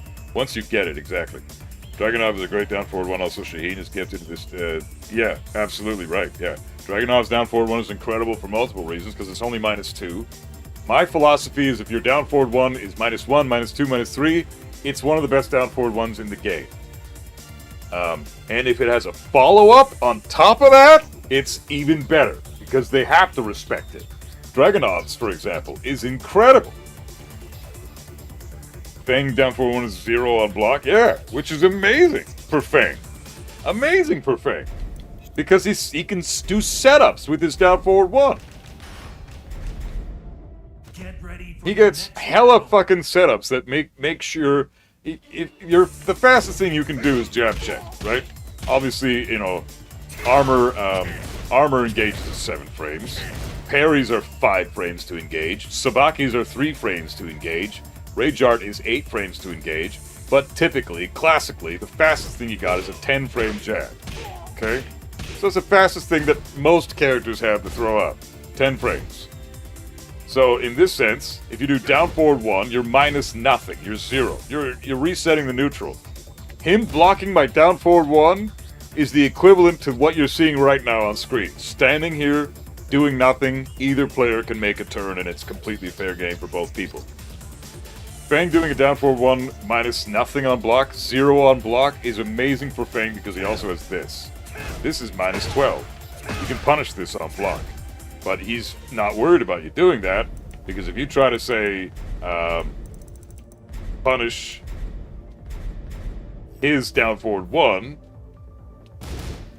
with a jab of your own, which is the fastest option you can do to try to challenge his down forward one, typically, like I said before, with a -1 down forward one, if you go down forward one jab, their jab will beat your jab by 1 frame because you're -1.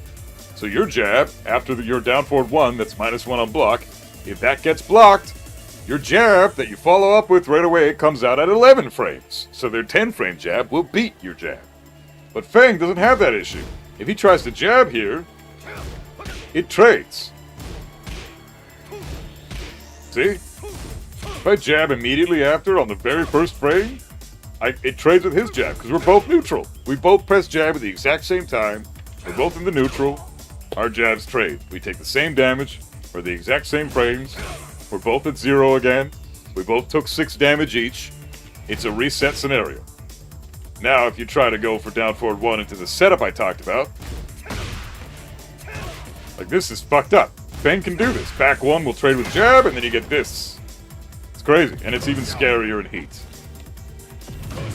for Feng. So this is why his down forward one is one of the best in the game, because of everything else that he has. So that's all guaranteed. It's all guaranteed. All I did with Claudio was jab check after his down forward one. And I ate all that damage because he's got back one, which is what this move is designed to be. You do down forward one into pressure, Maybe try down forward 1 sidestep. See how every time he's jab checking me, I get a sidestep and I immediately engage again. Like that. The moment you think he's going to press, after you down forward 1, boom, back 1. Doesn't matter what he does, my back 1 is going to trade and kick his ass. So this is scary for anybody who doesn't understand that if Fang is doing down forward 1 all day, you do not want to mash jab. You want to do something else. Try sidestepping if he's doing down forward 1 a lot. But it's a scary fucking move, because Fang's down forward 1 is incredibly privileged. It's 0 on block. It's one of the best down forward 1s in the game, if not maybe even the best. The trade-off is it's 14 frames, so it's a bit slower than your classic down forward 1, but it's still... 14 frames is still a damn good poke. I don't care what anyone says. Pokes stop being useful at like 15 frames, typically. Are you sure about Rage Art being 8? Yes, 100%. Because I think it's not the same for... No, it's absolutely the same for every character. Every character's Rage Art is 8 frames fast. I'll just pick a random character. We'll do a move that's -2, and no, -3. We'll do a move that's -3 on block, and then we'll get the opponent to Rage Art. And we'll do. So let's figure this out. Call me Hand Red Heart. Hey, Son Jr., thanks a lot for the super chat, man. Much love. Appreciate the fuck out of that, dude. It really helps me out. So thanks so much. Let's see. I'm gonna stick with Claudio. I want a scenario where they're -3 on block. So let's do. -3. Who's got a -3? Does Lily? Lily's is -3 on block or down forward 1. I think. Get ready for the next battle. So -3 on block for the Claudio. I'm gonna get Claudio to jab me. I'm -3 after. Yeah. No, -1. My God, Lily's down forward 1 is insane. I didn't realize it was that good. Who's got a -3 fucking down forward 1?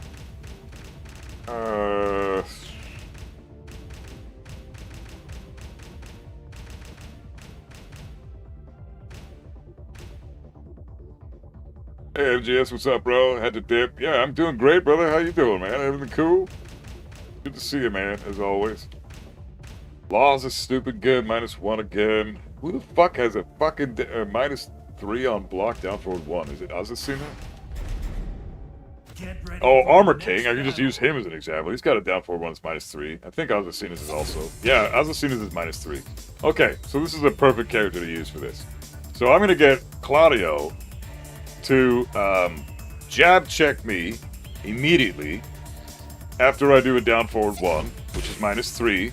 And I'm going to activate my Rage Art immediately as soon as he blocks my down forward 1. Okay?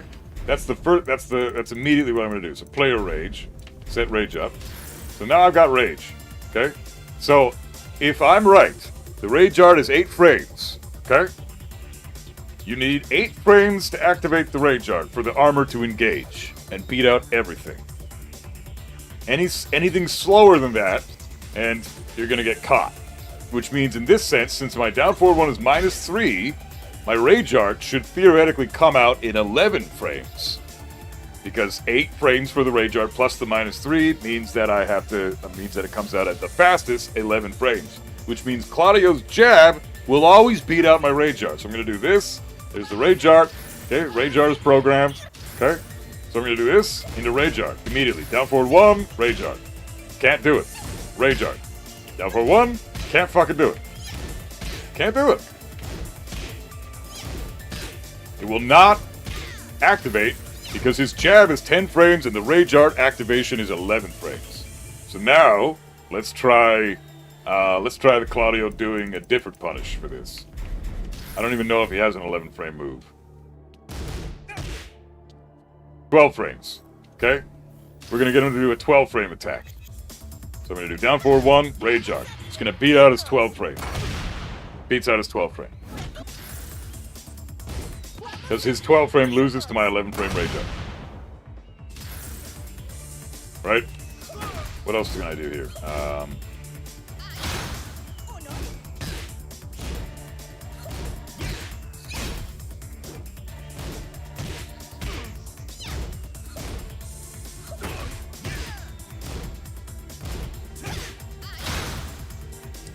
What can I do? What's -4 here?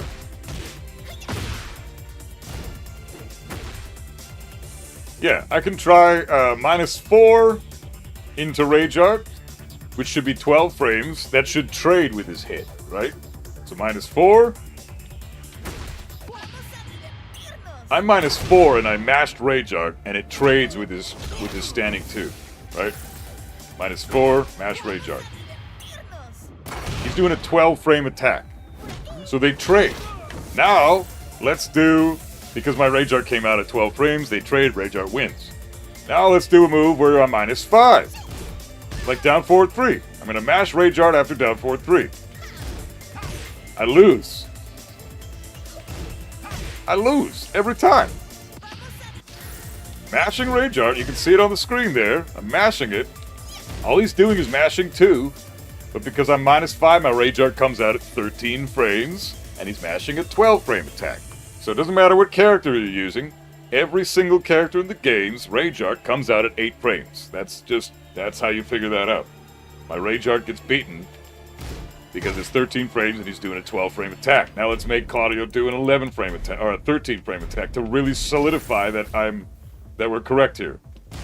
Back 3 is 13 frames, okay? So this should trade with Rage Art. We just saw that Rage Art loses to 12 frames after down forward 3 is blocked, but it trades with back 3 and kills him for it. So there you go. No debate here. Rage Art is absolutely 8 frames to impact. The armor is 8 frame properties. Power Crush is 7 frames. So if I do down forward 3 into Power Crush, I'd beat him out. But if I do down 4 into Power Crush, or something that's -4 into Power Crush, then I lose. So I hope that clears it up. Rage Art is always 8 frames. No debate there. Get ready for the next battle.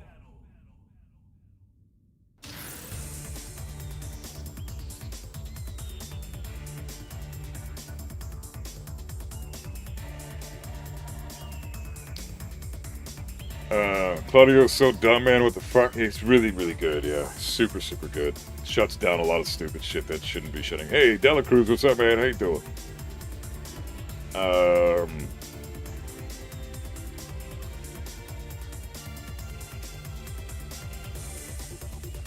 Okay, so, let's get back to the labbing.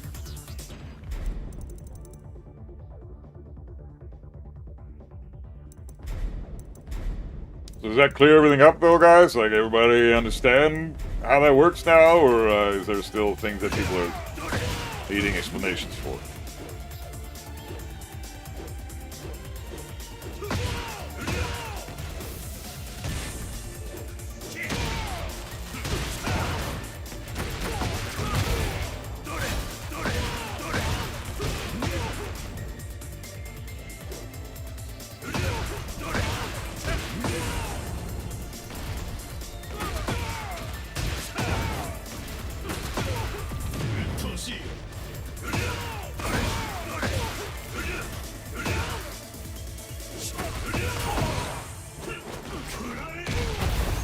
Gotta run, I'll catch you on the next one. Thank you for all the... Yeah, anytime, man.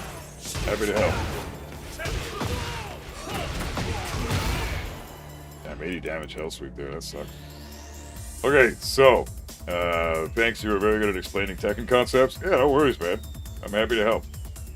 This shit took me years to figure out, and I didn't have anybody to teach me it, so I just kind of had to learn this stuff on my own, and so, you know, that sucked. It took me years, so I had to just train my ass off. Now I'm here to prevent that ever happening to anybody again, because I don't want people to have to deal with that. Learning this shit bit by bit by bit after so many fucking years, like, that sucks. If I could shorten that for people, I'm happy to do it. I never had any coach myself in Tekken. I've never had anybody coach me in this game. I don't think I would want that personally. I like learning on my own. People like being given tips to help them out. But for me, I like learning on my own.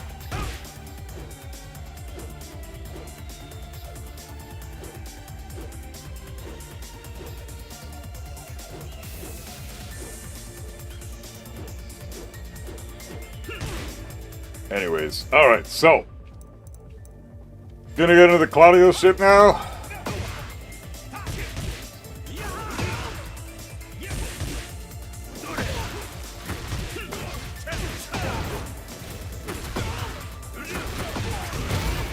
I think I'm just gonna start the video and see what happens here. I think learning is kind of underrated in terms of how fun it can be. Yeah, I love learning shit about this game, but some people don't like it, so it's up to them. Some people just want to play ranked and get pissed off. I like to play ranked after I know what the fuck I'm doing. Okay, so I'm going to start the video. Hopefully I've labbed enough of this fucking character to figure out certain scenarios against this bitch, but this guy doesn't have a whole lot of counterplay, to be honest, so it's, I'll go over a couple of setups that he does classically, and then I will go into some wall concepts, how to beat him at the wall, and then I will show what to do when he's +6, what your options are then. It's tough though, he's +6, he's got total advantage over you. I play ranked while knowing what I'm doing, I still crash out. Yeah, because a lot of the time you can't apply your knowledge to every given scenario. Sometimes your knowledge just slips your mind a lot of times, right? Like that's what the heat of battle is, dude. You're in the middle of a match, how the fuck are you supposed to retain all the information at all times and do the exact right thing at all times? That's what makes Tekken so hard. It's a dance, and you have to know exactly what to do and when to do it. And that's why if you've got more experience in certain scenarios, you're far more likely to retain that knowledge than if you haven't ran into the character in quite a while. I'm Claudio main, found your channel a bit ago, and I'm intrigued. Yeah, sounds good, man. Well, welcome on in, man. Alright, so I'm going to start this video up. We'll do some labbing stuff, show people how to beat this bitch, and then, well, such as it is, you can't really beat this bitch. He's a very cheap character, so let's lab his stuff. Okay, video started. Alright, so today we're going to learn some Claudio and how to beat his ass, or, you know, what you can do against Claudio in a lot of scenarios. We're going to go through some of his classic setups that a lot of players will do and try to force their offense onto you. We'll go through setups where you're where he's plus on hit, where he's plus on block, what you can do at the wall, how to deal with Starburst and a few of his moves in Starburst, and a lot of the neutral tools you'll see. And there's not really an easy, like, here's how to deal with his stance setups, here's the 10 moves that he does in stance, and here's how to beat them all, or here's how to beat most of them. He doesn't have anything like that. He's just got neutral tools and tricks and gimmicks in the neutral that can make it so it's tricky to I understand how to approach him and what to do in what given scenario. So, we'll go over a few of those scenarios. I'm not going to be able to cover everything, but I'll cover as much as I can about this guy. Claudio is one of the disgustingly broken characters in this game right now. He's absolutely top tier. He's a competitor for top 5, but he's solidified in the top 10 status. He's one of the guys that needs to be kneecapped in Season 3. But, so fighting him can be a nightmare. And we're going to go over some stuff that's genuinely broken. Not necessarily broken in terms of how powerful it is, but broken in terms of how it's kind of a bugged mechanic for this dude. So right now what I've got set up for Claudio is his down back 2-1 string, which is +3 on hit. Claudios love this fucking string because it's a special low into a mid, it's -9 on block, and they stay crouching and get to kind of just continue whatever they want to do here. If they're +3 and this move connects, which a lot of the time it will, then they kind of just get to do whatever the fuck they want after. But you have options here. You have options after eating this little string, which is a common occurrence, which is why I picked this one. A lot of people chose it in chat as well yesterday. So, really good string for Claudio. He's got a number of options in this string. He can do while standing 1, while standing 1-2, while standing 1-1-1. while standing 2, while standing 3, while standing 4. He can do his hop kick. He can do up forward 2, which is +4 on block. He can do up forward 3. He can do another down back 2-1, which we'll go over, like if he does something like this. You can just do this, and then you try to jab check him. You can block it. This is to catch your jab checks, right? A lot of Claudios will do this to try to catch a jab check, because this is -9 on block. So when you block this, the best thing you can do is go for a mid. Try to mid check his ass. If you want to be safe, go for your 13 frame poke. Just go for that and see what he does, right? If you block this. So that's response number 1. Don't let him do another one of these. If you block this string, which is not a natural combo, by the way, so if you eat this, it's usually on counter hit. But it's a common occurrence. A lot of players eat this. If they don't eat the first hit, they often eat the second hit. So, what I would suggest is going through his options. So let's go through the first 4. We got his while standing options after he hits you with this move. The first thing I always try to do is either a dick jab or a sidestep. Let's go for the sidesteps here. So sidestep, he's only +3. Can you launch him in between the hits? While standing 3 dies. While standing 1 dies, you can launch him in between those 2 hits. You can also do like a mid counter hit. Keep in mind that while standing 1-1 is safe on block with -7, but you do duck the second hit. It's his 12 frame punish. His while standing 2 is -14. His while standing 3 is -12. All important shit to know, but you're better off stepping if you eat the string. So eat the string, sidestep, launch.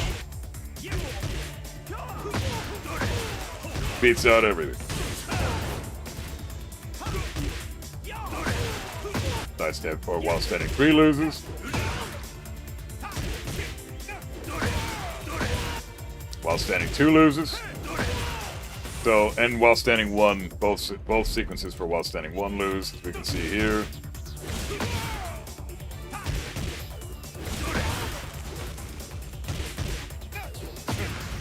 You gotta be quick with your launch. If he's doing while standing 1, make sure you get it in between the 2 hits.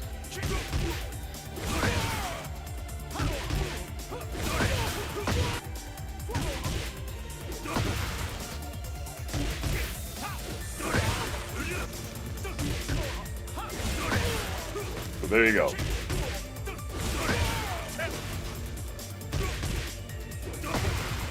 So be careful with that while standing 1, because the while standing 1-1 can clip you. So if you have a big step, go for a big step here. You're gonna beat everything. Not a big sidewalk, just a big side step. You can even sidestep left duck, and then launch punishes while standing 1-1 if you see him doing that a lot. Because this move can catch you for sidestepping left into immediate attack to try to beat out his options. So be careful of that shit. But for the most part, in this sequence, after you get hit by this, sidestep left will kill his options. Seeing what these moves are on block though, -7 for this, which you can sidestep. So if he's doing like while standing 1-1, oh sorry, while standing, fuck. Like I said, you can duck the second hit. If he wants to be safe, you duck that second hit. What about while standing 1-2? What can you do there? Ducking isn't going to work, obviously, because it's a mid. But you can actually sidestep in between the 2 hits. This is the same for down 1-2, which is a very common string for Claudio. You can actually duck, you can sidestep in between these 2 hits. Launch them every time.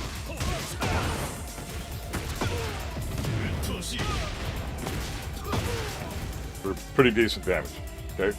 So sidestepping between those 2 hits is super crucial. We can show you the other example that he has there, which is like this.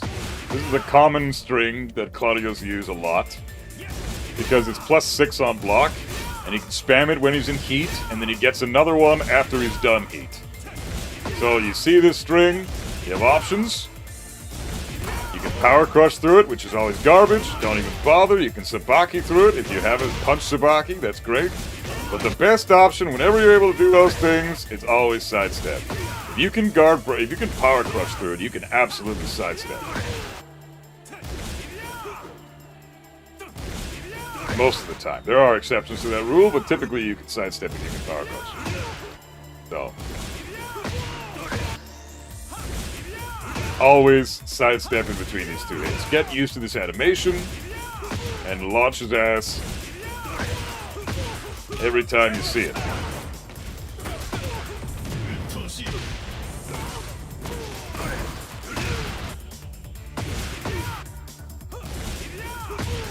Always get a punish. Okay, so that's that string taken care of. It's really good with an install. It's +6 on block with his install, or when he's in heat, that string. That's why Claudio players love to spam that shit. And it's -9 on block when he doesn't have his install or heat. So either way, it's a great string with no risk to the Claudio other than against good players who know to sidestep left that string. You have to sidestep it left after the first hit, not right. Right, you'll get yourself killed. Let's go over the other 4 options that I programmed in, and we'll program one more in here real quick. What was it again?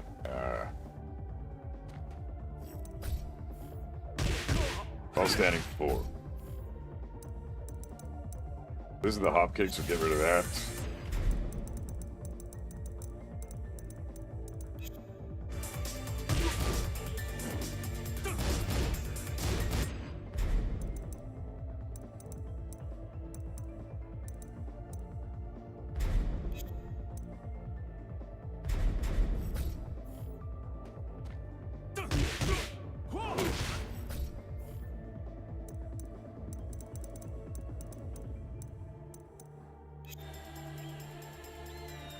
So in this sequence, we got a few more options before we talk about why this sequence here, after you eat the string, is pretty busted for one specific reason. So as you see here, he's doing other options here. He's doing while standing 4. He's doing while up forward 3. He's doing up forward 2.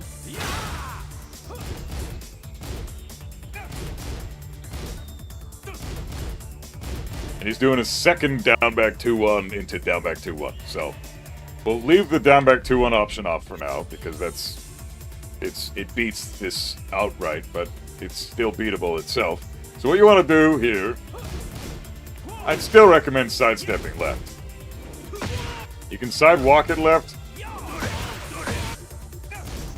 If you block this string, you can always interrupt. Now if you eat the string, you can still sidestep left and beat everything.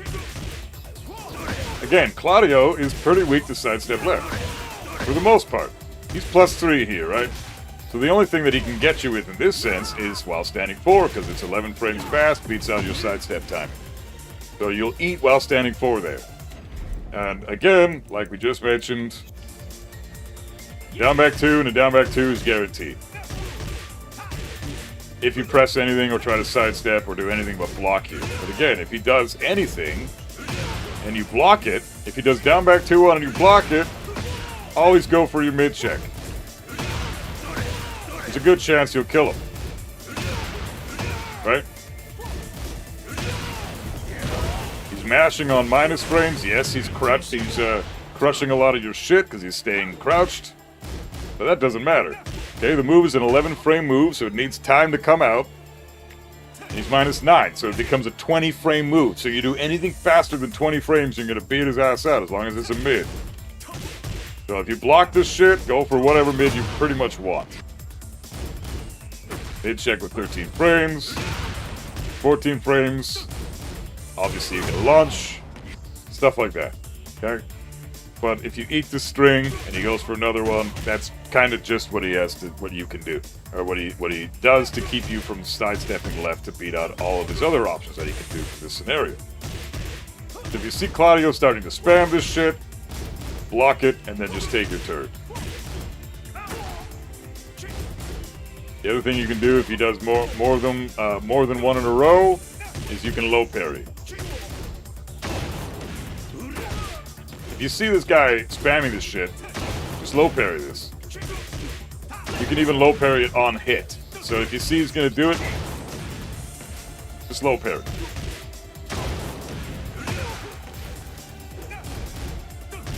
Because it is a special low, so you can low parry special lows. Same thing like a dick jab. Dick jabs are special lows. They can be low parried even though they're not true lows. We mentioned earlier that the one sequence that's actually broken in this scenario is his hop kick after you eat down back 2-1. Well, this is broken because it shuts down bufferable sidesteps.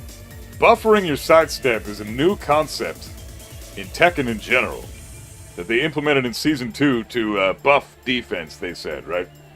Buffing defense is not what they delivered, but they did increase sidestep utility. What they did with this was they made it so you can buffer the sidestep after a down back, or after you, during...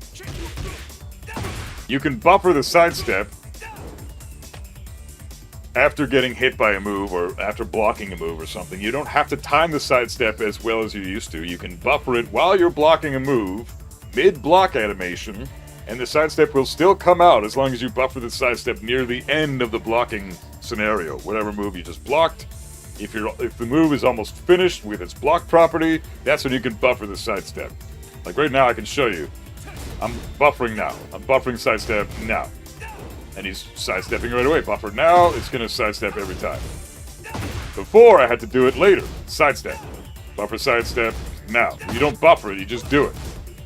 As soon as the block animation is over, that's when you used to have to sidestep. You just have to time it perfectly. Now, you can buffer it. So you don't have to put the input in immediately the moment you're able to. No, you can. It gives you a few frames of leeway. So it's easier to sidestep things now. It's never been a thing before. So it's cool that they put that in Season 2 as their, buff to defense. At the same time, they also kind of shrunk character hurt boxes with that same patch. So oftentimes, because of the bufferable sidesteps and the shrunken hurt boxes for characters, you will see a lot of side switching going on in this game. A lot of characters, like, something will just happen and you'll fucking get their back. And those interactions never used to occur as often as they do now, but that's because everybody's so fucking skinny now that it's just easy to swap sides. It happens so much. So when you see that happening, that's a result of what they fucking did when they implemented Season 2. Now, if I'm wrong in that assertion, somebody please correct me on that. But that's what I learned from talking to other players that are pro level. That's what I learned from hearing about it from people that are software developers, things like that. So this is a pretty bona fide thing that occurred. They did shrink the hurt boxes of characters. As far as I'm concerned, as far as I know, it's a fact. So unfortunately, that is the case. But it made bufferable sidesteps and sidestep utility a little more common. Like, it's easier to use sidesteps now, for sure. And you can honestly feel it. You can definitely feel the sidestep improvement.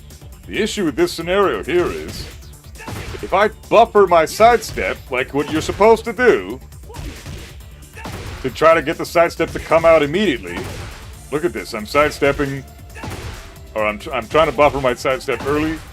I never can dodge this shit with Kazuya. Keep in mind, Kazuya's sidestep is terrible, right? So I'm buffering my sidestep before the animation is finished happening. Like, Kazuya's still holding his face, and that's when I'm buffering my sidestep, and it's getting hit by the hop kick every fucking time. What happens when I time it like we used to have to time it before the buffer got implemented? Like, if I time my sidestep at the exact perfect time,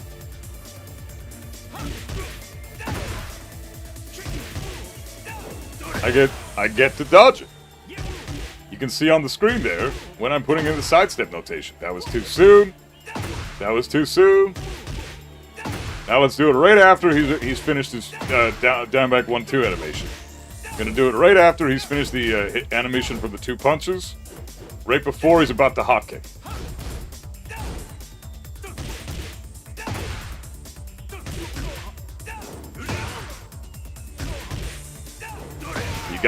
saw me get it twice there. It's a very precise, specific timing that this sequence here, down back 2-1 with Claudio, into hop kick, shuts down bufferable sidesteps for a good chunk of the cast. We're going to switch to Dragunov real quick because he's got the best sidestep of all the male characters. Get ready for the next battle. If he's able to buffer the sidestep, then he'd be the exception, but I don't think he can.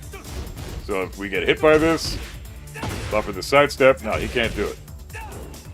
He can a little bit. He has more leeway than Kazuya does. I'm buffering it much earlier than I did with Kazuya, but because I'm Dragunov, and his sidestep is 10 times better, I get to have more leeway in that sense. Dragunov gets a lot of privilege that way. Let's try Devil Jin. Devil Jin only has a slightly better sidestep than Kazuya. Not fucking way better like Dragunov. I have to time it right with Devil Jin. I don't have to time it as precisely as Kazuya. But I can still fucking... Yeah, it's about the same as Kazuya, give or take a few frames. Hey Rax, what's up, bro? Greetings from Canada, brother.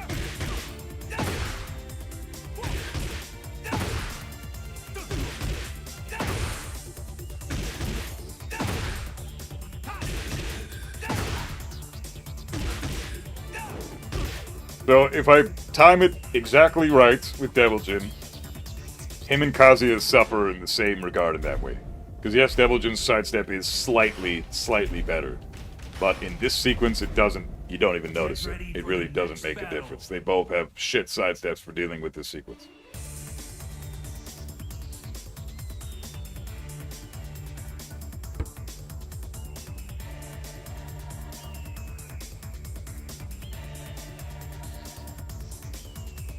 So, what makes this sequence busted in that sense is the fact that it shuts down bufferable sidesteps. It kills bufferable sidesteps and makes it so you have to time it absolutely precise.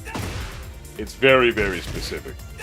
Like, if I don't time it right, I just die. So you have to time it at the very end of the punch animation, and then right before he's about to throw out the hop kick. So it's very specific time.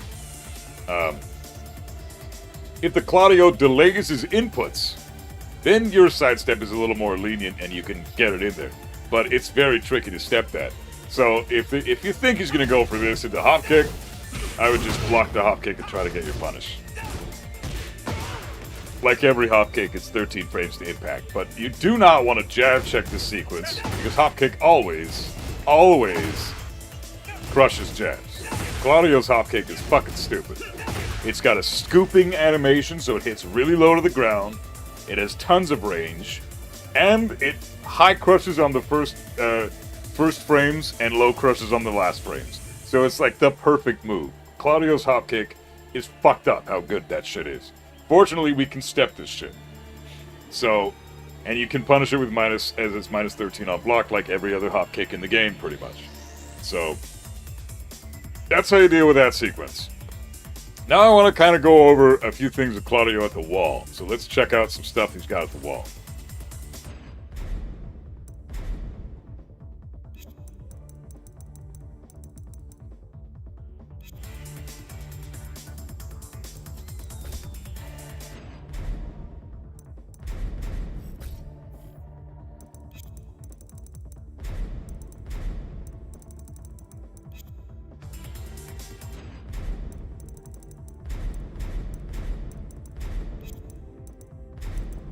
Okay, then we do...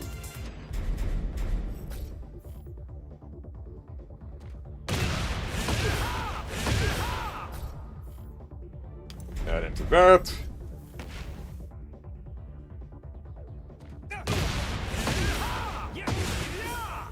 That into that. And one more sequence here. Okay. So we'll do this one first. So at the wall, Claudio is a fucking monster. An absolute fucking tank, okay? This is where he's the most busted version of himself. You have to respect the Claudio when he's at the wall, because he's got ways to fuck you up super hard. He can do stuff like this. Back one is a launcher against the wall, pretty much. It's a homing move. It knocks you into the wall for a full wall splat. It hits grounded. If you twitch at all on the ground, it hits grounded. And he can mix that up with this move, sidestep forward, which is +6 on block, or on hit, only -12 on block. So you only get a while standing forward for this. And on counter hit, guarantees a follow-up. It's that for free, right? So, very, very scary shit. Claudio's worth ducking now, I'd say. So, this scenario is very difficult. You can sidestep into sidestep 4. You can sidestep into back 1.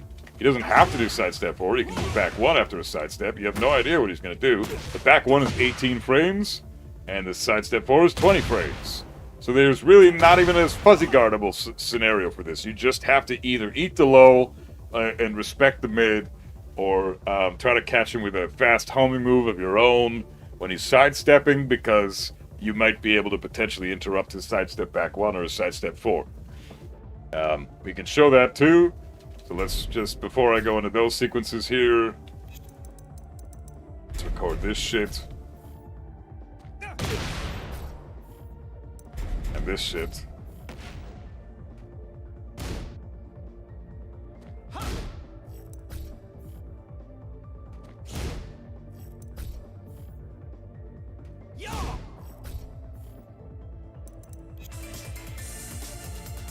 So you see here, you can either do this, or he's gonna do, so back 1, or sidestep forward. Right? What you can do here is you can potentially interrupt with a fast mid of your own.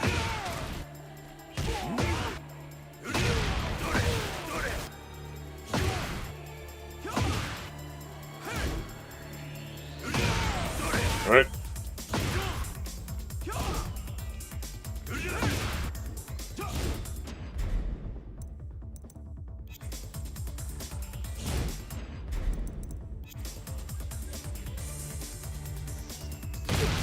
So against the wall here, it's tricky, but if you see Claudio sidestepping, I would say panic interrupt with a fast mid that is hopefully a homing move of some kind. You don't even really have to worry about it being a homing move, because as soon as he presses a button, he expands his hurt box, and it makes it so your move is going to connect no matter what, right?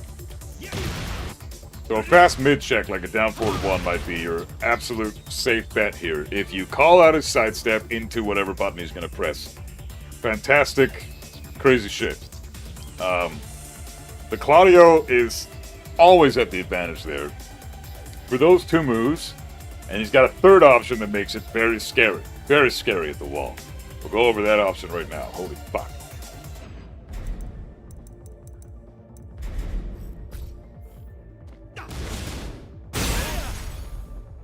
Wait, right, you can do like this, right?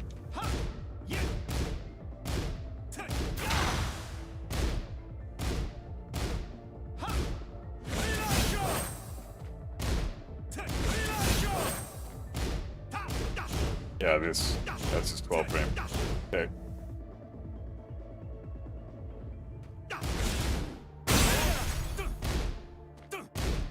It's just 4-3. What am I doing?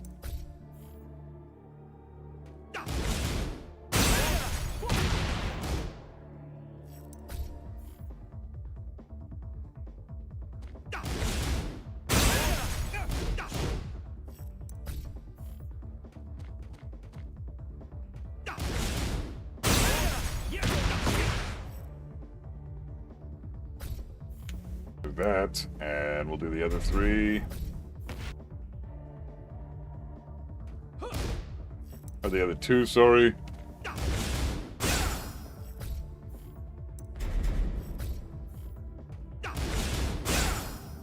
Okay.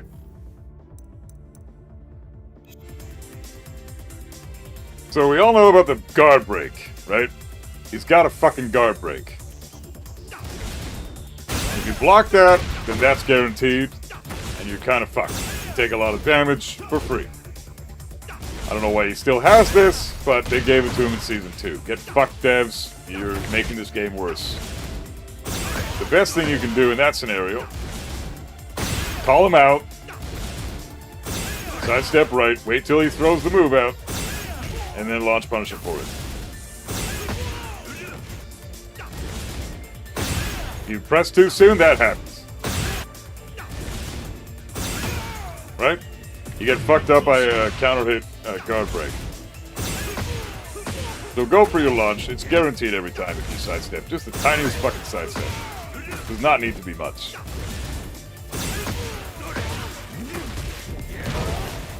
The tiniest sidestep will beat his ass. Just don't press too early. You don't want that shit to happen, right? So, the guard break sucks for that reason. If you want to launch, that's how you deal with that. Otherwise, you can also just counter it, interrupt. Just try that. If you think that's what he's gonna do, like, you gotta be damn confident. Like, jab check, that works.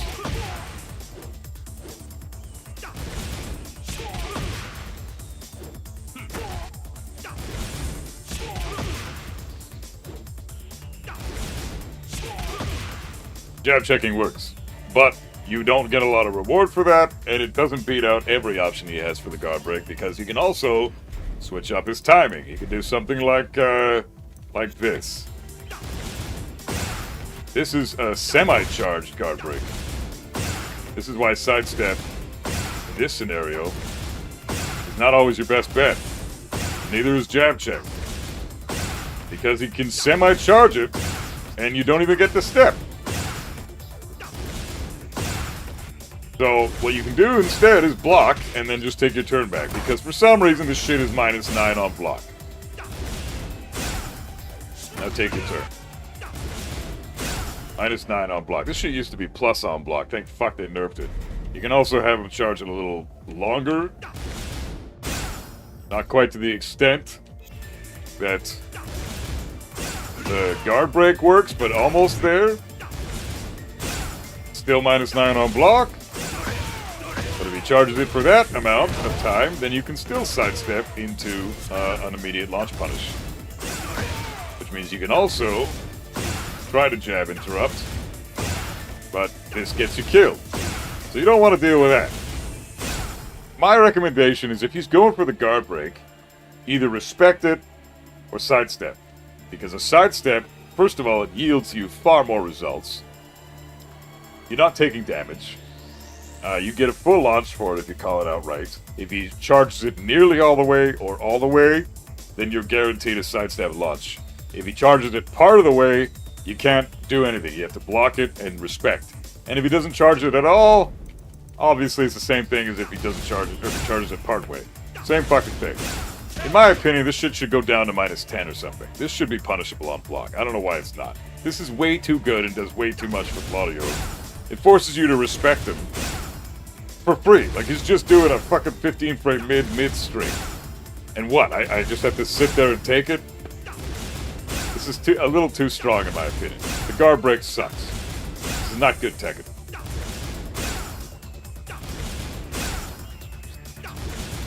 Fortunately, this jails. So you can't even interrupt or try to sidestep at all in this sense. I'm mashing jab here, right? And it fucking, I can't do anything.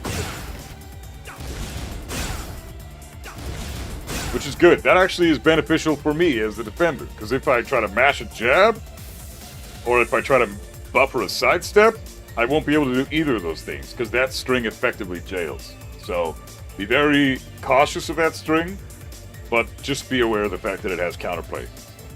I would suggest just buffering a sidestep every time, because the only thing that buffering sidesteps in that scenario is going to lose to is the one where he doesn't charge it nearly all the way, or doesn't charge it all the way. He charges it only a tiny bit. If the Claudio charges it a tiny bit, you can sidestep, but then the move will kill you. So, the second hit will hit you, not kill you, but it'll hit you. So be careful of buffering your sidesteps in case that's the one he does go for. That's probably the best version of that string for Claudio, is the mini charge. Not the medium charge, not the full charge, just the mini charge. Really good for Claudio. But besides that, it beats out his other three options. No charge, medium charge, full charge. Sidestep beats all of those. So that's how you deal with the guard break. What about his Okizeme scenarios that he gets when he's at the wall and he's hit you with a counter hit, sidestep 4? That shit happens all the fucking time. How do you deal with that? Very common scenario. Let's go into details.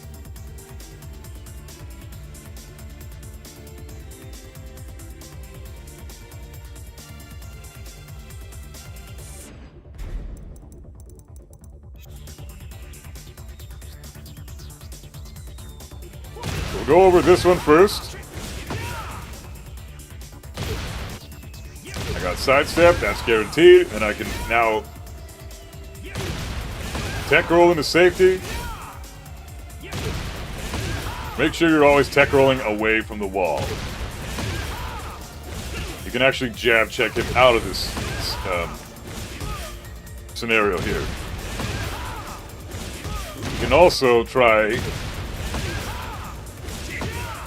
I'm pretty sure a 15-frame launcher will work in this sequence here. If you tech roll, then you might be able to get a 15 or 14-frame launcher here, but my twin pistons work every time. So he's going to go for Oki, because what happens here is if I stay on the ground, this is a common occurrence. This is a great Oki tool for Claudio, right? All these moves hit grounded that he's doing. These are like his best Oki tools. Sidestep 4, Superman Punch, down 1-2. Great fucking Oki tools all the time. Claudios love going for this shit. Okay? This is a common occurrence. You'll see this all the time if you get counter hit by sidestep 4. Say, like earlier, how we discussed, if you see Claudio sidestepping you with the wall, go for a mid check. Because if they press anything, their hitbox will expand and they'll get hit by the mid. You don't even have to worry about it tracking. So go for a mid check and you should be okay.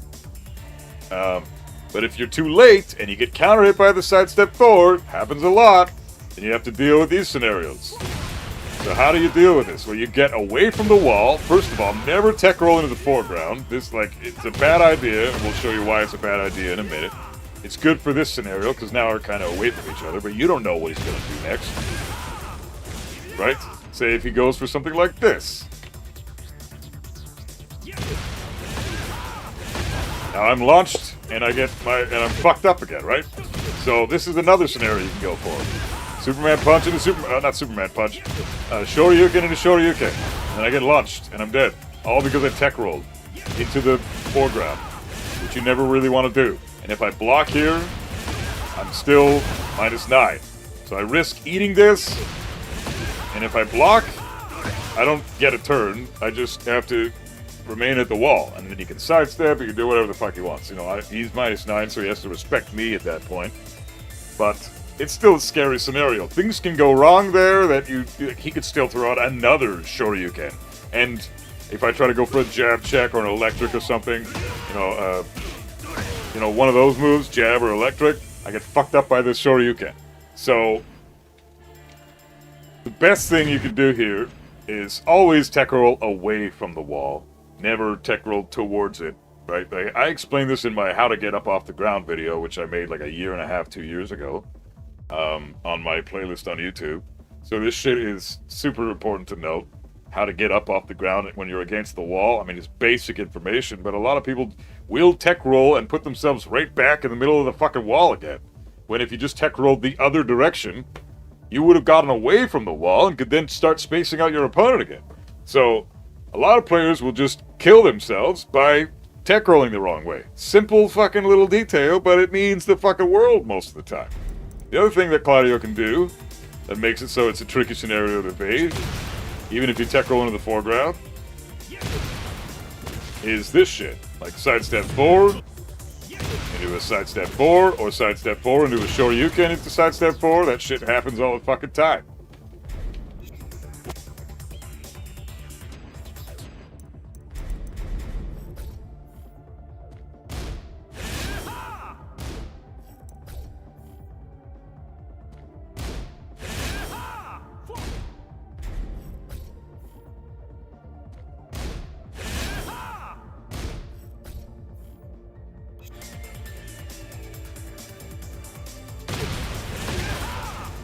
So we got that. We try to get up into a button there, and you're just kind of fucked.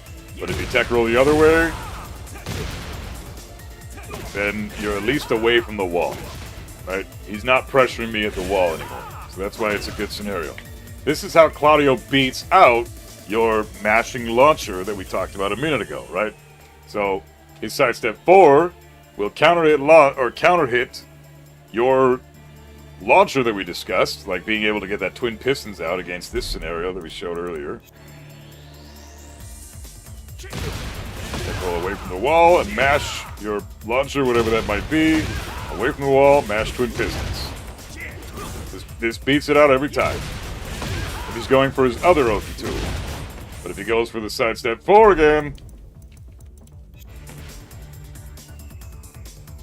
you tech roll away from the wall, you mash twin pistons, you get counter hit again by the sidestep 4. So this is a very tricky scenario. I'd recommend, when he's doing this, tech roll away from the wall, just try not to mash. Mashing here is never a good idea. Tech roll, get up, maybe block this follow-up. Get your punish. If you think that's what he's going for, you can always punish him for it. You still get your well-standing 4 punish. But that's a tricky scenario to deal with. So, wall tech is fucking gross with this character, but it's something you have to learn how to deal with properly. Otherwise, you just get fucked up for free.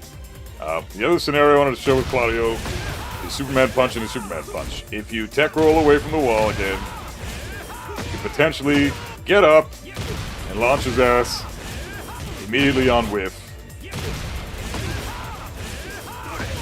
Unless the guy is smart and realigns with your tech rolling ass, you can get this shit for free, and now he's at the wall, and now he's got to respect you, right? So there are ways to deal with this guy, and knowing exactly what he's going to do and what he can do at the wall and what his good Oki tools are is super important. Sidestep 4, Shoryuken, and down 1-2 are the most common options you'll find against Claudio, due to the fact that those are his best Oki tools. So once he's got you in that position, just look out for those.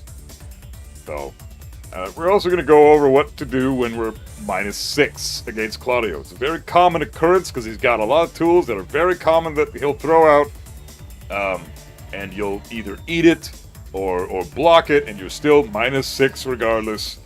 And we'll go over what options we have when we're put into that spot, because it occurs pretty often with this character.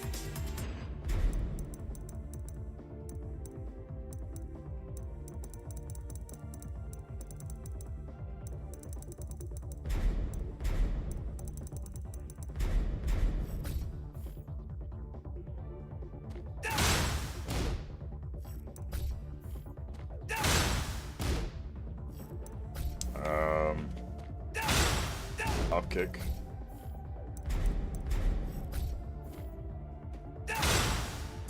Sidestep 4. Back 3.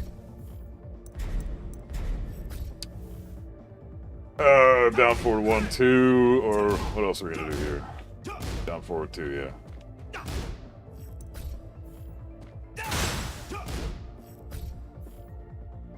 Get rid of these for now. And hold on, put it in here. Record this. And get this.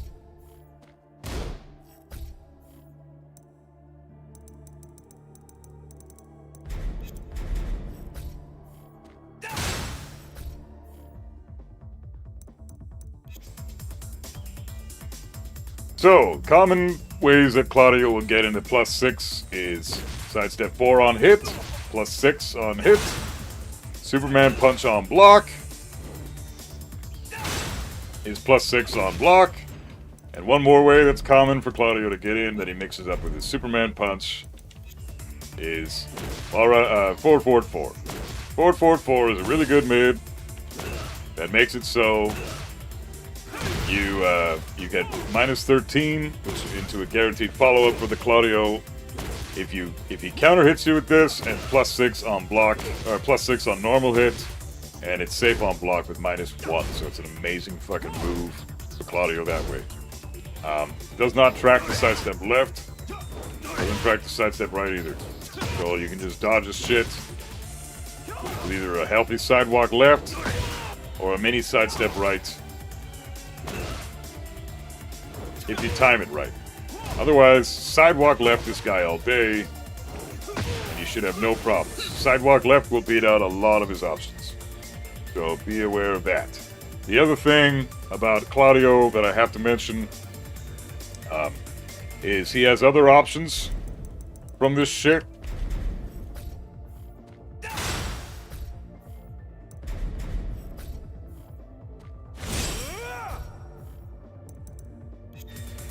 He's got multiple options that are all come out of a forward or a running sequence, right?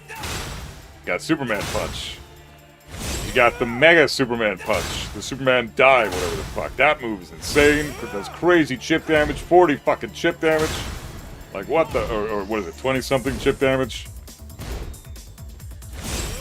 Yeah, fucking ridiculous.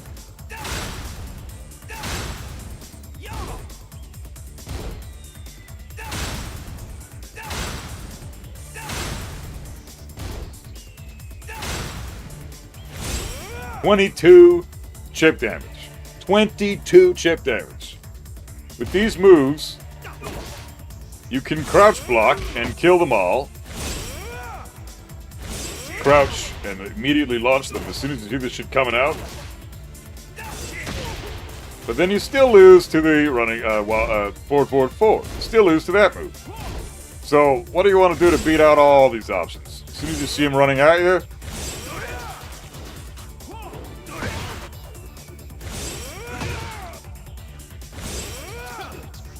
that's that side switching shit I told you about. To do like this shit right here. That's because the hitboxes for the characters got shortened. So you can always sidewalk left when you see him running in at you, or you think he's going to run in at you. Sidewalk left and kill him for it. It'll beat out everything, including the Superman punch that you saw there. So sidewalk left versus Claudio to beat out those options. Spot on. Good shit. But you can also duck and launch 2 out of 3 of those options that we just talked about. So be careful here. They're all super strong moves. Whether they're on block or on hit, doesn't matter. It's a huge reward for the Claudio every fucking time. So make sure you deal with those appropriately. But sidewalk left beats out all 3 of the options instead of just the 2 highs. And you get a launch either way. But if you're forced into a blocking scenario, whether you're +6 on block with the Superman punch, +6 on hit with the forward 4, because you ducked and you were trying to call out the Superman, he did the forward 4 instead, or you're +6 on hit with Claudio because you landed a sidestep 4. What can your opponent do to beat you out then? Let's go over those options.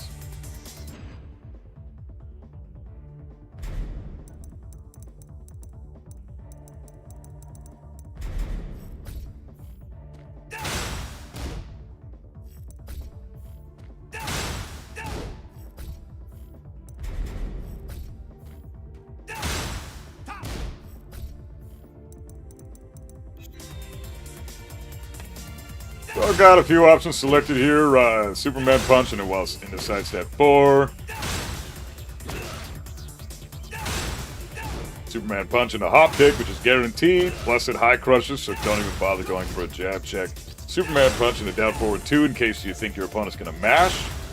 Which I don't know why they would, but again, there's so many reasons not to mash. Superman punch in the back 3 is amazing because it tracks the sidestep right. And it's a fast mid-poke at 13 frames, and it's only -4 on block. So it's almost like another... It's basically Claudio's down forward 1. Just not quite as good as typical down forward 1s. So it's a decent poke, but I wouldn't suggest comparing it to down forward 1s. It's a great mid-check, but it's nothing too crazy. But in this sequence, sidestep left into block, for example, doesn't really work. Kind of lose to everything here. Down forward 2 clips you. Hop kick will clip you. So, bunch of options he has that are pretty scary to deal with, right? He can also do the classic setup that I showed you guys earlier.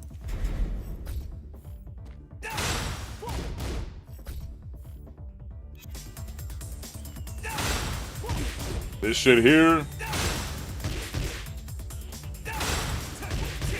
This will clip you if you're trying to step.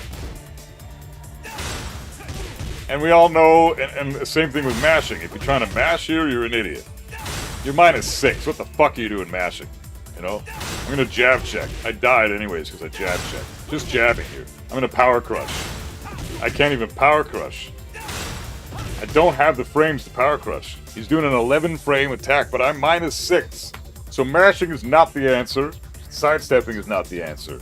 Claudio has too many options to deter you from stepping him. Some characters at +6 have to do riskier options to get you to stop stepping them. But Claudio, his options are so scary that stepping him after a +6 scenario is never really advised. If you block Superman punch, you gotta block. You just have to block again. Okay, it's really, really strong move, but you really don't have another option. You can try to power crush, but you lose to multiple options. You can try to sabaki, but you lose to multiple options. And you certainly can't mash. So don't bother mashing in this sequence. You can sidestep left block some moves, depending on what the Claudio does. We'll go over a few of those options.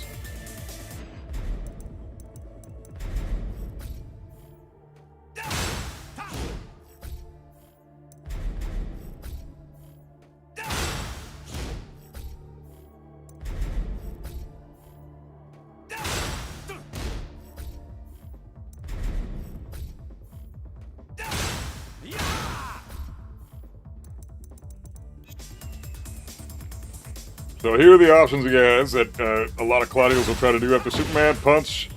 That sidestep left in the block will beat out. Okay, so up forward 2 loses, forward 4 loses.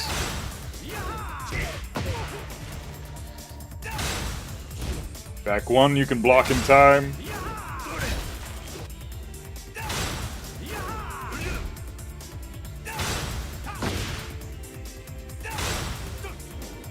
Forward 4 loses, which is a great move for Claudio. A lot of Claudio players do that because it's +4 on block and on hit. Same frame data on block and on hit. It's almost as good as Kazuya's forward 4. Like, my forward 4 is pretty good. +4 on block, +7 on hit, 19 frames to impact. His is 22 frames to impact, +4 no matter what.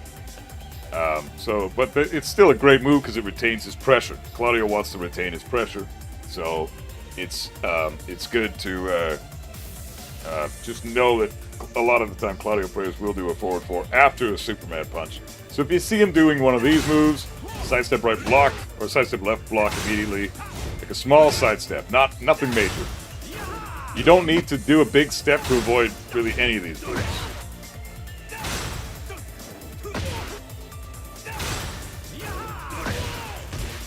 So be aware of that. I would recommend a 13 frame punish for this, because you can guarantee that every time, even after a sidestep right or sidestep left block. You still get your punish.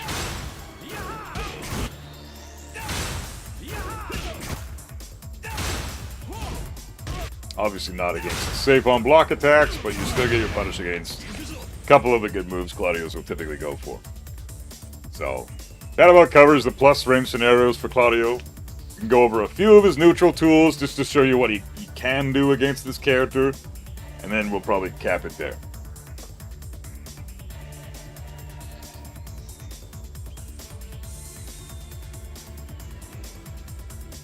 Birth, how you doing, man? DeMarcus strays spontaneous jabs at range with one without starburst to deter all options and force him to respect the jab by waiting to or throwing down back, back 2, down back 1+2 heavy reads. Claudio has issues.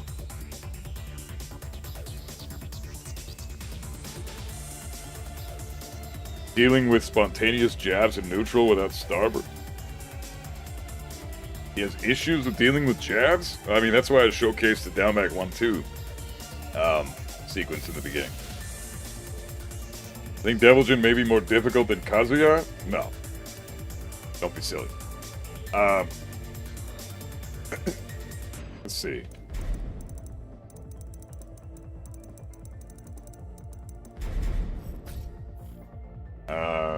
does he have in the neutral? Got this. Really good. Record that. That's really good. Really good too.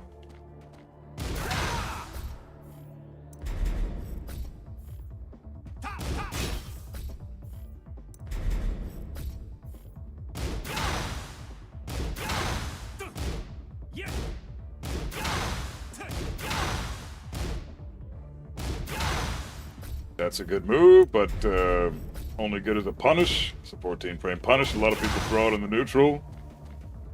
Down 1-2 we talked about already. What else does he have? Down, oh, this shit. Right. Got this very common low poke that he does. Superman punch is fucking stupid. Hey Wes, how you doing, bro? Good to see you. How you been, man?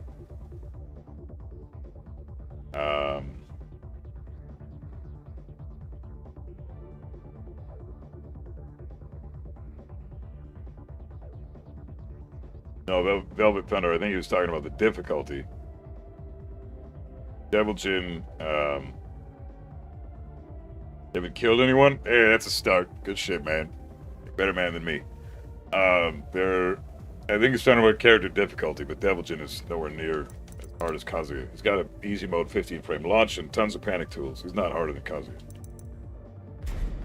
And sidestep can and kill them with a launch. Like, that's not... You get a mid 15-frame launcher that you can use as a whiff punish. That automatically makes him much easier than Kazuya. Automatically. Without even having to argue anymore. That just cuts the deal off right there.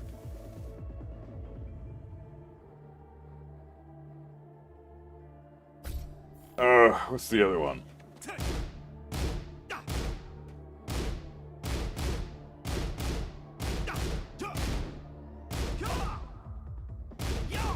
That's a good move.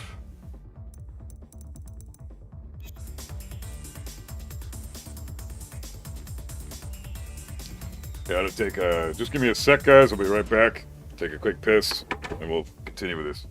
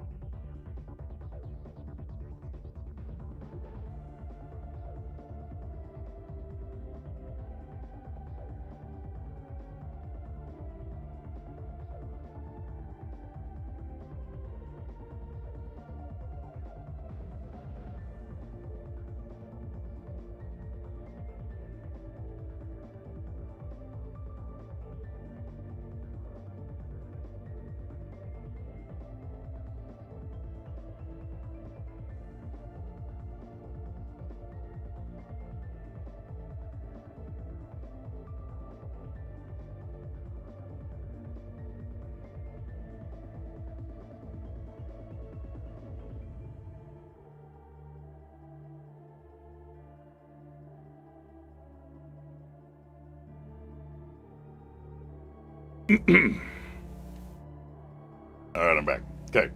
Let's fucking, what options are these? Yeah, this shit. That shit.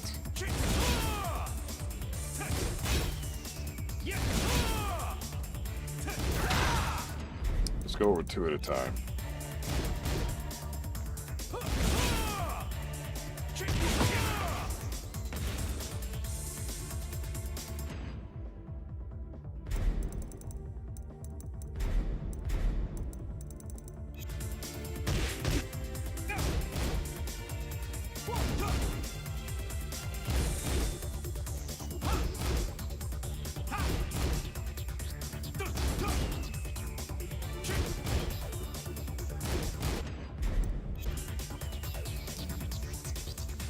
So a lot of the time, the Claudio player will do a sequence like this, like 2-1. 2-1 is an amazing poke tool for Claudio, because he can then delay the third hit, or he can try to do another 2-1.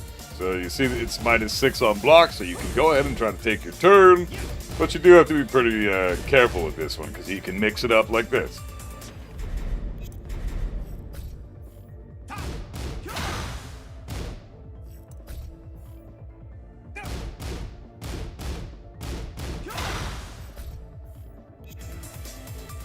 You can do something like this, in which case, get your 13 frame punish. If it finishes this string, he's 13 frames minus. So you can try to jab check in between, try to get a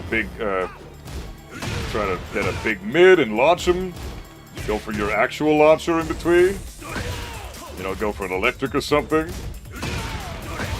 Something like along those lines. Jab checking is always good too, but if they decide to delay the string, which they absolutely can, that makes it risky to try to interrupt, right? Now I got fucking heat engaged. I just tried to jab check because I thought he was gonna just finish. He wasn't gonna finish the string. I thought he was gonna just loop me and do it over and over again. That's what makes the string tricky, so you have to often respect it. So you can also try to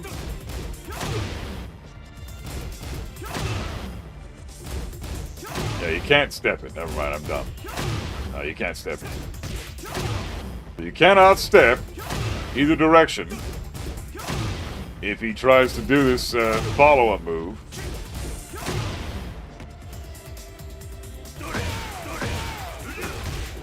Because this shit is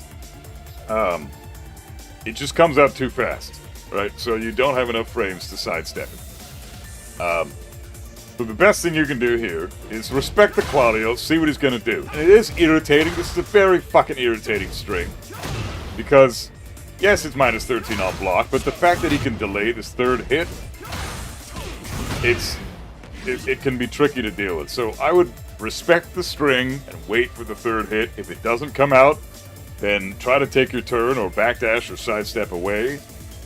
But it's a tricky string to deal with. In all honesty, even though he's -6 after the string, if you try to jab check it, you can get fucked up by the last hit and then he's in heat and you're in trouble.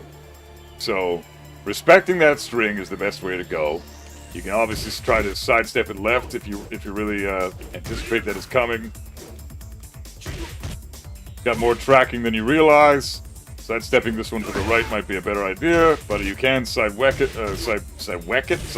left if you time the sidewalk perfectly. With a preemptive sidewalk even, like you have to kind of engage the sidewalk before you think he's going to do it. Then you can sidewalk it, but it's still fucking hard. Regardless, crazy string, gotta respect it. Next we got this shit. This is the classic. Everybody knows this one. It's just a follow-up. Gives a guaranteed Superman punch on, not a Superman punch, Shoryuken on hit. But it's -14 on block. The reason that this is -14 is it's not supposed to be used like this. Claudio player use this when they have their heat burst, or they're not their heat burst, but either when they're in heat or when they have their install. Because then it becomes -9 on block. And it's no risk to the Claudio, you get to take your turn back. You can't punish it. A lot of Claudio players will do something like this.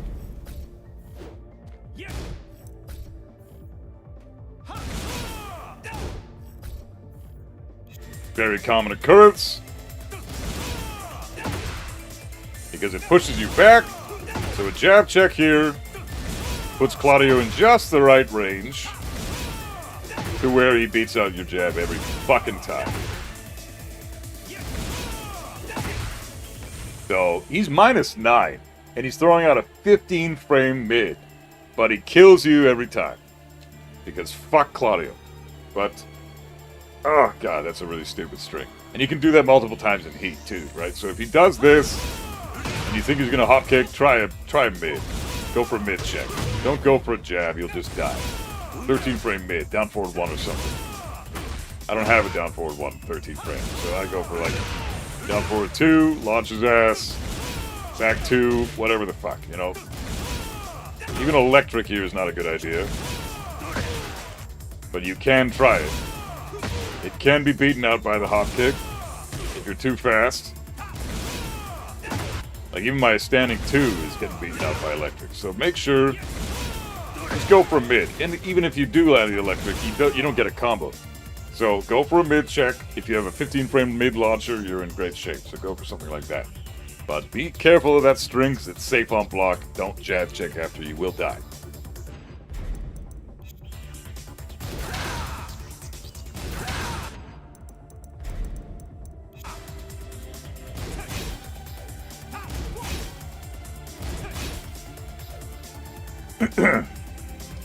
Hey, Tony J. Macaroni. How's it going, man? Welcome on in. Just recording a video right now, so I'm just talking to the YouTube audience. But I'll be back in the stream in a minute.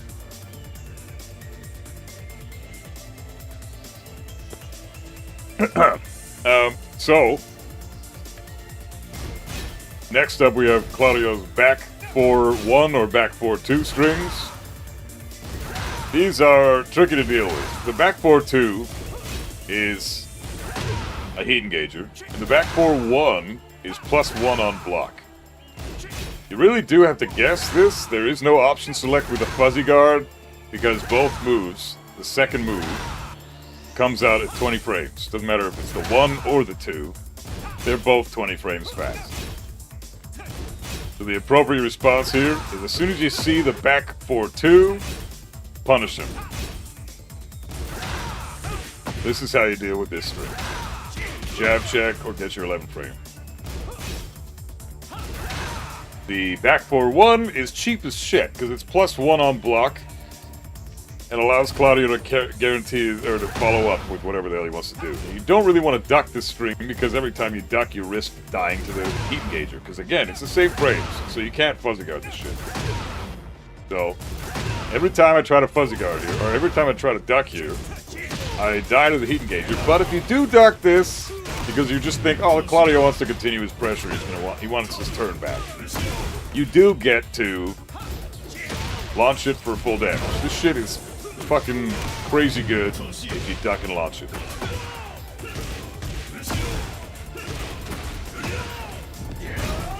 Right? It's very, very good to duck and launch, but it is +1 on block, and it's risky to duck.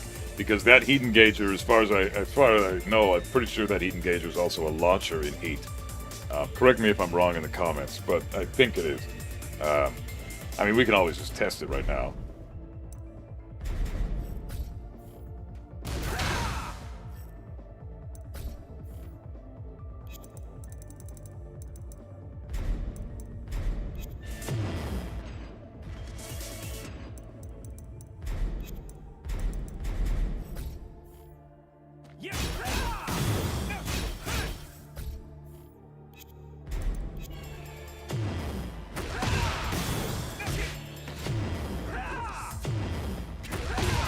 Yeah, so this is a launcher in heat.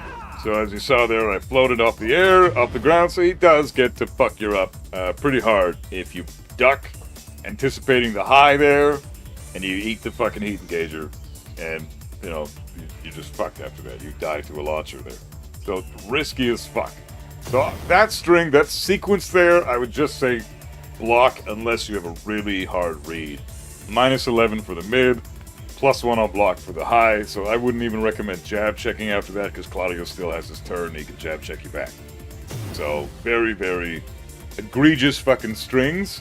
I would lower the high to like -4, -5 for Claudio.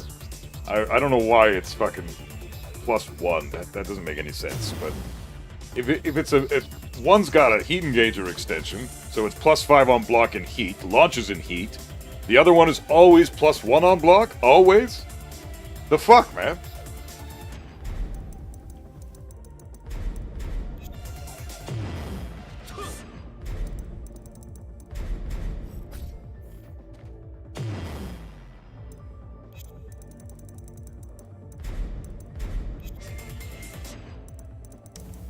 Oh, dude.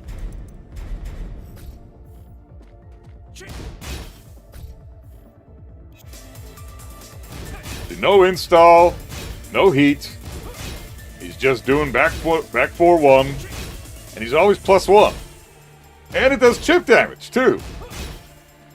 Like, you can win rounds with this thing by just, like, if the clock is running out, if the clock runs out, it's you got, like, no time on the clock. You just do this, get him, get his health down a little further, and boom, you win the round because the clock ran out, and all you did was a fucking plus-on block move that does chip damage and is completely safe because it's a 14 frame, it starts from a 17 frame move.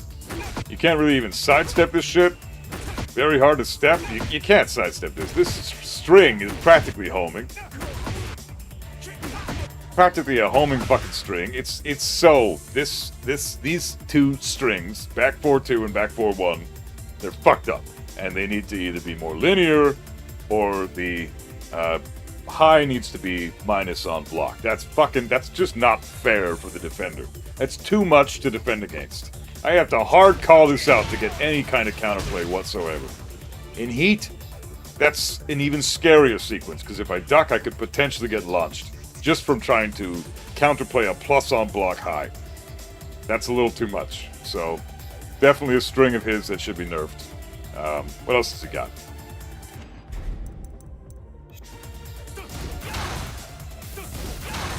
This string, 3-2, a lot more fair. It's a 14 frame attack. This is supposed to be a 14 frame heat engager. This is his 14 frame punish. That's a 14 frame punish for Claudio because it's not supposed to get blocked or ducked. But don't duck this move. Look at the animation. Instead of the 4, like with back 4, he's starting with a 3, so it's his left leg, not his right leg. And he's only got one extension out of this. So if he does the string, don't be afraid to duck and kill him for it. Much more valid string than the other one. This is meant to be used as a punish, but a lot of players will just use this in the neutral, thinking, my opponent's not going to duck this. I'm fucking, I'm Claudio. They don't know shit about my character. I'm going to fucking do this fucking string. They're going to eat shit for it, and I'm going to get free damage. Or I can at least keep my turn, because I'm only -6. And if they eat it, I'm in heat, and now they're fucked. Well, prove them wrong. Duck and launch this on reaction every time. You have to. Very, very easy string to deal with. Just deal with it like that.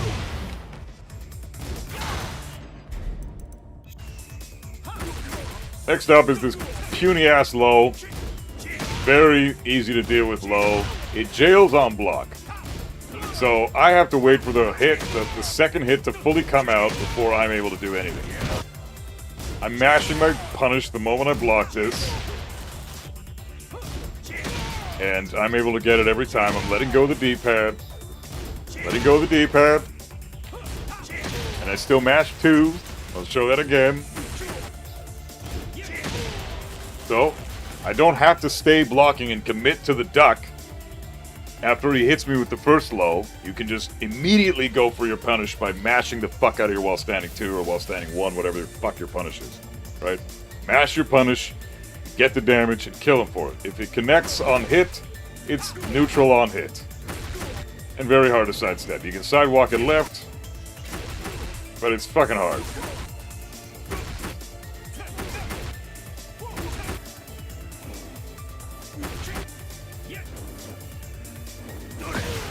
Like, honestly, this character is tricky as fuck to deal with. So,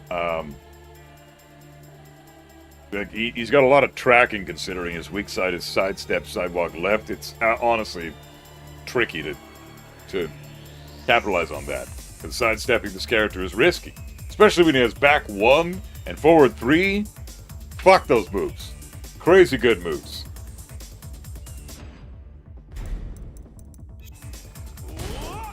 So, this is the other issue we have with a lot of players. This move is fucking incredible. So, it's a knockdown into a horrible position. It automatically puts you into face down, feet away, which is the worst position you can be in. It's his steel pedal, so it hits grounded. And it's even more ridiculous with his install and with heat. So, without the install or heat, it's -12.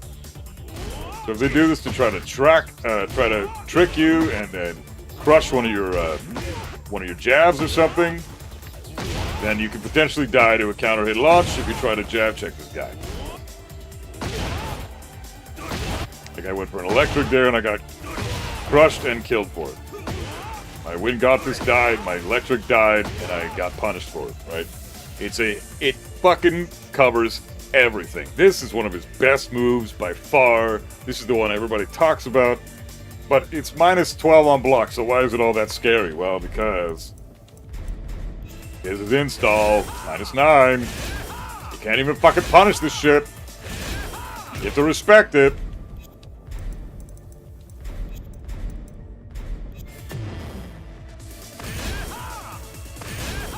In heat, it even has more properties. Natural launcher in heat. Normal hit launcher in heat. Normal hit launcher with the install. It's the same thing in heat as it is with the install, but it gets a buff. It's safe on block and launches on normal hit instead of gives you a knockdown. So people are going to spam the fuck out of this move in heat. Fortunately, you can sidewalk it left, sidewalk it right. So you can deal with it that way. So this is a move that Claudios will spam all day, but you can deal with it. You see it coming, sidewalk left. It really doesn't have much tracking at all. So that's the balance, but I still think this move's fucked up. This should be at least jab punishable, no matter what. It's such a good move. It's designed to not get blocked. It's designed to catch people doing highs and jab checks and shit. You know? Or stuff like this, like a high fucking homing attack. It's not designed to get blocked. So if they do block it, they've earned the right to punish it, but it's not punishable in fucking heat or with the install. So, by far, I think his most bullshit fucking move is this one right here. And I'm pretty sure the whole community will agree with me. It's either that or it's the guard break we talked about. So, watch out for that move. Tricky as fuck move to deal with.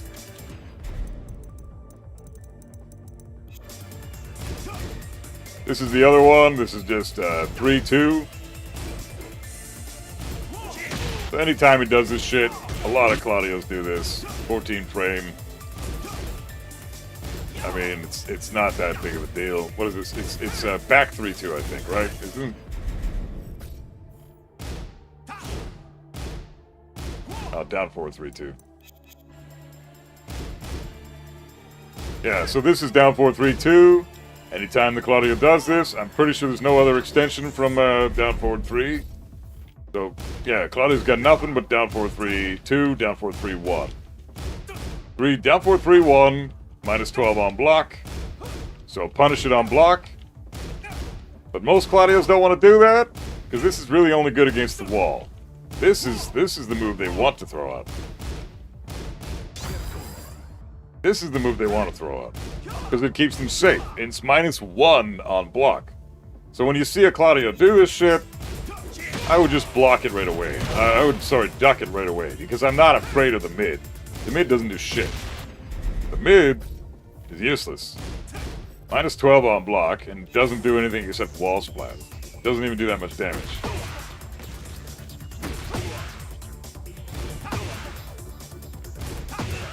So it's whatever. You get a wall splat with Claudio, but it's not that great. That's usually going to be seen in like combos for combo fillers and knocking them against the wall there. But most of the time, the Claudio is going to do down forward 3-2. Down forward 3-2 is a great option for Claudio because it keeps him minus 1 on block, but you can launch punish this. Call it out, get used to the animation, and I just duck it every time. I don't even care about the mid. The mid can just kill me, I don't give a fuck. I'm still ducking this every day. Right? So, avoid scenarios where he's not putting himself at too much risk, because a lot of the time, when he's not at that much risk, this is going to come out. There's only minus 1 here. So try to jab check. Homing move, maybe. No. Electric. Yeah, electric doesn't even do anything. Electric is beaten out. Jab check. Again, that's how he uses that shit. So just avoid that scenario entirely and get him with a launch. After you duck this bullshit. Takes no time. Just lab the sequence, burn it into your memory banks, and fucking kill him for it. Okay? So, force him to use the unsafe mid, and then start punishing that on block, and you're good to go. The fuck else do we have to talk about? I guess it's heat now. Yeah, we'll do a little bit of his heat.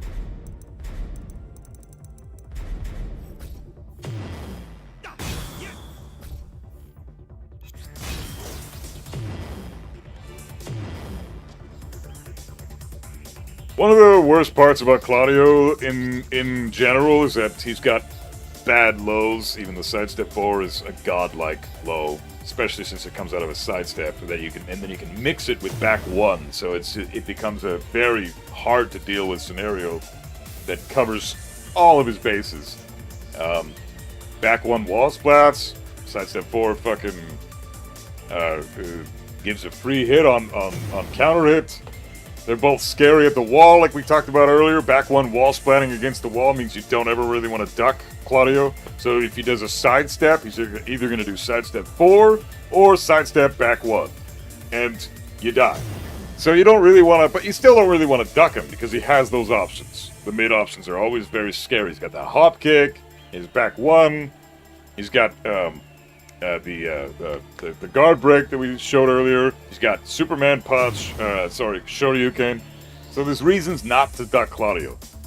So that's why this is so fucking good for Claudio. This, being a low heat smash, is the best low heat smash in the game. It's minus 14 on block, so you do get a decent punish for it. You call it out. But the rule of thumb against Claudio is don't duck the character, because he's got one really good low to threaten you with, and the rest of his kit is mids or highs. He got that annoying little fucking down back 4-3 mid, that's, or low, sorry, that's neutral on hit, but it doesn't really yield much for the Claudio. You still get your turn after that. So, in this sense, he's got a low-hitting fucking heat smash. It's crazy how good that is. So, trying to figure out when to duck this character is a nightmare. A lot of the time when you try to read the low heat smash, you get fucked up by a hopcake or something. So you just never really duck Claudio, which increases the utility of this heat smash. You can't really sidestep it to the right. Sidewalk it right is never going to work. So sidewalk left. You can sidewalk it left, which fortunately will beat out the heat smash and the hop kick. But it's like Kazuya, for example, has a low heat smash as well, right? Kazuya's heat smash is great because it's also low. It's a decent heat smash. I'd still say the low heat smashes are the worst in the game, but it's not a horrible heat smash. The issue is I have ways to force my opponent to duck in heat. Nobody wants to eat this shit, you know. Nobody wants to eat this fucking Hell Sweep extender, especially in this scenario. You get a guaranteed follow-up against certain wall scenarios. Nobody wants to eat that with Kazuya. So you're looking to duck the Kazuya. Same thing applies to Lee. Same thing applies to Paul. Even Victor's and Shaheen's have more utility, even though they're low heat smashes as well. Shaheen's low crushes and Victor's high crushes. So really good heat smashes for those reasons. Lee, Paul, Claudio, and Kazuya also have low heat smashes, but their heat smashes are different. None of them crush anything. But Claudio's is definitively the best. And it's not because it does anything differently over Kazuya's or Lee's or Paul's. Like, they're both 18 frames. Kazuya's and Claudio's, they're both 18 frames. So what makes this heat smash so good? It's because you don't duck this character. You have no reason to really duck him, right? Kazuya, you've got tons of reasons to duck him. He's got amazing fucking lows. Why wouldn't you duck him? His mids, honestly, aren't as scary as his lows. So trying to, like, sidestep left into duck Kazuya is a great idea. Well, Claudio, you never duck the character, which increases the utility of the low heat smash, which basically makes it free. Right? So now he's in heat. Now you're looking for that heat smash, and he knows you're looking for it, so he's gonna fucking do everything that's not the heat smash, that's a mid, that's super strong, that's gonna kill you. You know, that's the problem with Claudio. They gave him a low heat smash. He's got a chunky fucking low once every single round, and there's a reason to duck him now, even though he's got some of the scariest mids in the fucking game? Crazy shit. So another reason why he's so strong, so busted, is this fucking low right here. So, it's just better than all the other low heat smashes. It just is. For the reason I just said, you can't even debate it. There are reasons to duck Paul, there are reasons to duck Lee, there are reasons to duck Kazuya. There's no reason to duck Claudio, so he's getting this for free all the fucking time. No one's looking for a low with Claudio. So, but I think that's about it. That goes over. I guess we could talk about one thing that he has in heat that's kind of gimmicky. It doesn't really matter though. He's got this shit. So like this is his projectile, right? You can sidestep it. It's not very good. You know, you got that shit all day. You can't duck under it because it is fucking special mid. So no ducking this move. I mean, if you duck it, you're ducking it and you're blocking it. So sidestep this move. The natural hit for the Claudio. It is a 12-frame punish in heat or with the install. So be careful of that move, but it is sidesteppable. Throws that out in your face, make him fucking pay for it.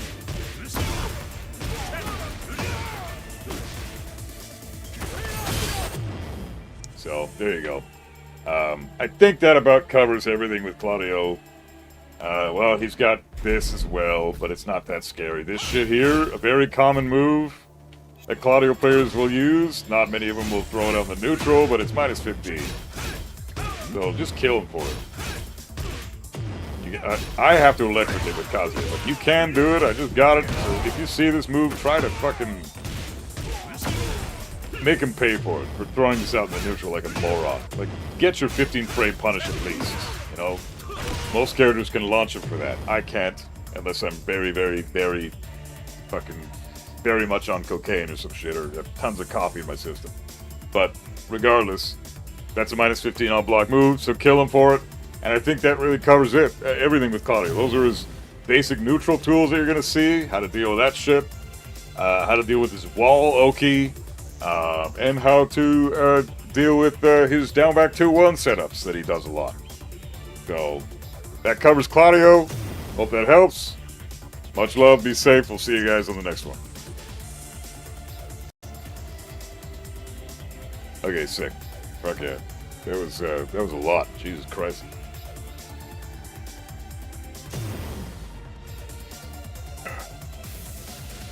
Who has the worst heat smash? I think it's Reina.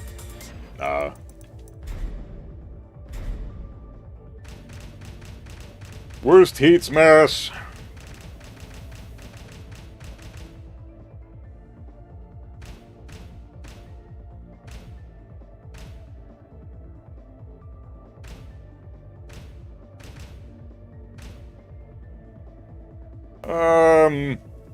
It's tough to say. I mean, Jin has arguably the best. June's is 13 frames, that's really good. Kazuya's is shit. All the low heat smashes, I think, are the worst. All the low heat smashes are terrible.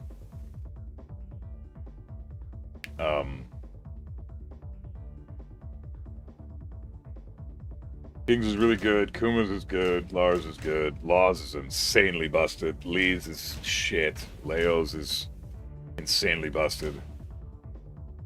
Leroy's is also awful.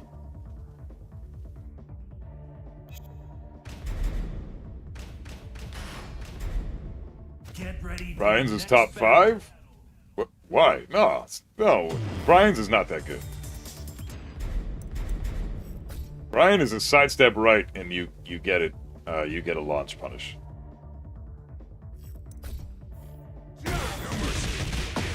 Die. No, that's not the worst one.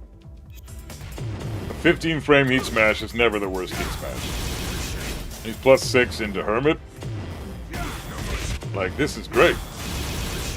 He forces me to sidewalk him left, and then he has to do risky shit to catch me, but I'm forced to then sidewalk left to try to option select what he's got.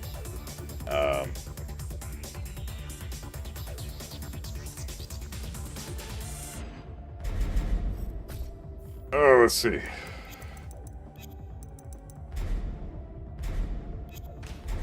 Lily? Get ready for How to the deal with next Steve battle. versus Brian? Steve as Brian? Leroy sucks. It's 15 frames, dude. That doesn't suck.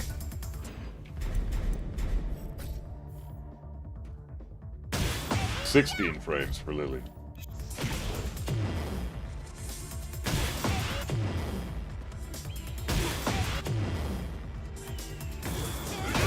Sidewalk it right.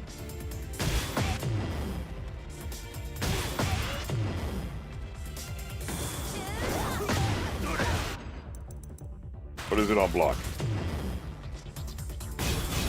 -7 or +7. That's pretty good.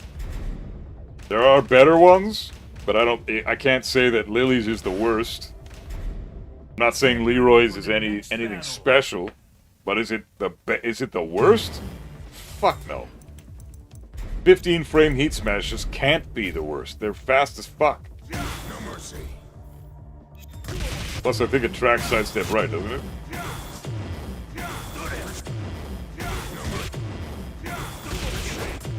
Sidestep left, it doesn't track. Okay.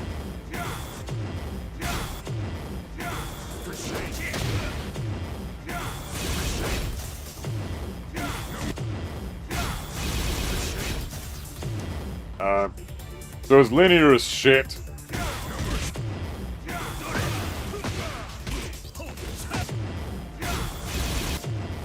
Yeah, this is a candidate for like bottom 10 heat smashes, no question. No question. But I don't think it's the worst because there are a couple of them in this game that are pretty shit. What do we got here? Steve's is fucking terrible. Look at Steve's, man. Steve's might be the worst. Get ready for the next battle. +6 on block is less than down 3-2 in the same stance. Yeah, but it's better than down back 3 or sidestep 3+4. Still better than those two options to put him into Hermit stance, so I don't see it being that bad. I have fewer options to beat out his Hermit stance with. I have to sidewalk him left. And then he can catch me with up forward 1, he can catch me with back 4, he can catch me with the Hell Sweep, and he can catch me with Hermit 4. So I'm limited. You got 4 moves that clip me if I try to sidewalk left there. Going into stance is not an inherent positive. No, of course not. In fact, often it's a negative. But not in that scenario, I don't think. If the Leroy plays it safe, then I don't really have an option to beat him out. Hey, Cardi, how you doing, man? What's going on, guys? Thanks for joining the stream. Isn't having a high heat smash kind of bad on its own? Yeah, but only, what, 2 characters in the game have that? Zafina and Jack? So, it can be considered a bad thing, but they're so fast to come out that I doubt it's going to really... Jack's 10-frame heat smash is... The only way to beat that is to duck and launch it on reaction, and you good luck. I mean, a lot of the time he's going to... Jay Crush, what's up, man? How you doing? Welcome on in. Hope you're well. I hope you're well, man. How's it going, brother? Hope the stream went well. I-15 mid into and +6 into stance is fundamentally not trash. Yeah, it's not. You can't say a 15-frame move that's +6 on block is a bad anything. It's a fucking heat smash. It's still good, no matter what. But is it better than the other ones? That's what we're comparing it to right now. I think Lily's is better than Leroy's because it at least tracks the sidestep left, which is where you want to step Lily. Leroy's is linear to both sides, so that's kind of ass. It's a lot like Heihachi's in that way. But Heihachi's at least wall splats or floor breaks. Leroy's only wall breaks. It doesn't even wall splat. So it is a candidate for bottom 10 heat smashes. I will say that. I'd say Leroy's heat smash is just like any other heat smash should be. Linear +5. Yeah, I agree. I think Leroy's heat smash is a great blueprint to balance the heat smashes. J Crush, are you Joe Crush? Or are you different Crush dude that starts with J? Like, this is fucking ridiculous. Look at this fucking shit.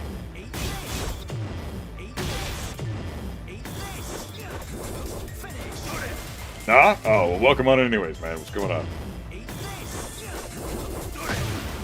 I got all fucking day to launch Steve, dumbass. And it's linear to both sides.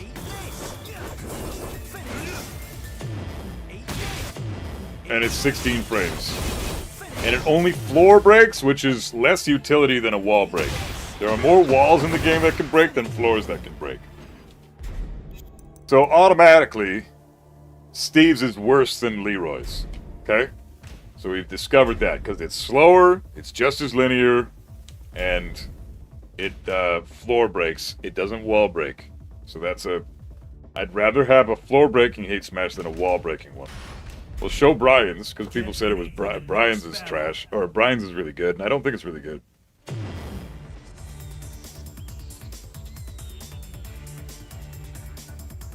How many frames is Armor King's? It's 17 frames.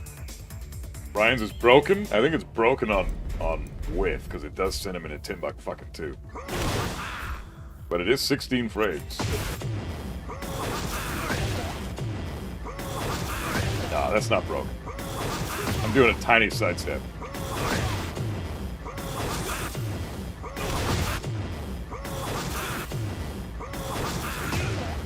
That's not fucking broken. That's not broken, dude. I can't step it left. Oh, I can step it left. +9 on block, that's really good.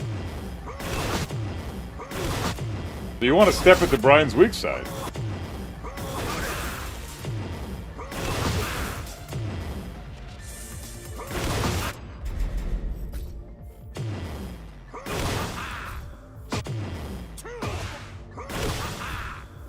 Back one.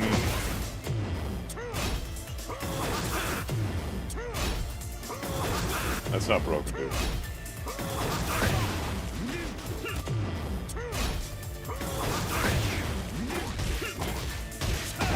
Try it after a different one.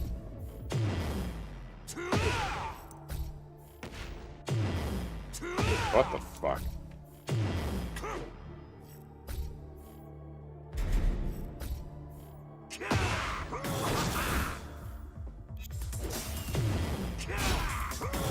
Dude, no, it's not broken.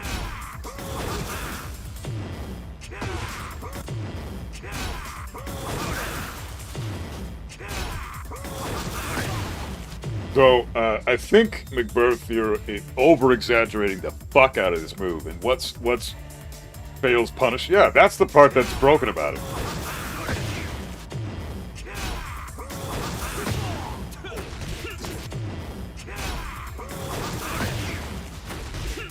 Come on, man. Be reasonable. I'm with you. Brian is a busted, broken fucking character, but this in and of itself is not the reason he's broken, dude. If I want to be careful here, I'll just do this. Can't block that. So, if I wanted to show you why it's broken, then we would do, if I can even do it. I think I failed it there.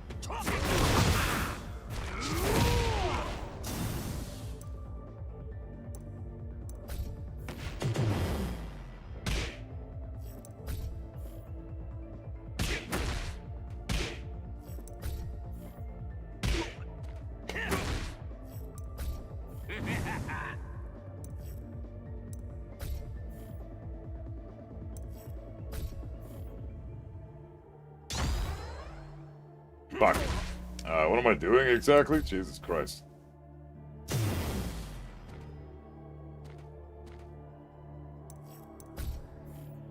Then we're going to,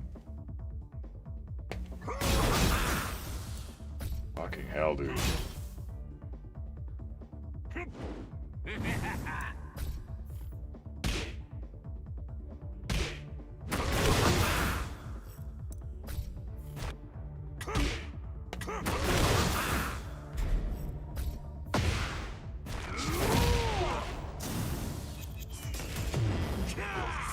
Fuck! How do I keep messing this up? This is not that fucking complicated. Jesus Christ.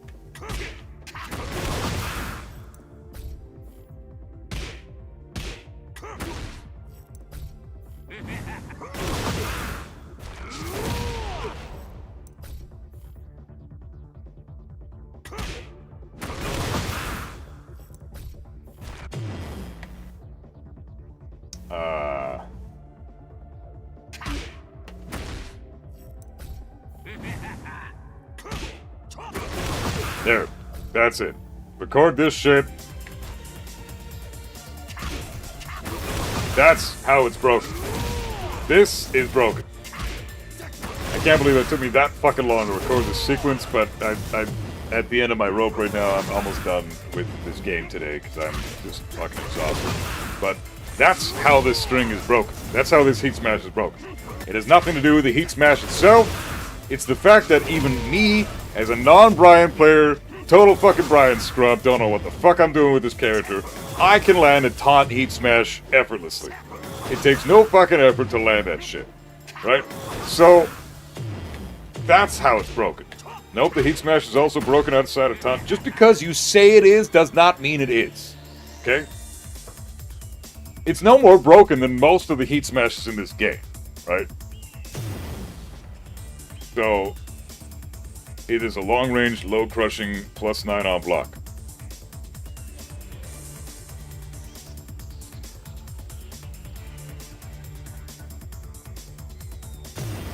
I know what Brian got to who agrees with whatever. I know an astrophysicist that agrees with me. Cite your fucking person here who gives a fuck what they say, dude. I'm showcasing how this is you can deal with this easy enough, even on plus frames. We just showed you. How can I do a fucking cannonball? Why the fuck, man? Is my controller fucking dying or some shit?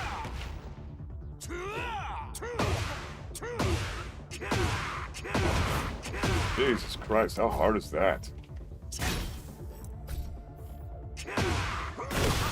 We just showed you, bro. I think you're just talking shit at this point.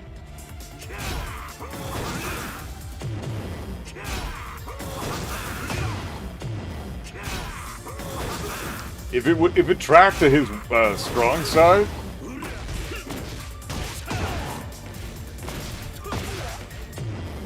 or his weak side, if it tracked the sidestep right,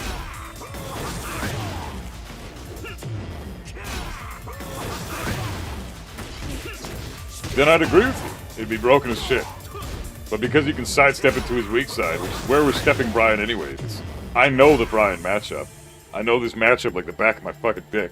Brian is one of the first characters I ever learned how to play against. This guy is busted as shit in this game. I will not deny that. Bro, I've not once seen you step Brian's heat smash and launch him in a real match. No, yeah, I've done it tons of times. On stream. On stream! I mean, it's still low crushes. It's great! Mango Wilbro, you got Tekken God? Yeah, like 4 or 5 months ago I got it. I haven't played ranked since because I refuse to play ranked right now.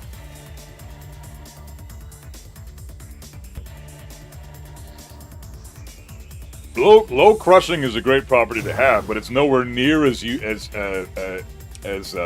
as a high crushing mechanic. If it high crushed, then we could talk, because all the fast moves and all the really good neutral tools are typically highs. Or throws. It also beats out throws if it high crushes. Low crushing beats out throws too. But the point is, all the fast shit is usually a high. Sometimes a mid, right? But that's the thing. So yes, it low crushes, but most lows are not going to be fast enough where that even matters. Like most of the lows that I use are like stuff like this. All that shit is slow. It doesn't matter if it low crushes because I'm gonna get my ass kicked by the heat smash before that shit lands. So why I'm telling you that it's a matter of fact, this is not a broken heat smash compared to all the other heat smashes. Like, you got to think about it in context, man.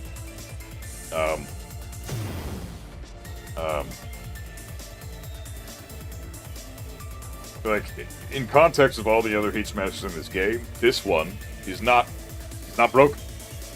Because A, if it does connect, it floor breaks. It doesn't wall break. So it automatically has less utility there. Yes, it crushes, but it's a low crush, so it has less utility there. It's +9 on block, which is amazing, and super fucking cheap. But Brian is one of those characters that, unless you do like Cannonball or something, he needs frames to get going. So if you try to do like a back one or something at +9, you can still get sidestepped. If you try to do like a hatchet, you can still get sidestepped. If you try to do a fucking soccer ball kick, you can still get sidestepped.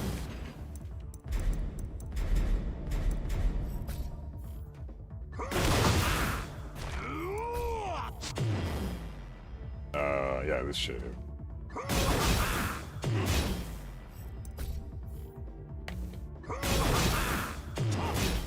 What the fuck is this?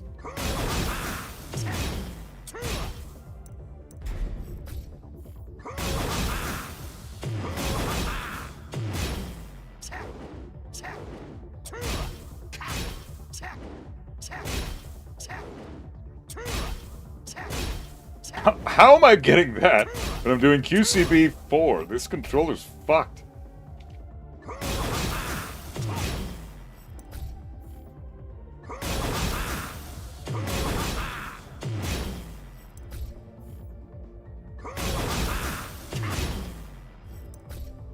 I think my controller's dying.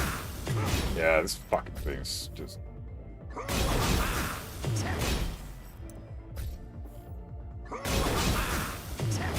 How am I getting an orbital when I'm doing QCB 4? I just want to... Fuck it, whatever. What else does he have?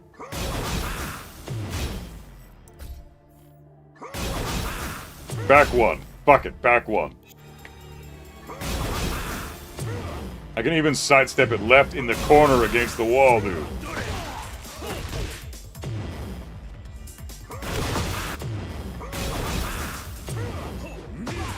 Like, no, man. The tiniest sidestep avoids this shit.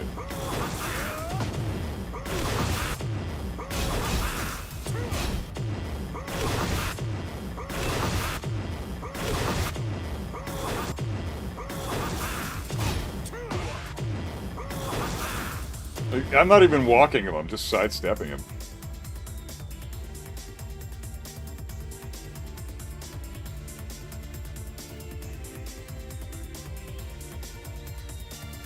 Doing a fighting GM getting clipped? I'm just showing you that I can beat the move out, dude. What are you doing?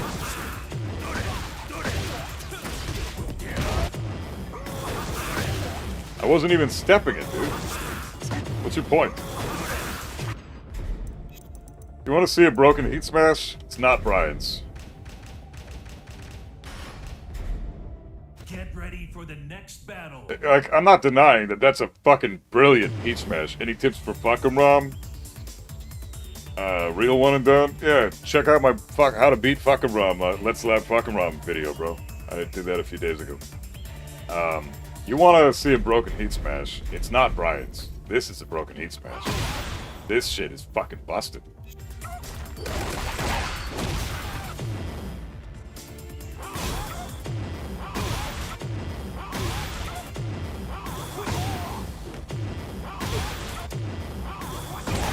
Look at that. That's a busted heat smash. Can't step it left. If I try to interrupt it too late, I die. And barely step it to the right. This is hard to sidestep. 14 frames, not 17 or 16. 14 fucking frames.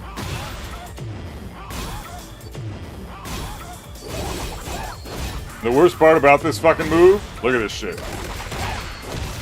Wall splat, full combo. This is a broken heat smash. This shit is fucked up.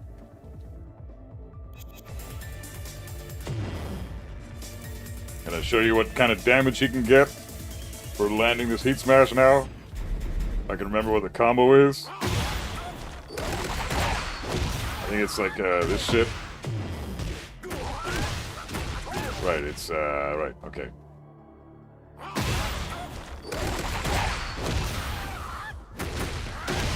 Fuck. This crazy damage, dude. Crazy damage.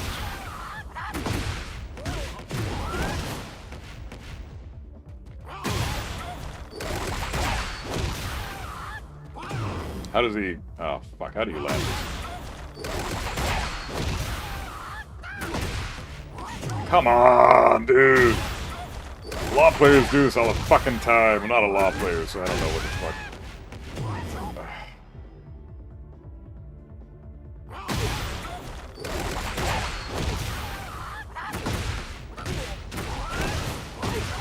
God damn it!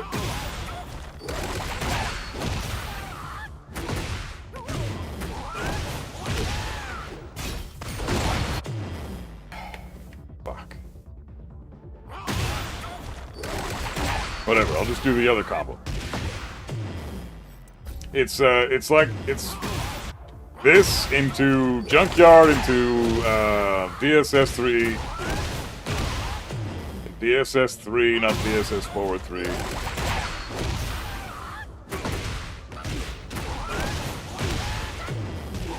And if they're not off axis, you get the whole thing.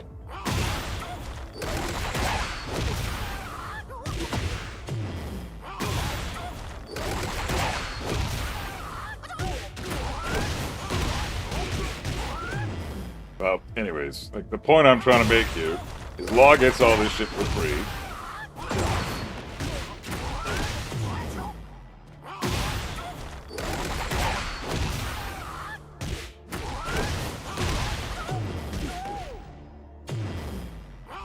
I really just want to land this one time to see the damage. I just want to see what this is.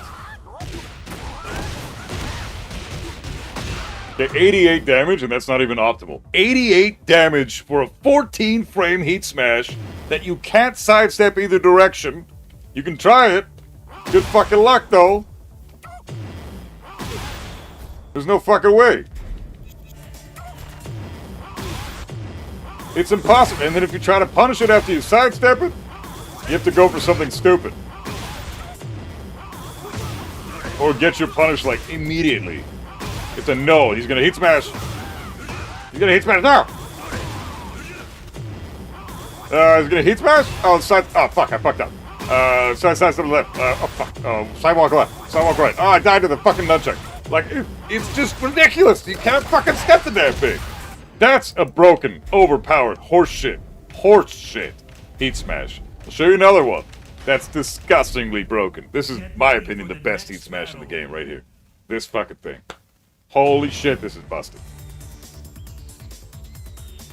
Let's go from this position, and we're gonna get Jin to record here.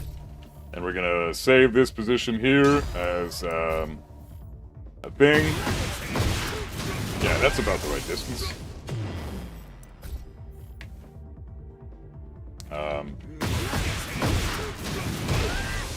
Not that. It's, this, what is it? What the fuck is it?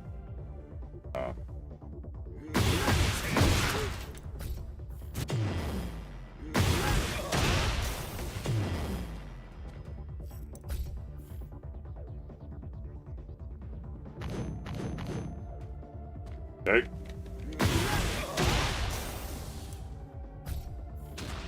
Look at that fucking distance, man.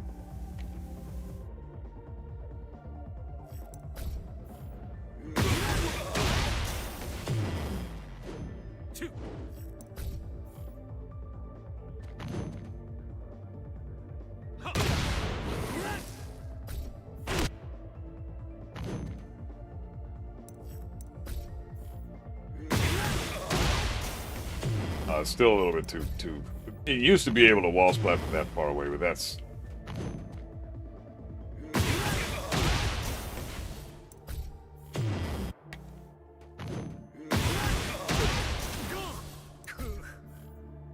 That's insane. You wall splat from that fucking far away. You can sidestep Law, hit smash to the right. The first hit, then sidestep the second hit to the left. Yeah, because that's practical counterplay, right? Oh, God. No, you're better off sidestepping right and then immediately launching or punishing. You can't fucking, don't even bother risking a sidestep. Just fucking kill him. So, like, Jin's got this into whatever the fuck the combo is. I don't know. And on top of that, if you were to say, do this, record that, can't step it left. I mean, you can if he's, oh, you can step it left, whatever.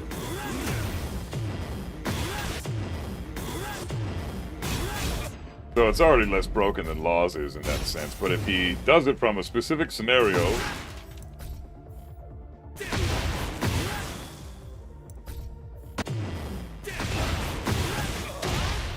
which is usually how Jin players will throw out the Heat Smash, you can only step it right. Left no longer works. Right?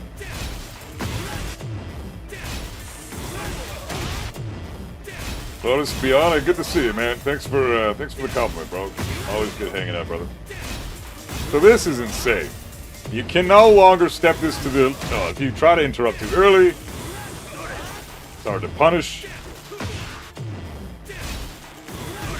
Like, you still get nailed by the second hit if you interrupt too early. And you die anyways.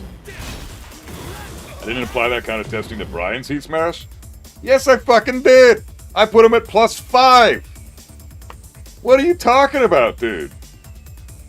I put him at +5! I did Cannonball into immediate Heat Smash. Same exact scenario. Jin's +5, immediate Heat Smash. I have to sidestep right, block, see what he does. Then I might get a punish, right? If I punish too early, I get fucked over for it. And if I try to do this, I can't sidestep it left. So, yes, I applied the exact same shit to Brian's. I'm showing you Jin's and Law's are automatically, objectively better than Brian's. So, is this a really good, stupid Heat Smash? Should it be nerfed? Yes. Is it one of the best Heat Smashes in the game, like what you're claiming it is? No. It's not. Every Heat Smash that wall splats is automatically better than that, just because it gives a full fucking combo. What about Kings? Oh, that's another nightmare Heat Smash. That's another nightmare fucking Heat Smash. The damage alone is what needs to go on that shit. But say, Leo does this shit. What the fuck do you do there? All the Leo did was a fucking 17 frame mid. You can only sidestep it right. You cannot sidestep this mid-left. Unless you time it absolutely perfectly. Either way, you want to sidestep it right, because that's the side that you step Leo. And even that's risky. Sidestep left here is probably the best option. You can sidestep it right, but it's tricky. Regardless, you block this mid like everybody does. As soon as you block this, you have to immediately sidestep right, which is dangerous as fuck, because Leo's got options that kill you for stepping after you block forward 4. And he goes into K and K, or she goes, or they go into K and K. Right? So, this is a bullshit scenario. And if I eat this shit at the wall, again, another Heat Smash, or another wall splat, I'm dead.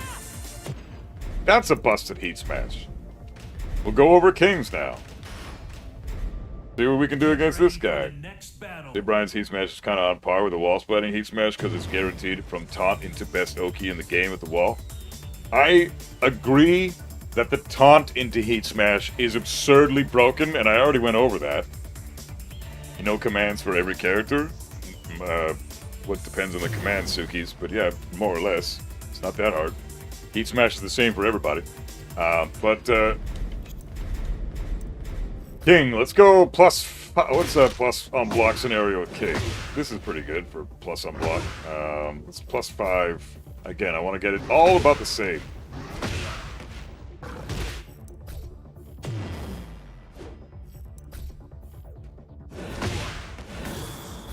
Okay, so I'm pretty sure this is +5, right?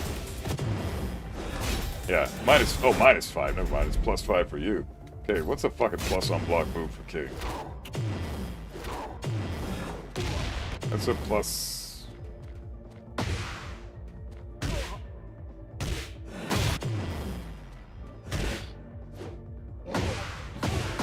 Okay, let's do that. On hit into Heat Smash. He's +5 on hit.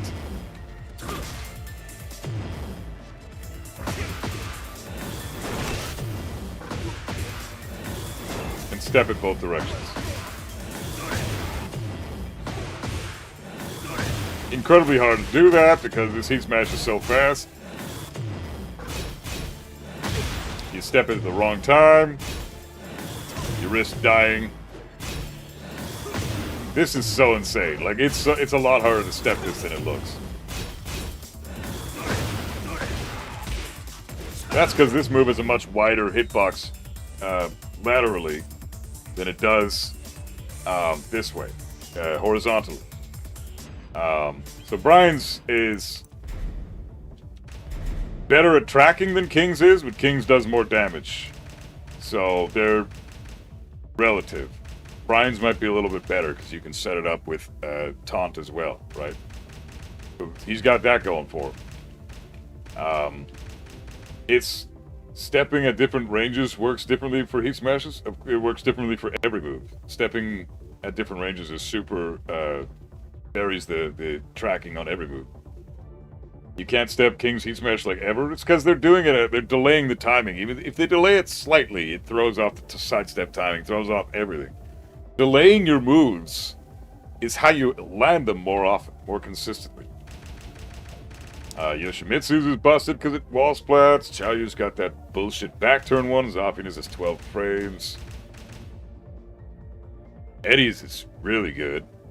Homing move, pretty much. Sidestep left, it tracks. Sidestep right, it doesn't.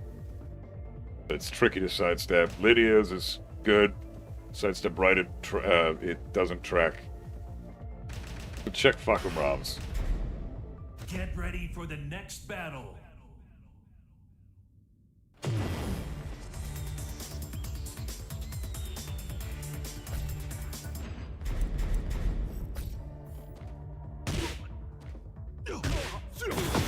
We'll do +6 into Heat Smash.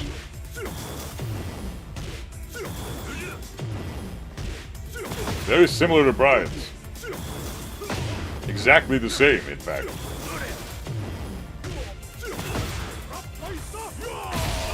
I would still say this is better than Brian's.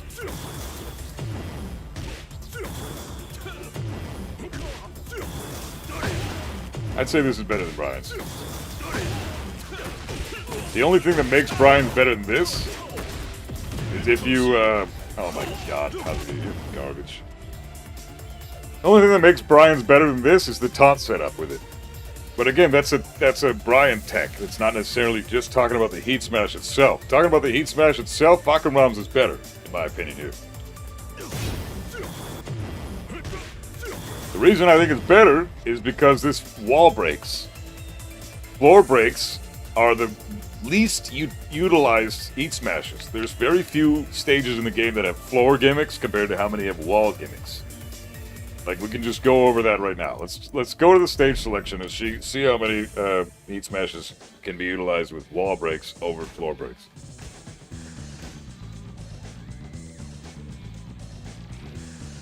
One for wall break. Another for wall break. That's 2 for wall break. Floor break. That's 1 for floor breaks. Another for wall break. So that's 4 for wall breaks, 2 for floor breaks. This is floor break again, so that's 4 and 2. This is wall and floor, so we'll add 1 to both. So that's 5 and 3. 6 and 3. Wall breaks. 7 and 3. Another wall break. Wall blast. So 8 and 3. 8 and 4. Well, actually, it's got 1 of each. So 9 and 4. This is floor break shit only. So that's 9 and 5. Okay? So out of all the stages in the game, 9 stages utilize wall breaks, and 5 stages utilize floor breaks. 2 of those stages have both. Okay? But that's almost double the utility right there, depending on the stage you're using. You have almost twice as good of an opportunity to use your floor break, your wall break. What the fuck did I just do? Ah, Jesus Christ. Over a character that has only a floor break. Heat smash.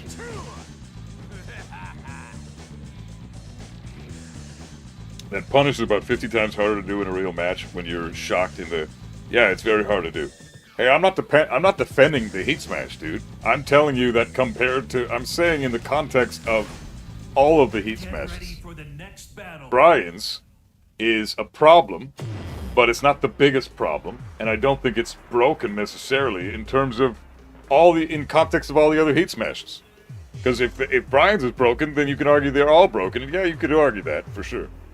But I think you're over-exaggerating the Brian heat smash. It sounds like you've lost to a lot of Brian players.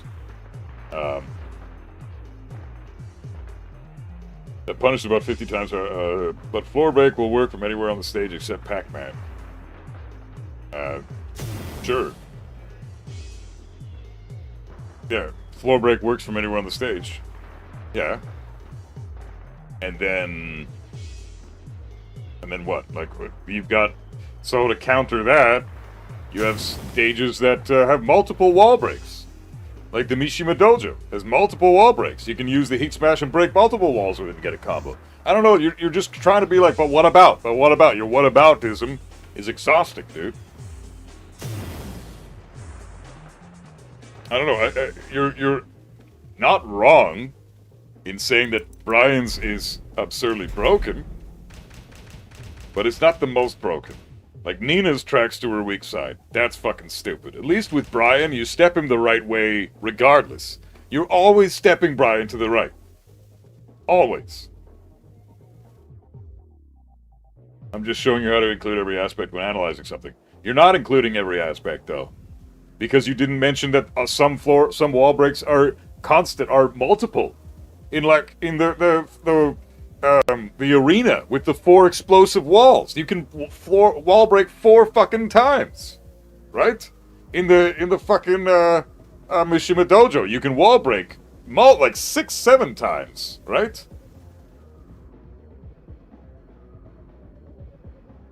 I just don't know why King gets a heat smash that does the most damage on initial hit as well as floor breaks on top of it, 70 damage.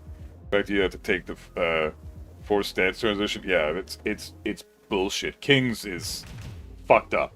On block, it's plus 12 into Jaguar stance mix-up. It's crazy busted. Brian's is plus 9 and he's in your face. Like, that, yeah, that's scary as shit, but he needs a lot of frames to get going with a lot of his moves. He can't even access backsway moves from that. Not immediately, not without losing frames. He has to go into his immediate neutral kit. He can't do his backsway moves from his heat smash. So you're immediately not worried about Hatchet, and you're not worried about Soccer Kick, you're not worried about Cannonball, you're not worried about fucking Requiem. Because he just landed his heat smash, he's plus 9. He has to do a neutral tool, not a tool that requires inputs. That's something I think people aren't acknowledging about Brian with the heat smash. Test out the wall. If you block the heat smash, you can step, wall, hatchet, and the 13 frame high.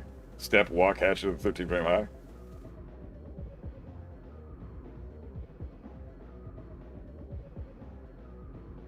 Can you acknowledge Brian having a taunt makes plus 9 exceptionally strong? Sure, but if you're worried about the taunt, there's counterplay to that too. You can jab him out of it. So, of course, the entire thing that I said about the heat smash is involving the taunt. That's what makes that heat smash so strong. But it's not the heat smash by itself that makes it incredibly strong. Otherwise, it's about as strong as like Asuka's or Azucena's or Alice's. Devil Jin's. Well, maybe, Devil Jin's isn't that good. Dragonov's. You know? They're about all that same level of egregiousness. They're all fucking annoying to deal with. June's, Kuma's, Lars's. They're all about the same.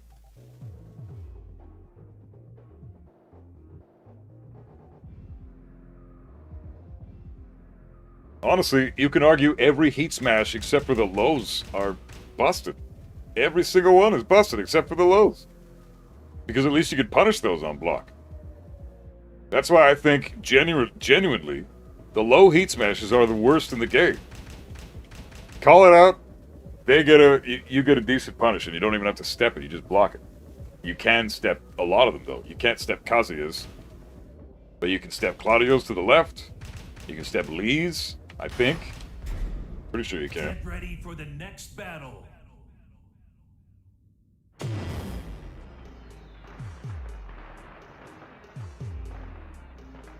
June's heat smash is yeah, it's minus on block. Same with Anna's. Anna's is also -6.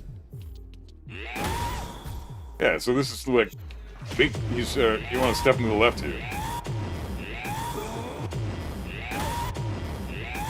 like you always would.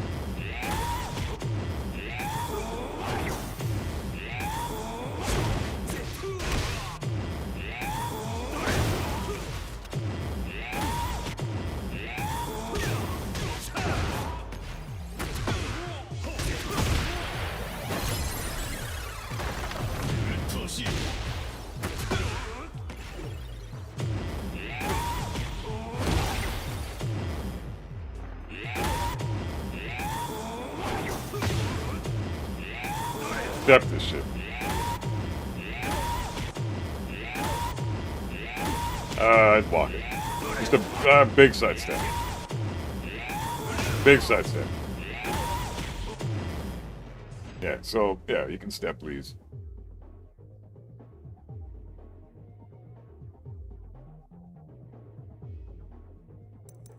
Yeah, I've acknowledged the taunt, though. I know for a fact that Brian's heat smash is busted in tandem with the taunt. Whether it's on block into taunt or taunt into heat smash. Both of those scenarios are fucking stupid and shouldn't exist. I agree. I fully agree. At least if you're going to put taunt heat smash in the game, it should be... it should be fucking scaled damage, big time. All the taunt stuff should be scaled damage, like it used to be, and then they buffed it again. Or it should be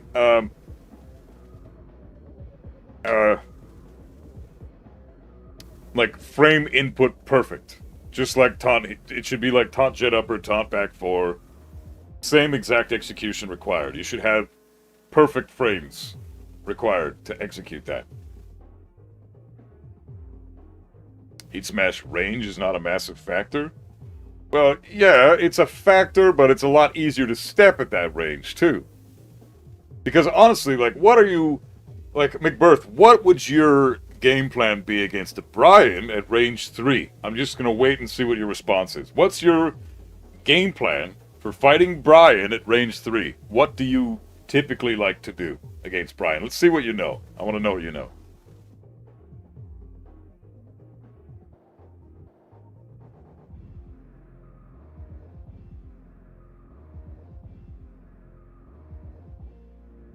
Yeah, Brian's the master of range 3. So why... What is your option? What do you think is a smart play against somebody who plays really well at range 3? I want to know what you... I didn't ask you what he's good at. I asked you what you think you should do against Brian at range 3. What's the smart play, and what's the game plan for everybody in the game? It's very basic shit. No, I'm not going to say step. Like, keep going. Like, what's your fucking...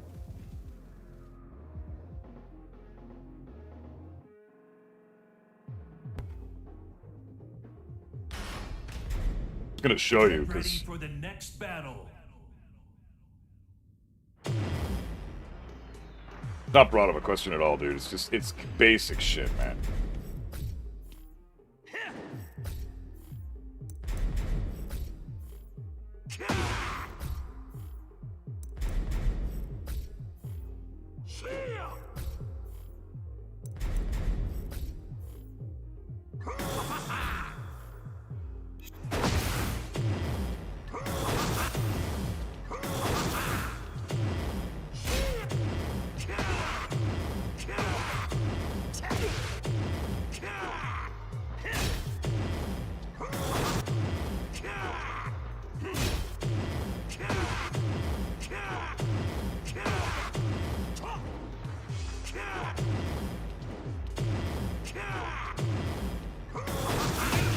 That's how you fight Brian at range 3, man.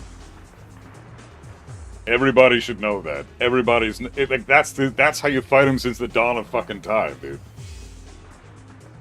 Nothing's changed in that sense. You sidewalk right Brian at range 3 and beyond. That's how you fight Brian at range 3. You don't fucking sidestep him. You don't sidewalk him left. You don't try to move in and try to close the gap there. No, at range 3 or more, or range even 2.8 or whatever, you sidewalk right because it beats out Cannonball, beats out Requiem, beats out 3+4, beats out Back 1, beats out the Heat Smash. He can't reach you with a homing move. He can't reach you with Hatchet. He can't reach you with Soccer Kick. He has to do the long-range attacks that he has, and they all lose to sidewalk right. So at this range, you are fucking sidewalking right all day against this dude.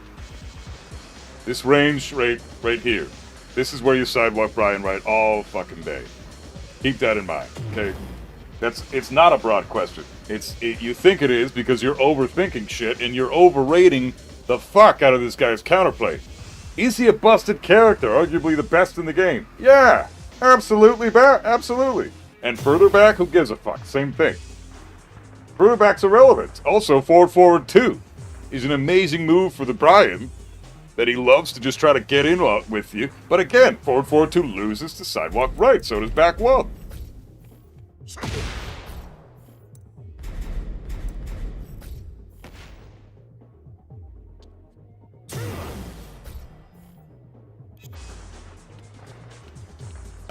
Every move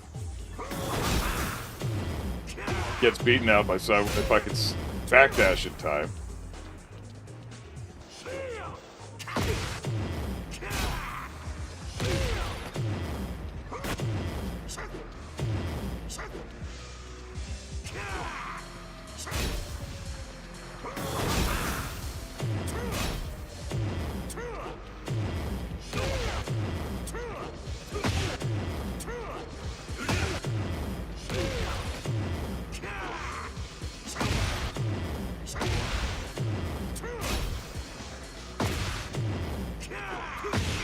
Every move when I'm actually sidewalking him, not just blocking, but when I'm sidewalking him, everything, including the Heat Smash whiffs.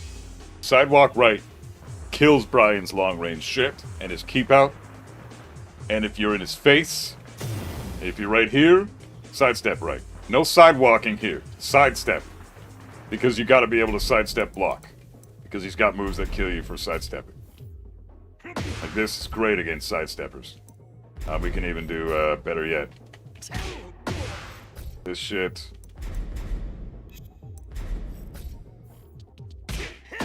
Fuck off. Fuck.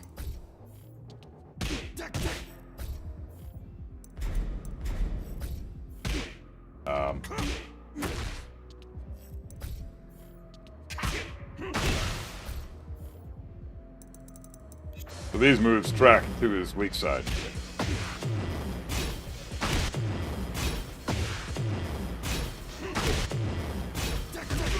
These all track to his weak side.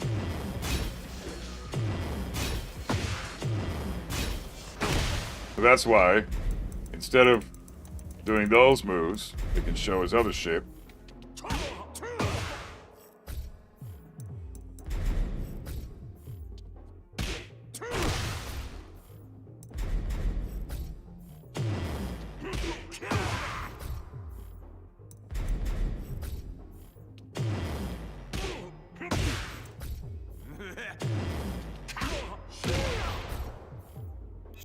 So now we got 4 moves. We're gonna sidestep right. Keep in mind that Brian's +1 here, right? He's plus. So this is a good opportunity to showcase that sidestep right is really effective at this range.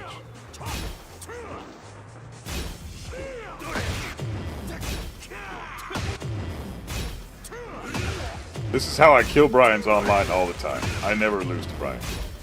And Brian players are typically really fucking good. But I don't typically lose to Brian's. I don't really lose to Brian's ever.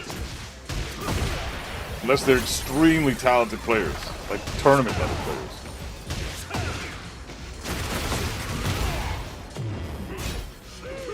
So in the neutral, these moves are even less effective because he's not plus in the neutral, he's neutral, right? So Question, does the mid-high track to the right? So never go left? Yeah, never go left against Brian, especially since, like, this shit... Unless you're calling out a down forward 1, or a down 2, or a hatchet, then go left, yeah. Because that'll kill you every fucking day, right? But don't fucking go sidestep right to Brian, because it even beats his heat smash. It beats his back 1. It beats his fucking soccer kick. It beats his cannonball. It beats Requiem. Like, he has to do the shit that puts him in more risk, like down forward 1. That's a risky move for Brian to use. Every single down forward 1 is minus 10 on block. Viable to go at range 0? Yeah, sometimes you can make certain moves whiff at range 0. That to sidestep left. It's not a cannonball, but soccer kick kills you. I think Requiem does. Yeah, Requiem kills you. Soccer kick does there. Requiem does. Come on, do the other shit.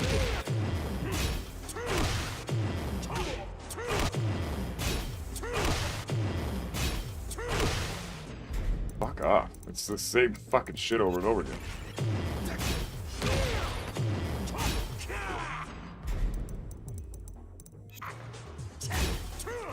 Back 1, you beat it with sidestep left. But honestly, like, you want to sidestep it right, because you don't want to just get a 12-frame punish for this shit. I don't want a 12-frame punish for this. I want to launch his ass. It completely dodges the sucker kick, and the back 1, and the cannonball, and the Requiem. So, sidestep right in his face. At range 2.5, 3, sidewalk right. And you kill the character. You really fucking do. The other thing he can do that keeps you from stepping right, that doesn't really... what else does he have? There's the... What the fuck else was it? This, yeah. So the one thing he has that's kind of a catch-all that's actually super fucking busted is this shit.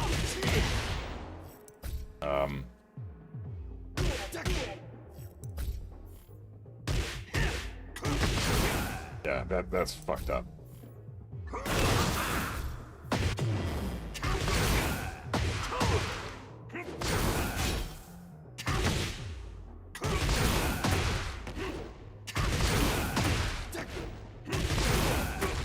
Okay, that's the string. I wasn't sure what it was.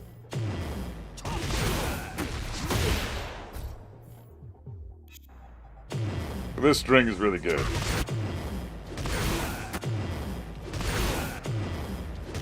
This is fucking stupid. This is where you want to try to step him left, but the initial hit tracks that way, so it's hard. Because you don't want to walk Brian in his face. You want to step him. Because if you walk Brian, you miss opportunities to punish. If you step him, then you don't get it. Then you do get a punish most of the time, right? If you were to sidewalk right in his face and he does like a soccer kick and you're sidewalking right, you're too busy sidewalking to capitalize on the punish. He's going to recover from the move a lot of the time before you can punish it. So what you want to do there is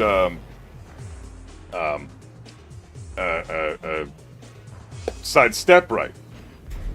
So there's that. But now let's go back to the options that he has from sidestep left. A sidewalk, that beats sidestep right.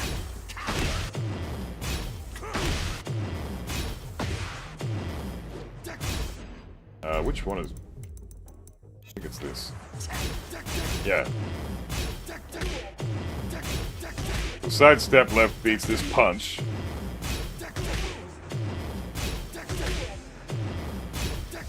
It's supposed to. Well, this is after a jab, right? So, yeah. He's got, at +1, then this move will track. But it shouldn't track. It does. Okay, so whatever. This move tracks to left and right, so that's a really good move. It used to be sidestep left to beat it, but I don't know. I guess with Kazuya it makes it hard. In this sense. Yeah. That's really good. So, whatever. Sidestep right, sidewalk right, sidestep left, sorry. Down forward 1 beats it out. But, you know, like I already said, it beats sidestep right, which is true, and then it beats, so does down 2, and so does hatchet. So, sidestepping him left loses to more options than sidestepping him to the right. And the options that it beats are far better, and you get a big-ass punish than the options that it loses to. Like, you're not super worried about losing when you sidestep right. So sidestep right Brian in his face, sidewalk right Brian further away, and you beat out all the options that he can hit you with from that far away, right? So, does the mid-high confirm track to the right? Mid-high. What do you mean by the mid-high, dude? Emo, I don't know what move you're talking about.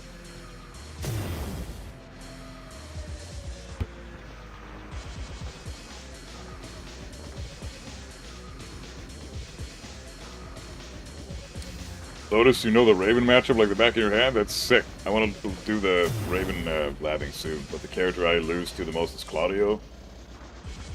Something about him seems so cheap, I don't know what. Well, I'm about to release the video on Claudio soon, so you'll know what's super fucking cheap about him. It's pretty bullshit. Okay. Mid-high that knocks down. What's the mid-high that knocks down? What are the notations for it, bro? Down forward 1-4, I think? No, it's not that. I mean, this shit? Mid-high that knocks down? That doesn't knock down. Oh, this shit. That's a mid-mid.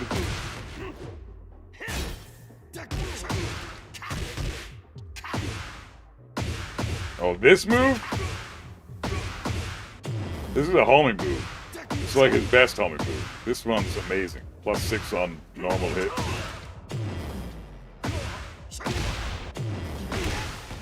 This is amazing. Oh, this shit? This one, you mean? QCB 2-1 or 2-4. Down forward 2-4? Down forward 2-4 is nothing. It's down forward 2-3.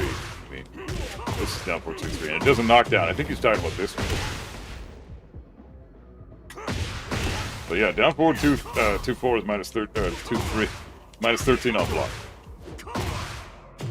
But you're talking about this one, right? Right, Emil?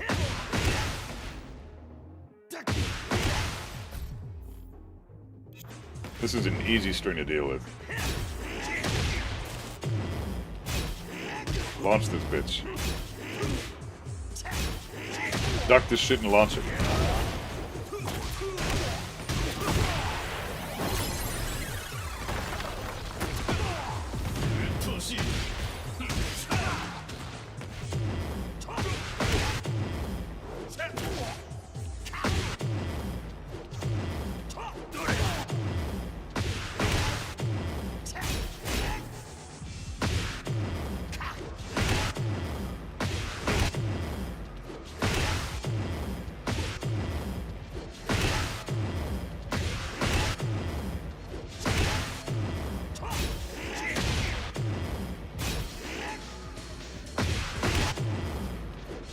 Now, if you see him doing this shit, and you're sidewalking to the right, at the right range, you can just duck and sidewalk right and duck and launch it on reaction. So just be careful. Track's a little bit to sidestep right, but not much.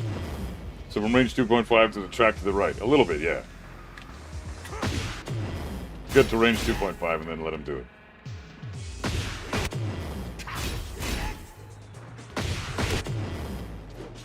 Not much. You can definitely sidewalk it right. You can't sidestep it, but you can sidewalk it. And that's not a scary enough string to even be worried about. No good Brian is going to throw that out unless they delay the hit, right? This is how they would throw that shit out. Like that. They delay the hit to catch your duck into punish.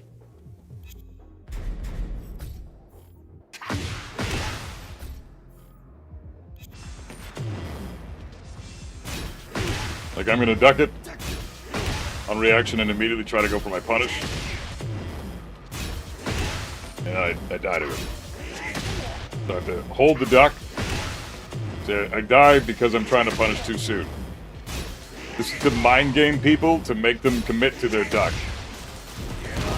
And delay their punish for the last possible moment. But this is a terrible string generally, and you don't want to ever really use this one. It's kind of gimmicky more than anything, so. But yeah, you can hit confirm it for sure. So, it's not a very good string, though. I don't think good Bryans are going to use that. He's got so many options. He doesn't need to rely on that trash. So, good Bryans won't throw that out, so I don't think you need to worry about that string.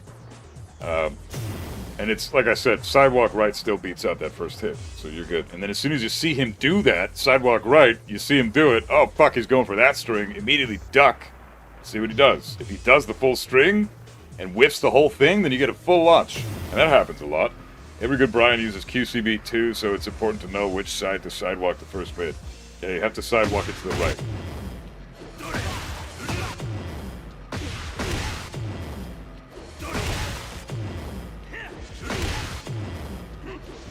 But always duck it.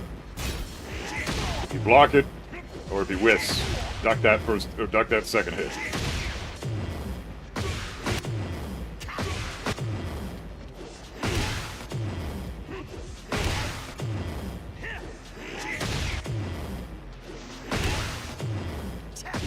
So you can see there, I'm still dodging it with my sidewalk, and I get hit by the high because I'm standing up too fast, but that's fine.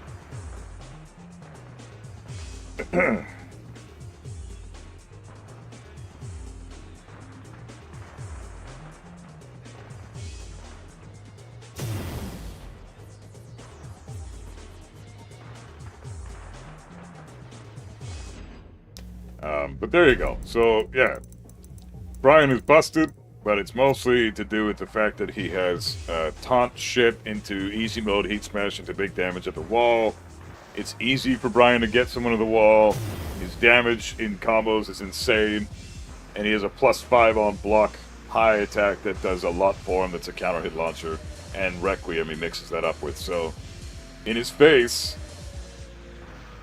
the move is very unremarkable. Yeah, I don't consider it a good move. The move that's bullshit, the biggest problem with Bryan right now is this shit. Like, this is nuts, man.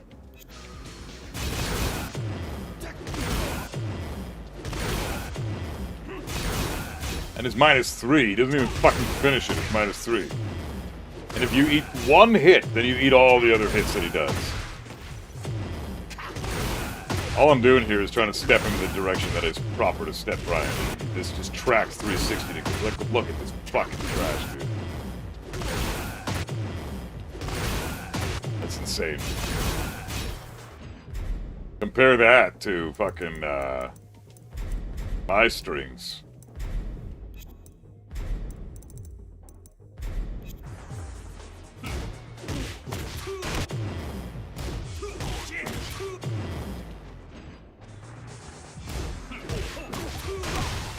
The only thing that realigns in this string is my jab shit.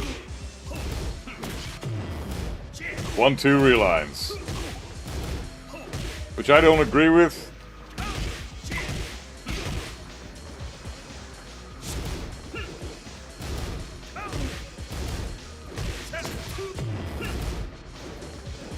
But that's how a typical string should realign. I'm not, see now he's got my back, right? Down forward 1-2 realigns.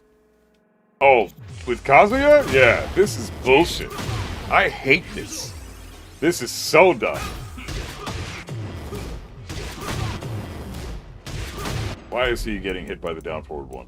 Sidewalk left, dude.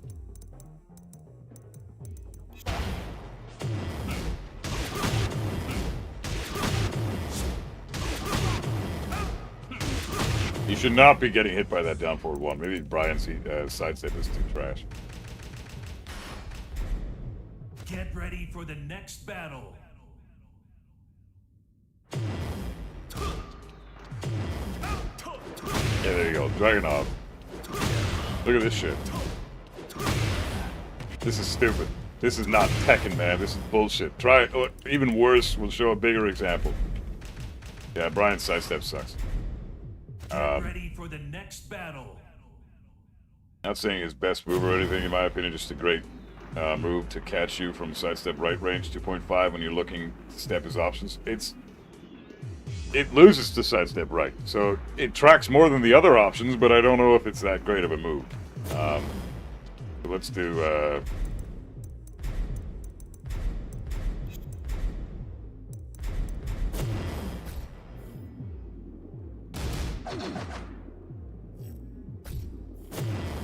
okay, got Yoshi set to flash. As soon as I jab him once, he's gonna flash. This is crazy. Oh, fuck. Okay, well, I did too many flashes there. Oh, fuck off. I'll just do 2 here. Okay. So if he doesn't want to lose too much health, but he wants to get out of the dodge out of most of my moves, he still has to block that. It fully realigns with a fucking spin! This is so dumb. If I do down forward 1, down forward 2, I don't realign for shit.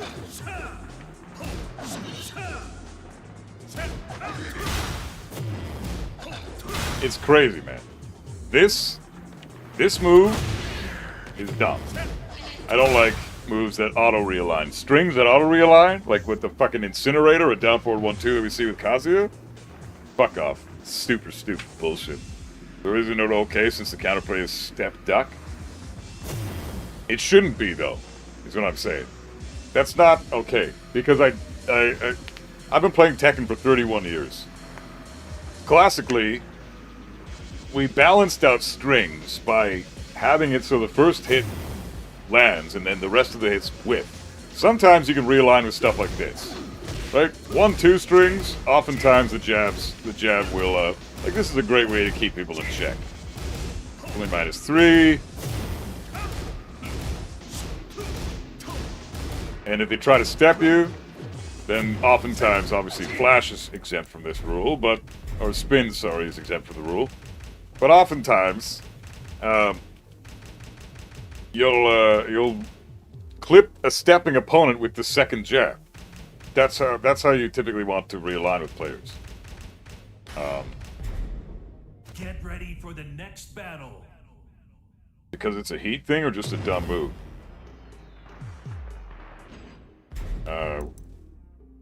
Oh no, the down forward 1, 2. No, it's just a fucking stupid move.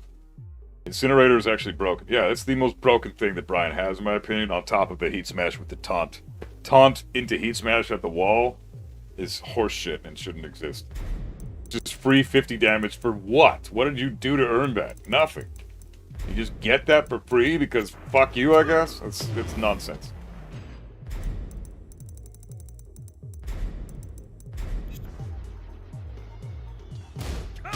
So, see? Like this shit.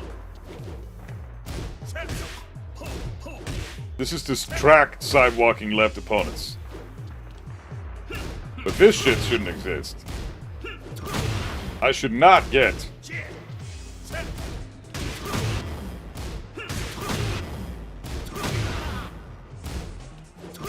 I shouldn't get that realigning on its own like that. That's fucking stupid, man.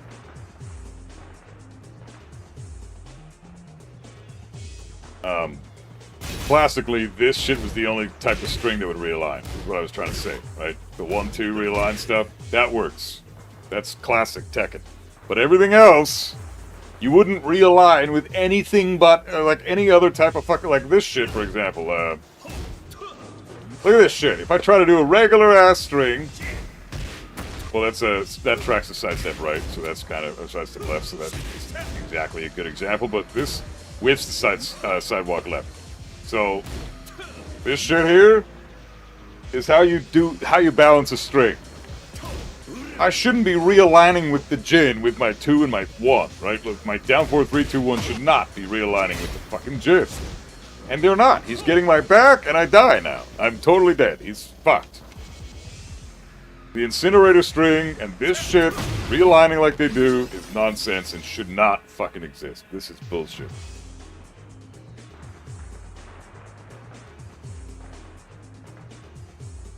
Sonic Fang? Sonic Fang has lots of realignment, yeah. Crazy good move for Steve. Next battle.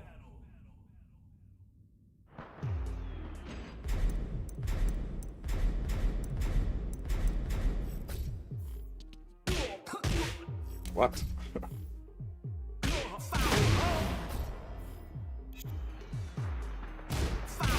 Crazy move.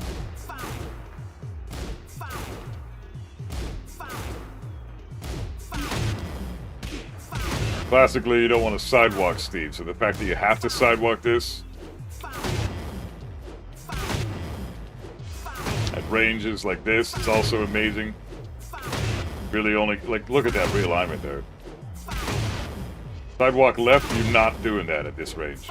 Sidewalk right, you lose. What you have to do here, sidestep right, block.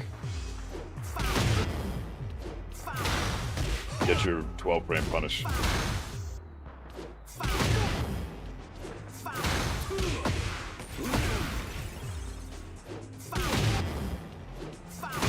Crazy how much that realigns. So fucking stupid. Kazuya down with 1+2 is annoying as fuck. Why?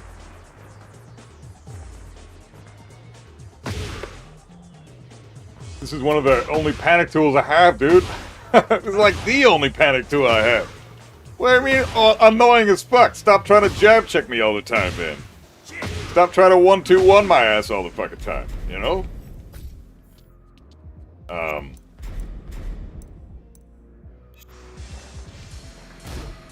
The fuck am I gonna do now?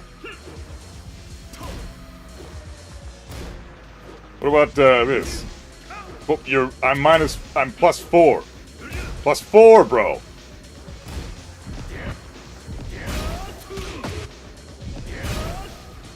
+5. The fuck am I supposed to do now?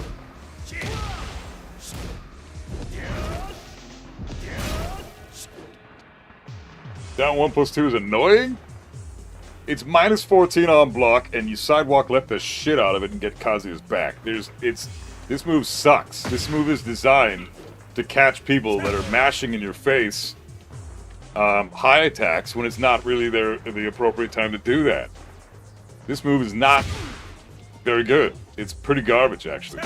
I love this move because it's a great example of a very well balanced attack. This move is, a lot of people consider it scrubby, but it's 23 frames to impact. So it's at that cusp where you can start to react to this by just seeing the string. People can react to this. So it's reactable because it's at that 23 frame cusp, which is the first frame where people can typically react to it on just by looking at by visually confirming it and seeing that, oh, that's what they're doing, block, punish it.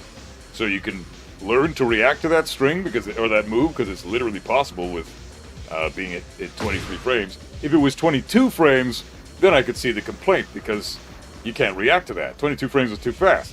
23 frames is just perfect. Like it's the bare minimum allotment of frames to let people start visually confirming it and launching it on block. It's -14. Why is it cancelable? Because otherwise it would suck all the ass. If it wasn't cancelable, this would be terrible.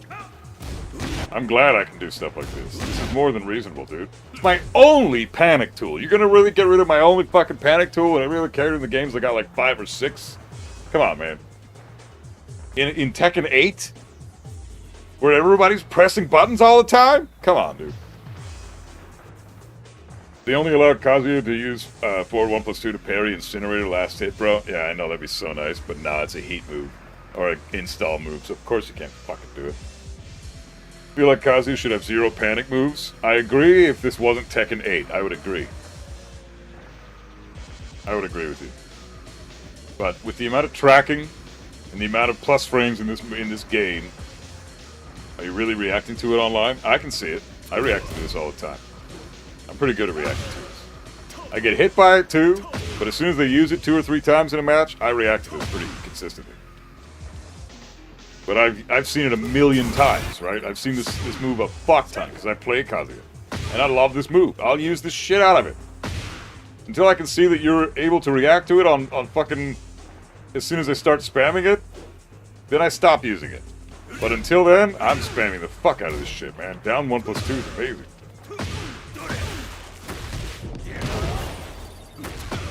I don't know why anybody would have a problem with that button. It's the perfectly balanced attack. Tekken 8 is absurd. Even the most honest character should have something. Yeah, even Kazuya needs one panic tool, which is good. Like, he's got something to get off me. You got tons of plus frames. You're mashing in my face. I'm in the corner. I can't move. The only thing I have is movement, typically with Kazuya. You only have movement to beat your opponent most of the time. You don't have panic tools. So, if I'm in the corner, you know, if I'm over here,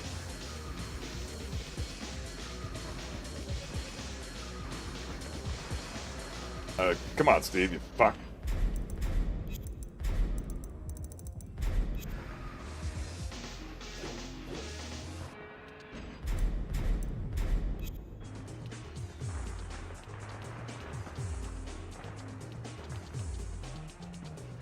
So I'm over here, right? I'm in the corner. Steve's coming at me. I can't do shit. I can't move. I can't really armor through anything because this power crush is fucking atrocious. It's terrible. So I'm stuck between two walls here. What the fuck do I do as a Kazuya player? I have to play so perfect and so careful, and they can do whatever the hell they want. So this move exists as my little bit of leeway that the game is giving me for scenarios like this. This is where you use your panic tools. Because, honestly, there really isn't a good option against the Steve, especially. Why the fuck would I not use down 1+2? This move is my only move to beat Steve's ass. Because he's constantly doing up back 2, 1-2-1, 1-2, back 1. He's trying to get me with all these big ass highs that I'm scared to death of because I've got all these slow fucking, you know, all these moves are fucking slow. Even electric requires some input, so it's slow. Hell sweep. My only good poke is like down forward 3. It's a fucking 18 frame move. My homing move is 17 frames. Forward 4 is 19 frames. My only good low poke is 20 frames. What the hell am I supposed to do against a mashing Steve? I can try to jab his ass, but I got one of the worst jabs in the game. This jab is terrible. It's so fucking ass. No vertical hitbox whatsoever, as we've shown from this sequence here. Zero vertical hitbox. Zero.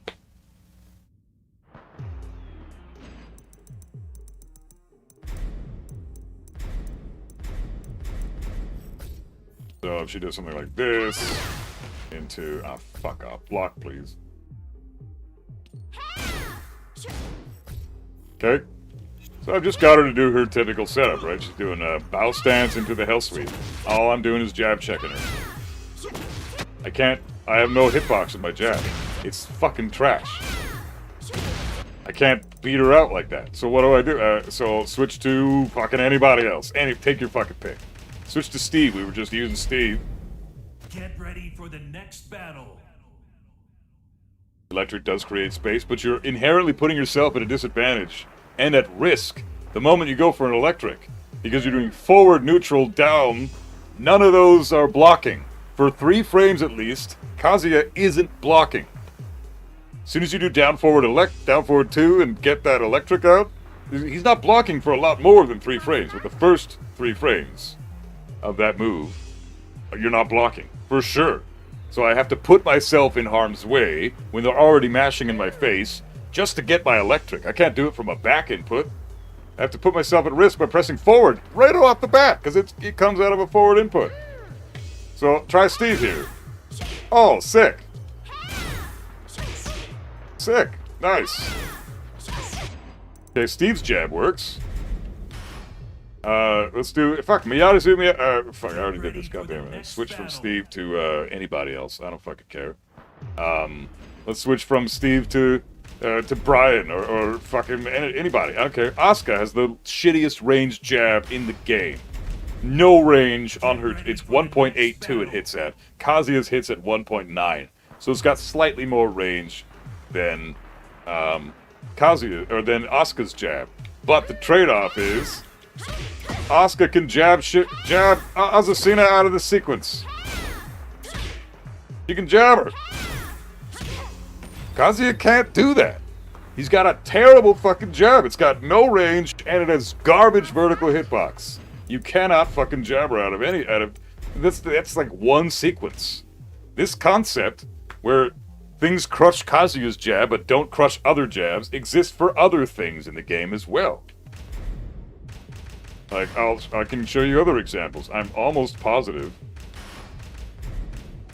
that Paul tried 2-jab on Kazuya. Yeah, but it's slower. It's 2 frames slower. You want to be as fast as you possibly can, right? You want to be able to beat out as many options as you can. The 2-jab does work, but that's irrelevant because you're not looking to do a 12-frame move. You want to do the fastest move you can do so that you're as safe as possible. So I'm not sure if this still works, but I'm gonna try it anyways.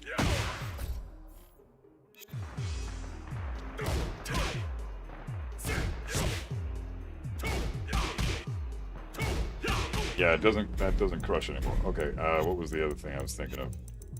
An example of this. What was the character that I was thinking of for this? I just had them in my fucking head. Shaheen. Get ready for O'Brien's jab, it works. It beats her out.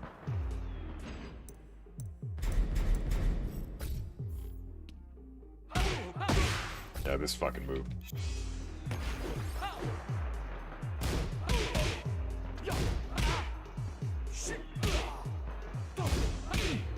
Huh. What the fuck was the move I was... Oh, Yoshimitsu, that's it. Get ready for the next battle. Is down forward 2. It could work for an interrupt. Or 4. Yeah, but then you don't really get anything. 4 takes recovery frames. And it's, again, 12 frames. Again, it works for an interrupt, but then if you're going to interrupt things, you might as well do the... you're still losing to the same shit you lose to if the jab... you still lose to bow 2. You still lose to the bow jab itself, right? So you still lose to other options from bow that you wouldn't beat it. You beat out the hell sweep with the 2, but then you need more frames to recover. So I think the best option for the bow stance is to fuzzy guard all 5 of the options that she has. But this sequence is annoying as fuck for Kazuya because that happens. So Yoshimitsu gets fucked up, but then we'll go to Brian, or Yoshimitsu fucks up my jab with a down forward 2, as it crushes my jab. Well, let's go to Brian, show you another example.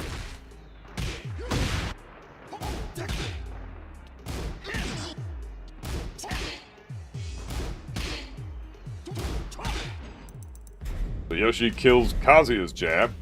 Let's try, I don't know, Chaoyu. She's got a tiny everything. Get ready for the next battle. Bow jab is her calling you out? Yeah, but there's a way of counterplaying everything that she's got. So, oh, fuck. Ah.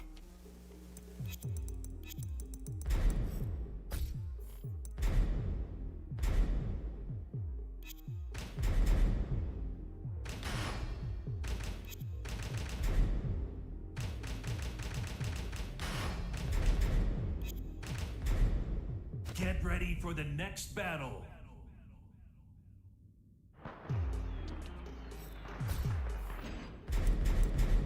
It's not about the plus frames. The point of this exercise is to show what jabs lose to specific situations that only crush very specific jabs in the game. Only 5 characters have the type of jab that I'm talking about. Only 5 in the entire game. That's it.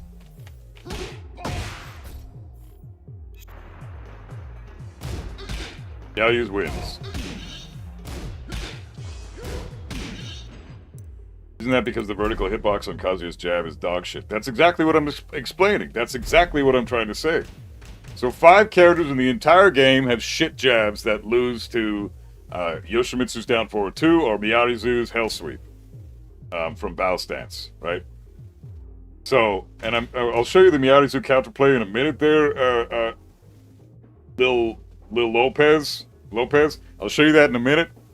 Why I think the best counterplay is fuzzy guarding. But I'm talking about jab shit here. I'm not talking about, you know, anything to do with Miyarizu specifically. I'm showing you what characters have garbage jabs in terms of the vertical hitbox. Devil Jim. It's Hwarang, believe it or not. Even though he's busted as shit, he's got a terrible jab. It's Kazuya, because you can't have anything nice in this fucking game. It is Shaheen, and it's fucking Ram. All 5 of those characters have shit jabs with no vertical hitbox whatsoever. And almost all of them have more range than Kazuya. So you could say, and it's totally fair to say, Kazuya has the worst jab in the game. It's totally fair to say. His jab is stubby as fuck and has no vertical hitbox. Could put those two together, worst jab in the game, no question.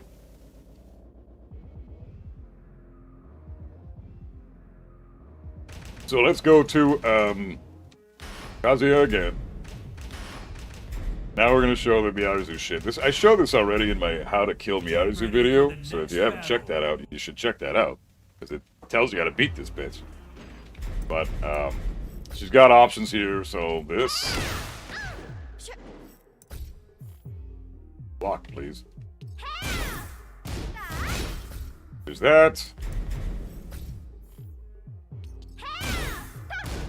Jab into jab, because you never know. Sometimes they just want to check you both times. That. There's that. The Hell Sweep. And the homing move. Okay, so those are all her options from bow stance, okay? So I'm going to fuzzy guard every option.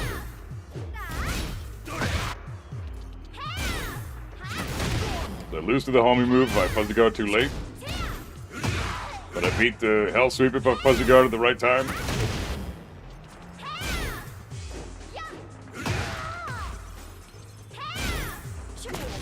Devil Jin's jab is extremely horrendous. It's bad. It is terrible. It's bottom tier for sure, but I don't think it's as bad as Kazuya's. So, yeah, you can fuzzy guard every option in that stance and beat her out either by launching her Hell Sweep or her Bow 2 or jab checking her out of the stance after she does the double jabs, or you can do, if she does jab 4, she's -5, you take a turn back, and if she does the homing move, you can still fuzzy guard that shit. Devil Jin versus Kazuya jab range. I'm surprised you guys not subscribed to my YouTube. So on my YouTube, go subscribe if you haven't. Please, do it. I would appreciate it. I got a video on there that showcases all the jab ranges versus Xiaoyu, which is what you want to do to test this. Because she's got the tiniest hurt box in the game, right? Get ready for the next battle. So, things will just inherently whiff versus Xiaoyu. Because she's so tiny. She's got a small-ass hurt box. So she's very, very hard to hit at all. Especially with guys like Kazuya. It's just a fucking joke. And the nice thing about her is she's great for testing this stuff against because she's got a neutral stance that doesn't go anywhere. Look at the position. Distance from opponent. See that there? Distance from opponent is always either, 1.98, 1.99, 2.0. Okay? So now we're going to test Kazuya at range, let's say we'll test it at range 2.1. Obviously it whiffs. Test the jab at range 1.94. Whiffs. Let's test the jab at range 1.9. Try to get that as close as we can. And we're going to hit it at 1.9. Okay, 1.9 it whiffs. Let's reset this just so we're getting an accurate reading again. 1.85, 1.86. 1.86, 1.85, it hits. 1.87, 1.88, 1.88, it hits. So it hits at range 1.88, 1.9-ish, because Xiaoyu's moving as well, right? Her distance from opponent is slightly fluctuating. So that's a 1.9-ish jab. We saw it whiff at 1.9, but it's basically a 1.9. So 1.89, 1.9. Yeah, it's going to hit from range 1.9 most of the time. Now let's check out Devil Jin's. Anything further than that, like we'll do 1.92 or something, like 1.93, 1.92, whiffs, right? So, 1.9 is where Kazuya's hits. Now let's go with Devil Jin. Get ready for the next battle. What's something -10 with pushback? Brian's Incinerator, the full string. So, with Devil Jin, let's do like range 2. See what he can do at range 2. Oh, it hits Xiaoyu at range 2. So that's already way the fuck better than Kazuya's. Range 2. We start at range 2. It hits at range 2. So round start, Kazuya's jab whiffs, Devil Jin's jab connects. Round start. That's huge. What else can... how far can we go back? Maybe 2.7? 2.07 it whiffs. 2.03? 2.04? It hits at 2.03. 2.05? Rips it... So it's like 2.03. That's like 0.13 more of distance than Kazuya's. And they both have shit jabs in terms of vertical hitbox, because we'll go into... we'll do the Yoshimitsu shit again. Get ready for the next Could this be something with height? What happens if you test this with other characters who are more normal than, and not Xiaoyu? I'll show you that in a minute. I've done that a million times too. So we'll do this again.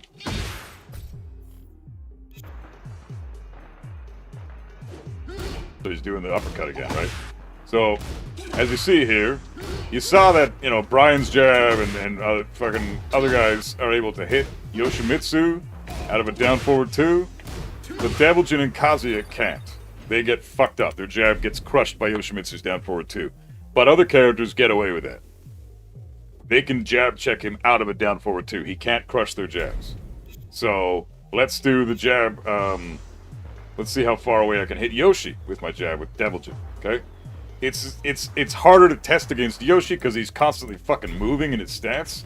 So let's use a character that's not moving and is still about as big as Yoshi. Let's go with Paul. Because Paul's barely moving in his stance. You can see that. He's moving like 0.2, 0.1 at a time, right? So if I try it from the same range, like 2.07, 2.06, that whiffed against Xiaoyu, it's connecting against Paul. 2.09. Let's try that. 2.09. Hits Paul at 2.09. 2.15? Hits Paul at 2.1 fucking 5. 2.17? Hits Paul at 2.1 fucking 7. This is crazy. So 2.17, maybe 2.2 is probably the cap. 2.2? Yeah, 2.19 it whiffs. This is like hardcore nerdy shit, so...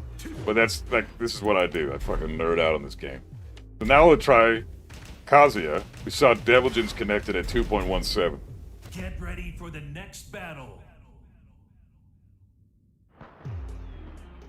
I feel like 1-1-2 punish whiffs in more scenarios with Devil Jin than Kazuya. Well, that's not true. It might feel like it, but it's not true. So we'll try 2.14, 2.15, 2.13, 2.14, something like that. Devil Jin connected at 2.17.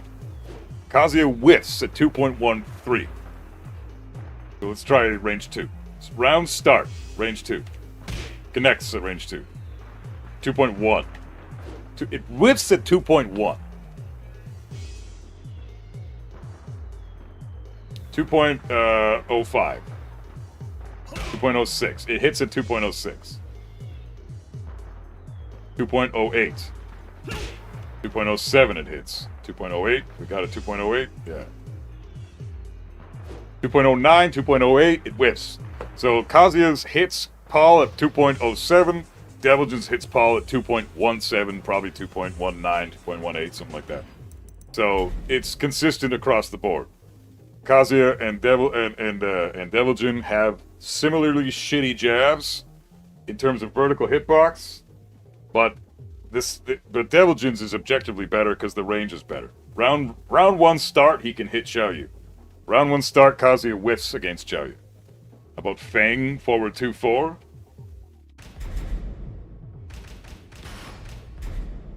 Get ready for the next Or forward battle. 4-2, I mean. What about it?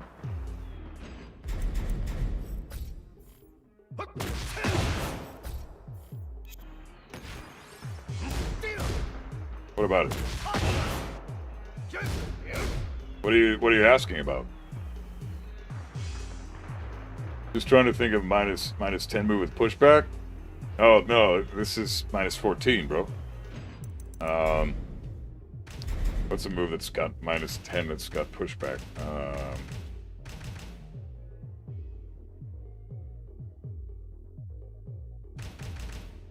Brian's Incinerator, forward 4-3.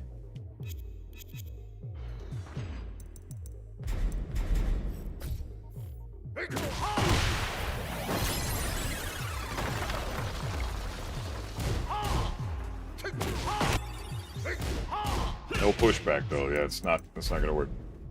The only one I can think of that's got pushback at minus 10 is Brian's Incinerator. Right now, it's the only one I can think of. Nah, that's fine, man. What's the combo route you would use from 3-1-4 counter it on last hit into down back 1-2 heat dash? I was doing it online earlier, but didn't know what was best for optimal consistency.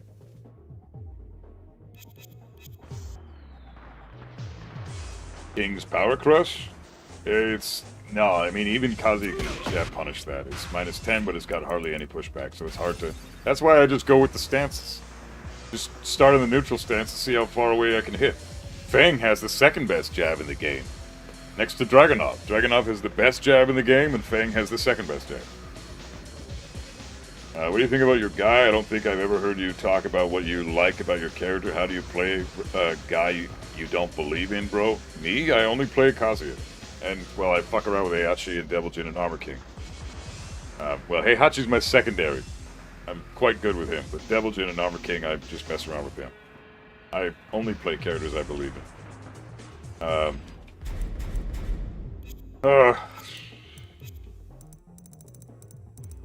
I honestly can't think of any moves with pushback right now that are minus 10.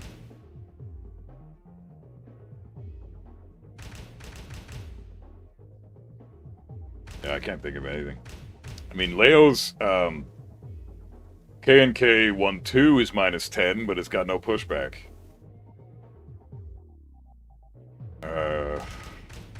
Like the Wind Godfists are minus 10, but they have no fucking pushback again. Like there's no... Azucena's Libertador 3-1 is minus 10, but has no fucking pushback. So I don't know, like there's no real... maybe Jack's forward 2, that's minus 10. Get ready for the next battle. But again, you can just punish it.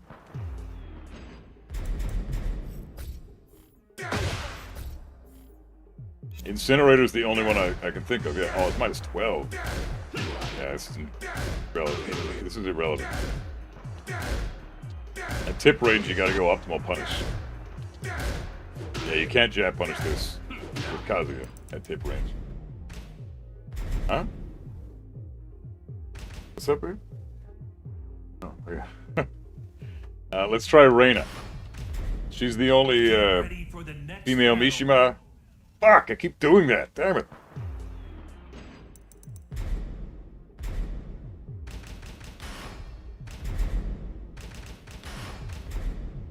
Get ready for the next battle. Kazu's just privileged. He gets to be so shit in every aspect of the game that you, as the player, actually feels good by winning. Yeah, it's Kazuya truly is garbage. Like, there's no debate. Every single time we lab these detailed, minuscule sequences that don't mean anything on paper, but in the broad spectrum during an actual match, these things are a huge fucking deal. The fact that his jab is so bad is actually a problem for the character at all times. So, yeah, Reina can't do it at tip range either. She can't punish this. So, let's try Dragunov. Get ready for the next battle. Heard you talk about anything positive or something you enjoy. It's just, I'm suffering, bro. I'm in so much agony. Everything sucks. It just don't sound the part. Kabuki, what are you talking about right now? It's not my opinion. I'm telling you what exists in this game by showing the details on the fucking screen. What are you talking about? I'm in so much agony. When the fuck have I ever said that? Oh god. Yeah, Dragunov gets 2. Dragunov's fucking jab is crazy good. Yeah. Not absolute tip range, but almost tip range. Where Reina and Kazuya were whiffing, Dragunov gets the jab punish. But he has the best jab in the game. This guy's jab is fucking insane. Amazing vertical hitbox. We can show that again, like by either doing the Yoshi or the Miyarizu thing. Get ready for the next battle. Please show the 314 route. Okay, yeah, give me a sec.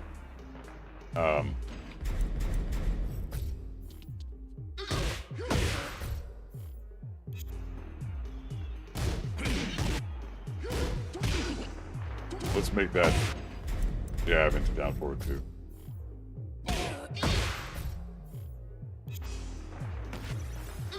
Dragunov's jab hits from where? From there? Yeah, it's amazing. It's the best jab in the game. Look at this crazy shit. He's not. There's no way Yoshi can crush this. It's insane. Do you want to see the combo route? Combos are so freaking boring, man.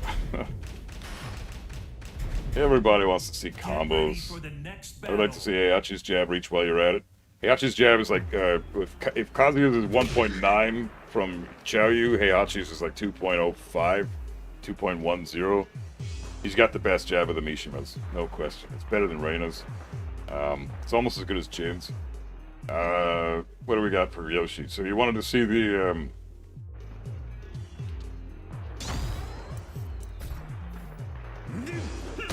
Okay, we'll do that.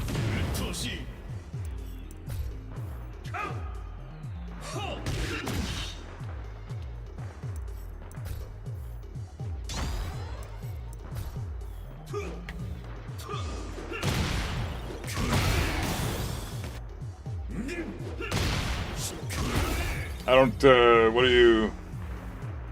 Lotus, I don't get what you're asking, bro. What do you mean? So get a counter hit with the 314. I don't know what you mean, dude.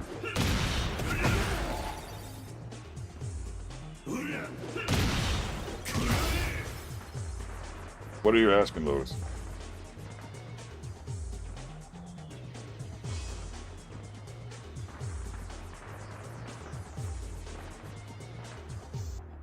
Oh, you want to dash in? Okay. Oh, okay, yeah, fair enough.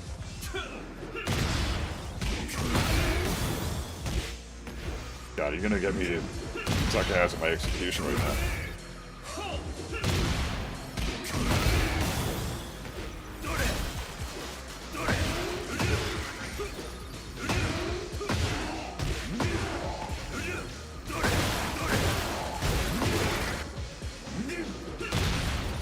Forward 2 doesn't work there.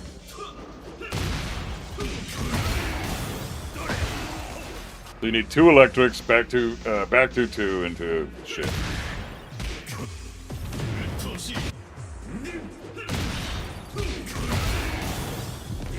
God damn, my execution right now is terrible.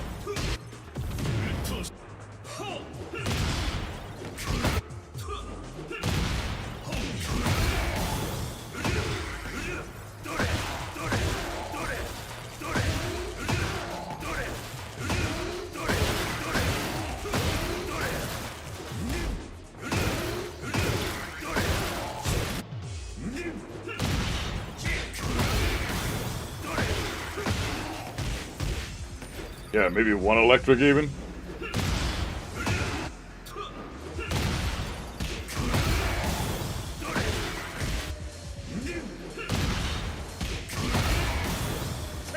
God damn it. Yeah, stream pressure always fucking happens. In an actual match, I'd get this in 1 try.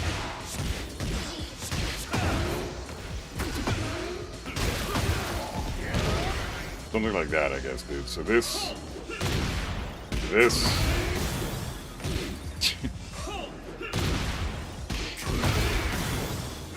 Wow, I suck right now. Glad I'm not playing online.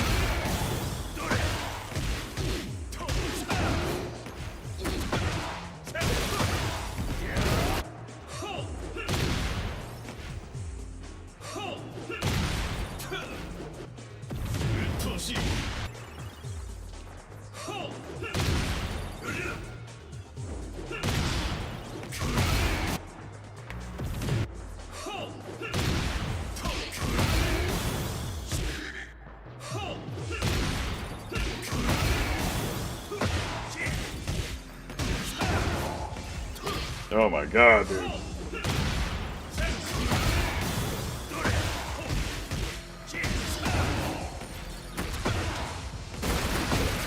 That's max damage. 72 damage for that. Which is great. Like, that's awesome for a Kazuya. You could also try this, yeah.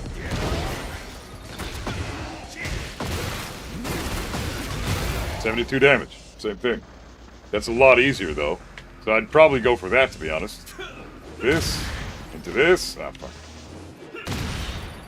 To this. 3-1. If the wall's there, go for the easy mode shit. If the wall's not there, go for the electric.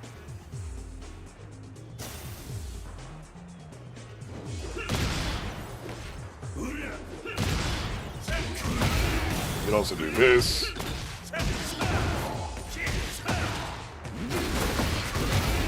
Less damage, but it's not bad.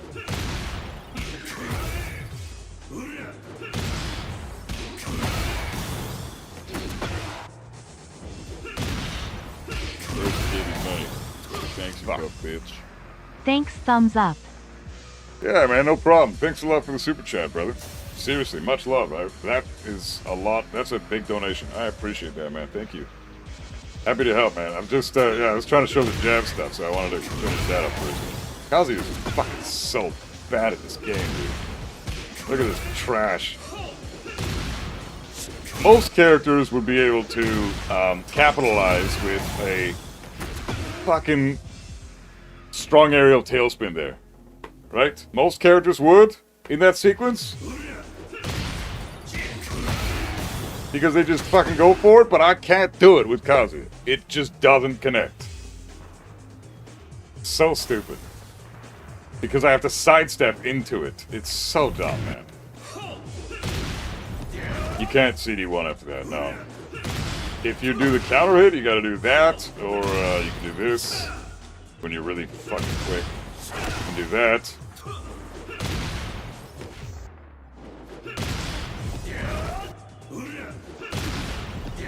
Yeah, you can land that, but it's almost frame perfect.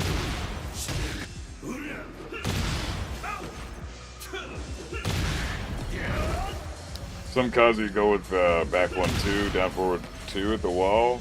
I would like to know why. Back 1-2, down forward 2? Oh, you mean back 2-4. Back 2-4, down forward 2. Yeah, that's a common thing. That's a really good thing to do. Back 2-4, yeah.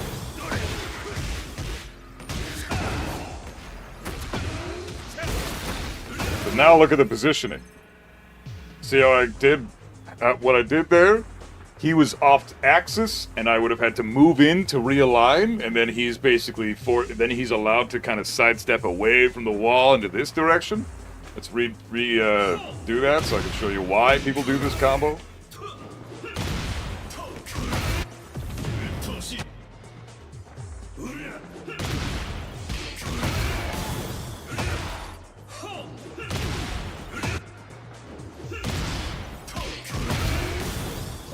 Oh my god, dude, that's so fucking trash in this game.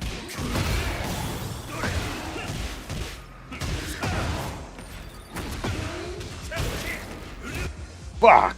Oh man. So pay attention to where Yoshi lands at the wall, okay? Don't worry about what I'm doing right now, I'm just making myself look like a scrub. Don't mind me. It's hard to land this after the fucking heat dash.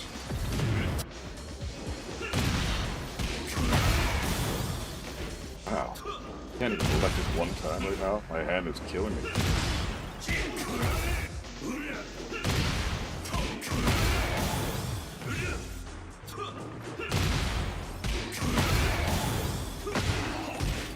So watch where he lands at the wall here. Now I force him against the wall, and I can keep him in the corner. Because I've moved him with my down forward 2 connecting. First of all, it's the second most damaging thing he can do at the wall, so you really want to do this into this a lot. Then the Oki positioning for Kazuya, and where the character stands back up. He's basically in the corner again. I just need to sidestep left once, and he's back at the corner. He has to step away from the corner now, and then step away from this part of the wall where Kazuya is right now to get his positioning back. And if he steps this way, I'm right in his face again. So you use that strategy to position the character close to Kazuya at the wall. Now I just bound him again, like he's still at the wall there. I move him into the wall with my down forward 2. On top of that, if he wants to say, let's do,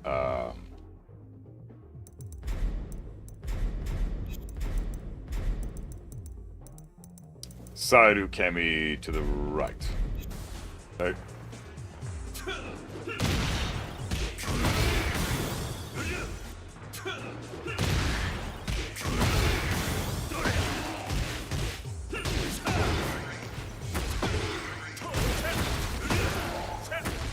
He has to side roll away from the wall, and then I get again better Oki positioning, because what he's doing in this position is he's moving to the right. You never want to do that against Kazuya, so it's just a winning position for Kazuya no matter what.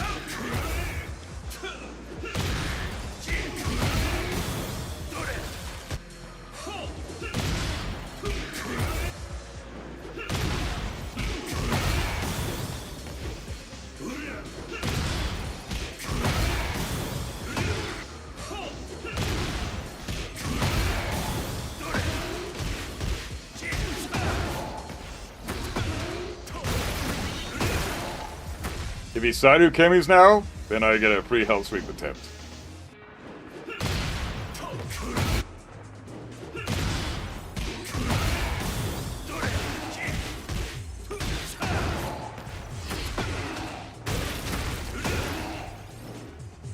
Like if I was good at the game, I could have got a hell sweep there and he would have just gotten hit by it.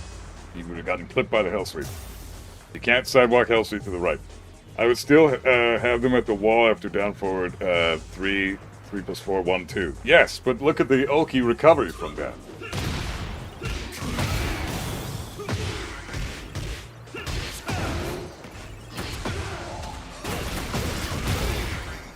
I need time. Just if we go to the wall.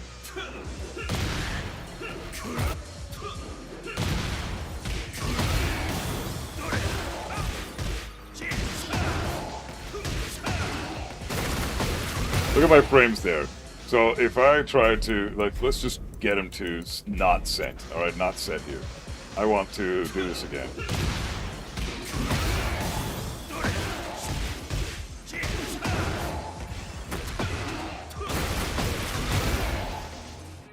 I need time to recover, right?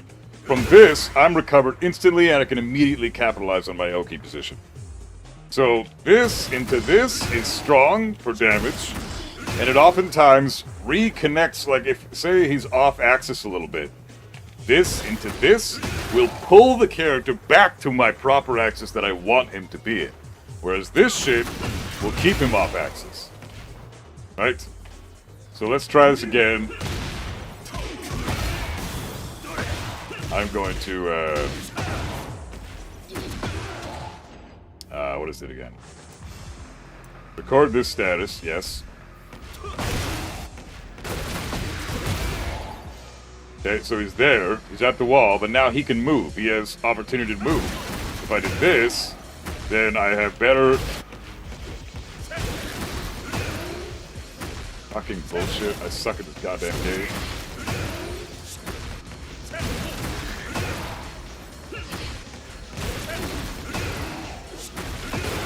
That's what I can do with this little string here. He Oki's Emmys into a hell sweep. So your Oki positioning after this is 10 times better than it is after this. Yes, this is more damaging. 72 damage versus 70 damage. So you get a little bit more damage. But the positioning you get for this is well worth the damage reduction. You get to continue your offense, you're right in their face, and you've recovered much faster than had you done the slightly more damaging option. a lot of the time, especially with Kazuya, you're okay sacrificing damage for Oki because you get a fuck ton more damage for your Oki most of the time than you do for landing the highest damaging combo. That's almost irrelevant in this sense.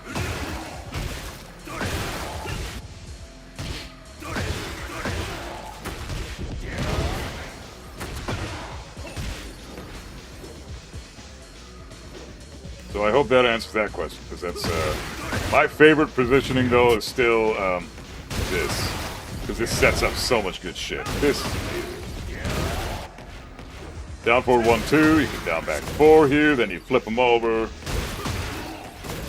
And then their back turn, they have to get up with holding back if they try to do a tech roll. If they side roll, they stand up straight, they will always eat the steel pedal.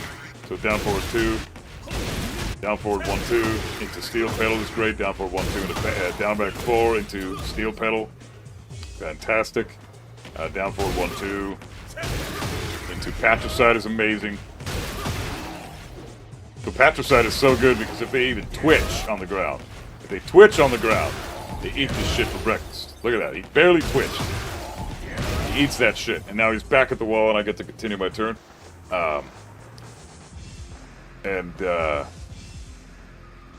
If they stand up and block, then I'm +5. If they stand up and try to press a button, I get this. Into, let's redo that. Let's do that all over again. Yeah.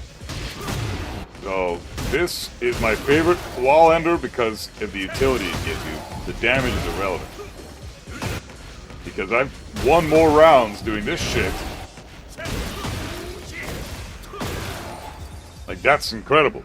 That's all guaranteed if they don't get up properly. And you have to know how to get up properly from that scenario. So you have to lab that interaction with Kazuya to know what the fuck to do there. The best way to get up in that scenario is, because Oki's been fucking nerfed, is when he's going for patricide, you want to side roll. So if he's going to just get up normally, quick backslide, let's test that real quick. So that's how a lot of players want to get up. But now he's right back in my face. He eats this shit for breakfast. He's doing a quick back roll.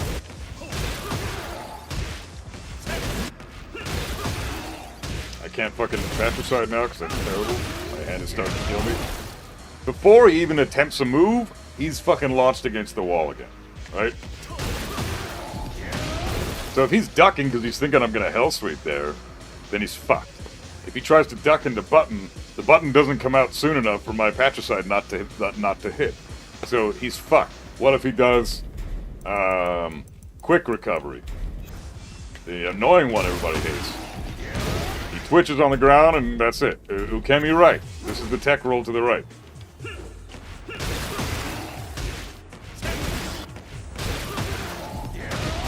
Again, reset position.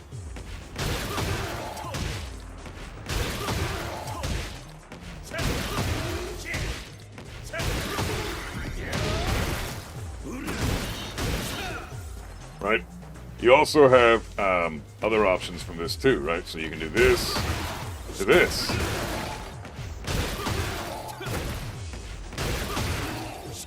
They have to call out your hell sweep and block it. And if you're in heat,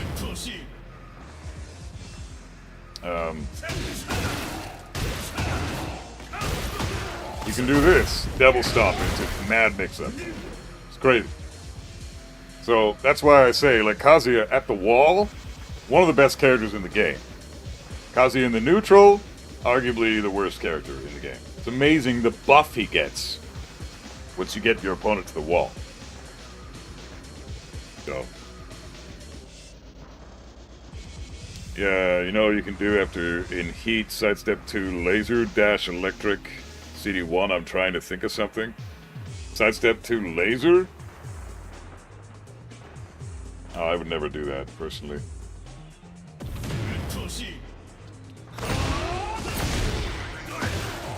Yeah, it's not, nah.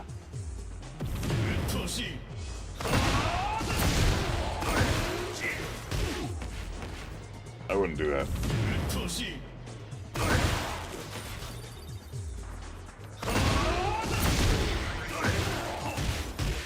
you don't get much for that. So what you want to do here is probably just easy mode shit. Sidestep 2, laser, back 2-2. Something like that is that's what I would do, just to safe.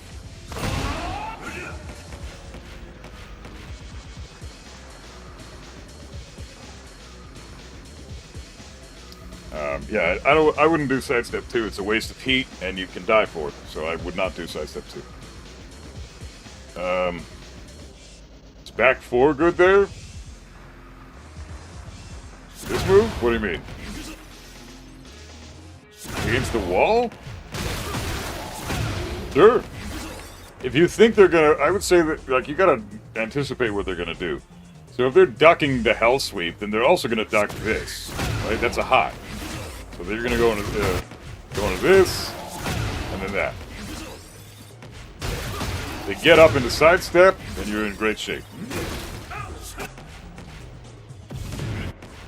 But if they're ducking your hell sweep, then they'll kill you for the homing move too. So you have to know that they're not going to respect your patricide, right? So that's good if they respect you, or if they get up into mash.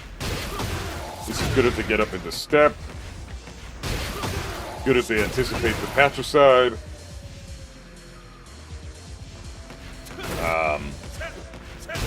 This is good if you want another resplat.